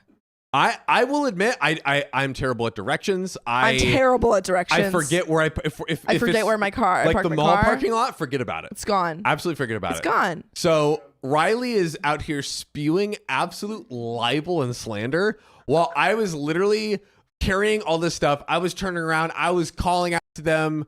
Oh, we were making bird noises. It was funny. Like, it was great. But now I realize the whole time Riley's like, wow, look how old and feeble he is. Yeah. Attempting to look at, and he was like, literally the way when I said, he's like, looking for your car? And I'm like, oh, it's right here. He's like, sure. Like, he thought I was about to walk up to the wrong car, set like my drink down and be like, oh, this is the wrong car. Meanwhile, I unlocked it and went like, blink, blink, and it opened up for me. So you can get your slander out of here, sir. Dude, it just was too funny. I had to bring it up. In terms of love bubbles, it was not a parking garage. It was, so basically my 40-minute lost car situation. I had gone to, my friend has like a boat, and so we were at the boat for to watch the fireworks. My friend has a boat, My friend has a yacht. I'm not even joking. My friend has a yacht. Yeah, it's pretty sick. And so I went on my friend's yacht for 4th of July. And and so I parked my car a couple streets over. I want to say like probably a 15-minute walk because there's no parking where the boats are. And so it was like almost midnight, and she walked me back to my car, and I thought that I had parked in another place because it was dark, and I don't know, like I just thought I parked in it. So I walked up the street, couldn't find it, literally had to like walk up and down the street, realized at the end of this 40 minutes that I just hadn't walked far enough in the other direction. Dang. But it was I was getting so stressed out because I was like, I cannot find my car. My friend's having to walk with me for 40 minutes as we try to locate it. My parents are tracking us and are like, why aren't you in your car yet? What's going on? And I'm like, I'm sorry, I don't know where it is. Can I be totally honest with you, Sophia? Yeah. When you said it took me 40 minutes to find my car in the context of our conversation, I thought you meant on the street, and I did believe you. And I was like, that is pretty bad. Street? On this street. No. It was like in a place I'm not familiar with. Just described. Yes. Yeah. A new place. Absolutely easy. That would happen to me easily. Yeah. But that's because I'm an idiot, not because I'm old. And it also gets worse when I get stressed out. Like if it goes 15 minutes, I still can't find it. I'm like, I can't find my car. And then it's gone forever. Stop hiding Sophia's car from her, guys. Yeah. Meredith Benson, I should have done that. I didn't. The car that I have now has Bluetooth, so it tells me where it is on my phone. But I had an old car. Oh, your before. free car? My free car was very old. It was from 2006, and it didn't have any fancy technology. All these whippersnappers with their new car technology. Yeah, it didn't have any of like those. Samuel Donner. I couldn't even listen to the I couldn't listen to music on my phone. I had to listen to cassette tapes. Whoa. I have a collection First of world cassettes. problems. Okay. Okay. Uh-oh. I'm sorry. Uh-oh. I was just telling a fun fact about me about how I have a cassette collection. I'm pointing at Riley. Yeah. Riley, put your square up. Shame. Shame. Let's shame him. Yes. Well, that's my story about how I lost my car for 40 minutes. Wow. Riley, do we have a... Are we going to spin the wheel? Okay. Katarina, 2006 for a car is fairly old. Nah. To have a car from 2006 and to be used... That's old. Yeah, to be used by 3 people? Yeah. That's an old car. That's an old car. I didn't say it was an antique. Are we... Wait, what was the wheel spin goal thing? I don't know if we set one. The first one was 900, so I feel like maybe... Did we spin for that? Yeah. We did. Should we just spin again for the people because we made it past 4,000 chats, or should we give them a little goal? Let's give it to them. Let's give it to them. The people deserve a spin, and then we'll read some donos. Give them a spin. Sweet. Thank you, Sophia. Sophia Kalen says 2006 is old. Spin the wheel! Woo! Please be the one. Mind 1 second. Oh, ouchie! Wow! We already did that one. Wait, we already did the pets? Yeah. Okay. Yeah. Landing on the same two over and over again. Work out! Work out, work out, work out. Guess what time it is? Or I could just do this. What? Oh. I mean, honestly, do you guys want to work out? Oh, we can What do work you mean out. Workout. What do we Like, do? you have to do push-ups and stuff. I can only do 3. Well, let's see if John is actually a Gen Z or millennial or not. Because okay. Gen Z test. Okay. Here we go. Whoa. We're going to do that while I pull that up. This is age discrimination. I want can I have a millennial test? No. Oh. Ooh, Not on the ouchie. wheel. Damn. Ouchie, wow. While you're pulling that up, I'm going to start reading the donos. That way we can acknowledge our amazing people. $2 tip from MJ Grow. Proof that John has the ticker of a young man. I don't know exactly what that means, but thank you, MJ Grow. We appreciate it. Can you touch your toes, John? Bubba wants to know. Can I touch my toes? Yeah. I do stretches all the time. Kind of. Let me see.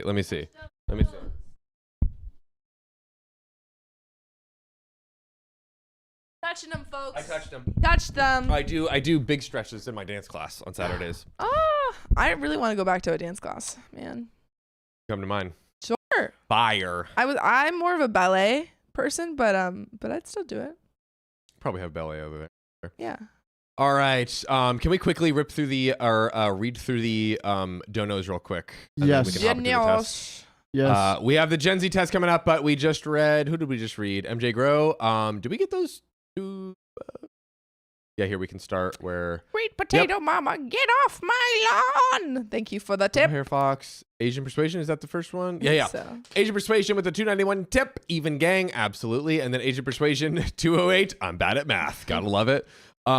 Next up, we got on the donation link, Martika Waterman with the $1. Hey, you guys, leave John alone about his age. I'm going to be 32 in May, so I'm older than all you guys. So be nice to him because my son Zeke will be mad since he is his favorite. That's right. And Sophia, you're my daughter's fave, and Riley, you're my fave too. And Sam's So no we one's got face. and Sam's fave. Sweet Potato Mama, thanks for the $5. Get off my lawn. John 2024. That is me. Rachel the Axe Hatcher with the $5. You may have to go back through and hide the identity in the live streams. Okay. Whose Rachel. identity? I believe I know who. I don't know if saying it will Yeah, probably don't say it. further do it. But thank you, Rachel the Axe Hatchet, for that very important context. Thank you very much. We will check this out. MJ Grow with the $2 tip. Proof that I already said that. Nate Mackey with the 2 Canadian tip. Riley is picking on the elderly again. Damn, Nate. At first, I thought you were here for me, and then you give me a backhanded support. $5 tip from Curvy Girl Lala Flame. Want to do another call-in? I can tell about how I got my ex. I found out my ex slept with my best friend. It would be a different story if it was I got my ex to That sleep would with my best friend. be crazy. Yes, reach out to us on the Discord and Martika with the $1 tip on the donation link. My car is a Mercedes-Benz, but it's very unique due to me having a custom paint job of a very dark purple color, and also all of my autism awareness stickers and license plate. And I'm the only one at my condo surrounding that has a luxury car, so I understand. I guess to me looking for my car. And shout out to Lord Milky. Oh, did we decide on Lord? Was that I like Lord Milk, but Lord Milk interchangeable. Giant's Milk, why don't you pick and do you change like if you want to change your name to it? or Lord? I will accept any name you want, honestly, Giant's Milk, because you just We'll go been based off you. gifting memberships like Giant's Milk doesn't even want to comment. Giant's Milk is just like, I just want to give people the gift of OKOP. Yeah. My God, thank you. All right, Riley's got this Gen Z quiz pulled Here up we here. go. Can we share it with the people? Yes, here it Little is. screen share action. So, John, people. tell me, how many hours a day do you use social media? More than 6 to 12. You use 6 to 12 hours of social I media? am on social media as we speak. Dang it. Okay. Yeah. That's true. What's your favorite social media platform? Ooh. YouTube. Is that YouTube? 100%. Yeah, All right, I don't have a YouTube? TikTok. 100%. When did you post on social media? Do you care about filters? When you post on social media, do you care about filters? No. I don't Nope. even care about filters. I want to present my authentic self. How important is an individual expression? Very important. I want to express who I am all the time. Kind of. I don't want to push myself or explore, or not really. Very important. I'm expressing out here, baby. Oh my gosh, I feel like these are lies. Do you live each day seeking out your personal truths? No, I love lying to people. Absolutely. Not at all. Okay. No. I was joking. I was being sarcastic. Absolutely. We can't change it. Oh my God, Riley. You okay? That question we're gonna change the score. Okay. How important are name brands to you? Extremely. I like name brands, but I don't hunt for them, or not important at all. What do I always say? No free sponsors. Not important yeah, at all. no, outta I'd here. never look for a name brand. How important are natural ingredients in makeup and skincare? See, this is. You just got that new shampoo. I did get the new shampoo. Is it full of sulfates? You know, I think it does, and I don't even care because it is. I heard sulfates make your hair look silkier though. Yeah, I think sulfates are misunderstood, but let's see. So, Yeah. Sort of. See, the thing is, like, I feel like I'm not applicable here, but it won't let me skip the question. You must. You gotta say it. This is completely rigged. Let's say, yeah, somewhat. I'll go somewhat. Sort of. Are you a part of cancel culture? Do you cancel people? Bro, I have been out here canceling We're people. dodging the cancel. So absolutely, I'll cancel someone or a brand if in a Oh, heartbeat. you can say. Or not really. Not really, I guess. Not really. Okay. Actually, I'm. Do you believe in the typical 9 to 5? Absolutely not. 9 to 5? I believe in the 9 to 9 Yeah, baby. How often do you talk on the phone? all the time. I never talk on the phone. Why can't you talk when you can text, right? Yeah. Really? That's Dude, a lot. I You literally have multiple Alright. conversations a day. Well, like on Yeah, like work. a That's- on a Zoom call, not like on the phone. I don't talk to people on the phone much. I honestly want to get better at it, I love talking to people on the phone. but I'm like I am a texter, and I don't like a that. big phone caller, big time. I am not, but I'm Two changing it. friends. To friends. Yeah. Yeah. You mean you're not just cold calling people, No, but like, hey, Hello. this is Sophia. Lily. I'm a host of OKOP, and I just wanted to let you know about the show. Exactly. Call everyone. Yeah, I'm like doing that. my like the political. You know, the people who reach out. That's me. Heck But yeah. with OKOP. How much do you care about the planet? I kind of care about the planet. I did Whoa. I'm feeling I did this one. start doing stuff with the composting, and I knew you were gonna say I that. suggested the coffee in the compost. You did, and I appreciate that. And I got the compostable You did get bags. I appreciate that even more, and I think we should all see if we can get compostable bags for everything. I'm down. I We care a should- lot. Yeah. All right, a lot. I care a lot. lot. Okay. Care a lot. Are you a member of any religious organizations? What is it? Yeah, they didn't say. I'm a citizen of the world and all religion. Yeah, that's definitely me. This one? Yeah. Whoa! Whoa! John is vindicated. Stop playing with my name. I am Gen Z. 100% certified. Certified freak. God. 7 days a week. He's 100% Gen Z, everyone. Bro. Wow. It is literally documented. It is literally documented history. I am literally 100% Gen Z. Stop playing with my name. Don't play with it. It's over. Don't play Wow. with it. It's Wait, done. let's read it. Let's read what it says. You can be the poster child for the Gen Z population. Talk You about stand for all things equality, sustainable, and diverse. You probably ditched the idea of a corporate career for one where you're doing work that benefits your community and the world. Wow. Or something in tech, since that's all you've known your whole life. That's literally me. That's crazy. That's- That's literally literally, me. me. Wow. Congrats. As You in made John. it. You beat the allegations. That's right. I beat the freaking allegations. You can't cancel John. That's right. Oh, wow. He's You can't. Gen What's Z. the old version of canceling? You can't old me. What? Like saying someone's old. So you like You Get them can't out? age me? I don't know what you mean. you can't age me. Yeah, you can't age me. Yeah, that's what I was trying to say. Can't age me, baby. I am young forever. Oranges in the chat for me because I'm so young. Yeah. Juicy. Samantha E, thanks for the 10-buck tip. We are enjoying the cookies. Samantha E, you are Samantha the greatest. You're a all god time. amongst women and My mind men. is blown. All of them. Thank you. And Heidi Browning for the $1 tip because we need more than just Rachel donating for one done millennial. Aw. Guys, Rachel has One literally. done millennial can't donate because it's illegal there. But you know what Literally? she is doing? What? Liking the stream. Liking the stream. YouTube is illegal. Guys. It's illegal there. And she's still here. Can we talk about how one dumb millennial literally puts her life on the line On the line. to contribute to liking to the stream? What are you guys doing? Are you breaking the law? Do you have to break the law to Are like you the even stream? breaking the law? You know No. what, Sophia? Last What? time I checked, most people watching right now, they just click a button. I heard that 90% of people watching the stream right now haven't liked. Whoa, that is a wildly astonishing statistic. I know. And guess what? I don't care if it's true or not. You don't need to. The point is, like the stream, The point is because like it the could be stream. illegal, but it's not. Yeah. Okay. Yeah. And here we are. Kiwi Fox is doing their part, liking Wait, the stream. Riley, scroll up. Scroll up on the comments. Ooh. Nani CHDZ, thanks for the $25 tip. Hey. I love when you guys switch. It's the best thing ever. You guys are my favorite show to stream. Aw. Keep up the good work. Party parrot, party parrot. Wait, keep scrolling, Riley. Parrot like that. This way? Yeah. Okay. I wanted to read the French thing, but Oh my we'll read the gosh. donations first. Oh. I'm going to attempt it. Sophia. I like reading the language ones. Thank you, Foxy Cat, for the $2. I made it. Was busy today and thought I miss it. Do you want to read the MJ? What?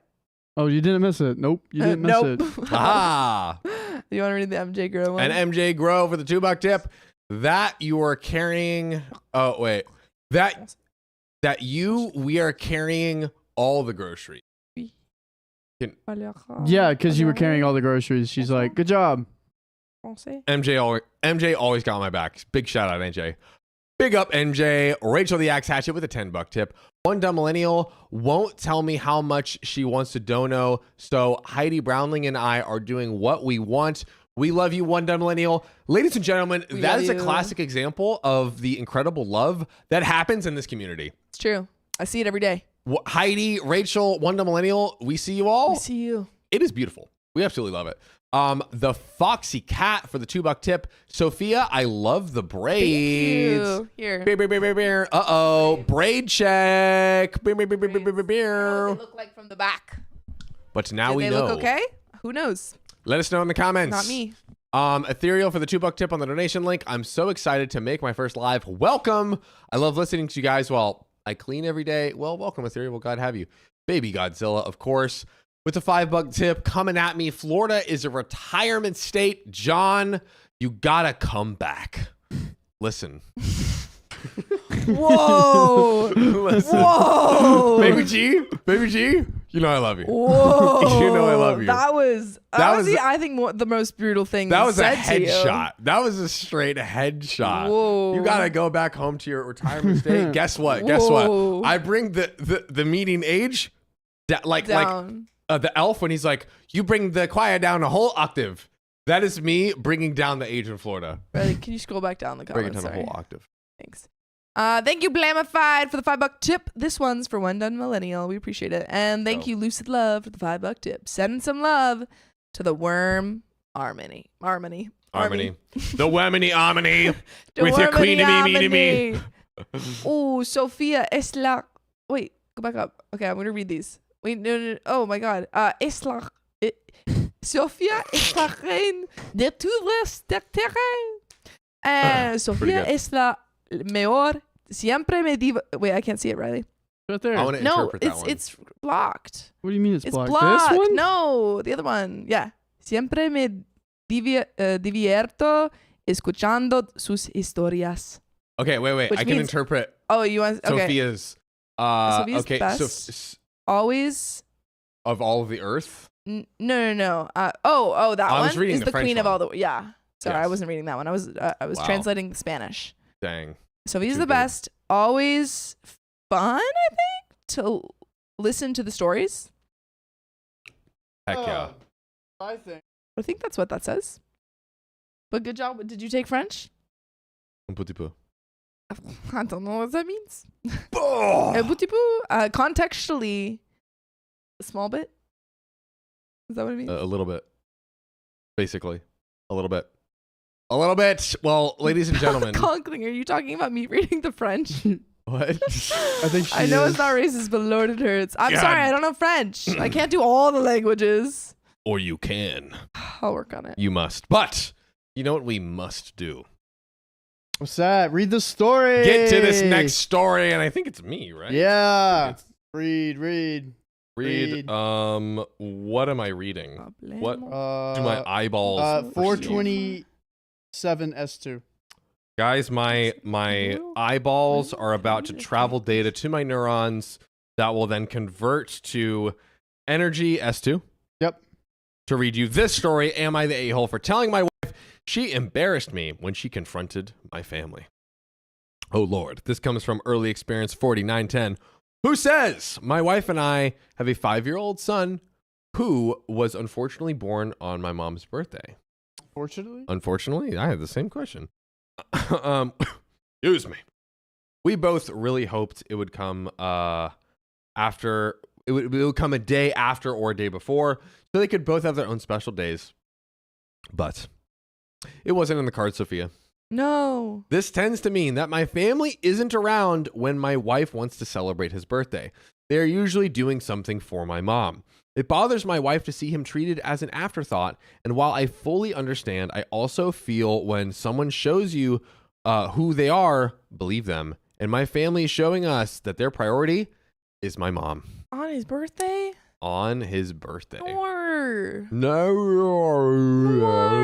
Wow. Whoa. That's cool. See, I can do things. I can do things. Yeah. This tends to mean that my family isn't around when my wife wants to celebrate his birthday, and he will be sick soon. And this year, his birthday falls on a Saturday, so my wife wants to do his party the day of. My family politely said that they wouldn't be able to attend. And she vented to me that they are ridiculous a-holes for prioritizing my mom over a child. I agreed that they were being annoying, but said the people who truly care will be there. She said that she wanted to confront them, and I asked her not to. I said they have the right to make their own decision, and we should focus on our son and the people who support him. Well, we recently had a family gathering, and my wife decided to go rogue. She's going rogue. She's a loose cannon mom who doesn't follow the rules. She battles in the night on her own. I don't know what was it. She protects her baby at all costs, She's a wonder mom who never backs down. even against other moms. Dun. She waited until my mom was out of the room and confronted my mom's husband and my 2 sisters, as they are the ones making the plans. She said that they are selfish and embarrassing and need to get their heads out of their buttholes if they think a grown-ass woman is more important than a 5-year-old. Okay? Yeah, it didn't go well. My sisters began yelling. My mom's husband called her delusional. And my mom was dragged into it, which made it more awkward. When we got in the car, I expressed annoyance that she embarrassed me by confronting them when I asked her not to, and she blew up. Ladies and gentlemen, we have some relevant comments streaming in, and please share your relevant comments below. We would love to hear what you all think watching right now. But Sophia, was OP the a-hole for not standing up for his wife more? I don't know. I feel like I didn't fully grasp what was going on So in that story. Quick TLDR. Yeah, TLDR. Basically, OP's child Yes. and OP's mom have the same birthday. And Okay. everyone in the family keeps basically Choosing blowing, the mom. choosing the mom. I feel like solution, they should have just had a birthday for the kid earlier in the day and then for the mom later. Yeah. Why wasn't that a thing that they Well, could I do? guess we're 5 years / 5 birthdays in, Yeah. and OP was like, oh, because it fell on a Saturday, we wanted to do it on that day because oh, hey, it's on a Saturday that everyone has off, and that's the actual birthday, so we want to do this year. And I guess I could see from their perspective, from OP and OP's wife's perspective, being able to celebrate it on the actual day where you have a day off is nice. Yeah. And I'm guessing for the past 4 years, they've been like very deprioritized and maybe no one came. Yeah, it seems like that. Because if this is the reaction the wife is having, in this case, there must have been a buildup. I want to know where the OP's mom is in the situation. Yeah. I feel like I need more info, you know? 'Cause Yeah. like, he's like, why couldn't they have it on the same day and just do one earlier? Yeah. Why couldn't they have a combo B-day? What's up with this? Why couldn't they have one on a Sunday? Yeah, I think if they were on different days, this could potentially avoid all the problems. Now, if let's say they had it on Sunday, right? Yeah. Or even better, let's say they had it on Saturday, the actual birthday, and then the grandma had her birthday on Sunday. If then the family members didn't attend, then that's a big very clear. The wee woos are going off. Yeah. I don't know.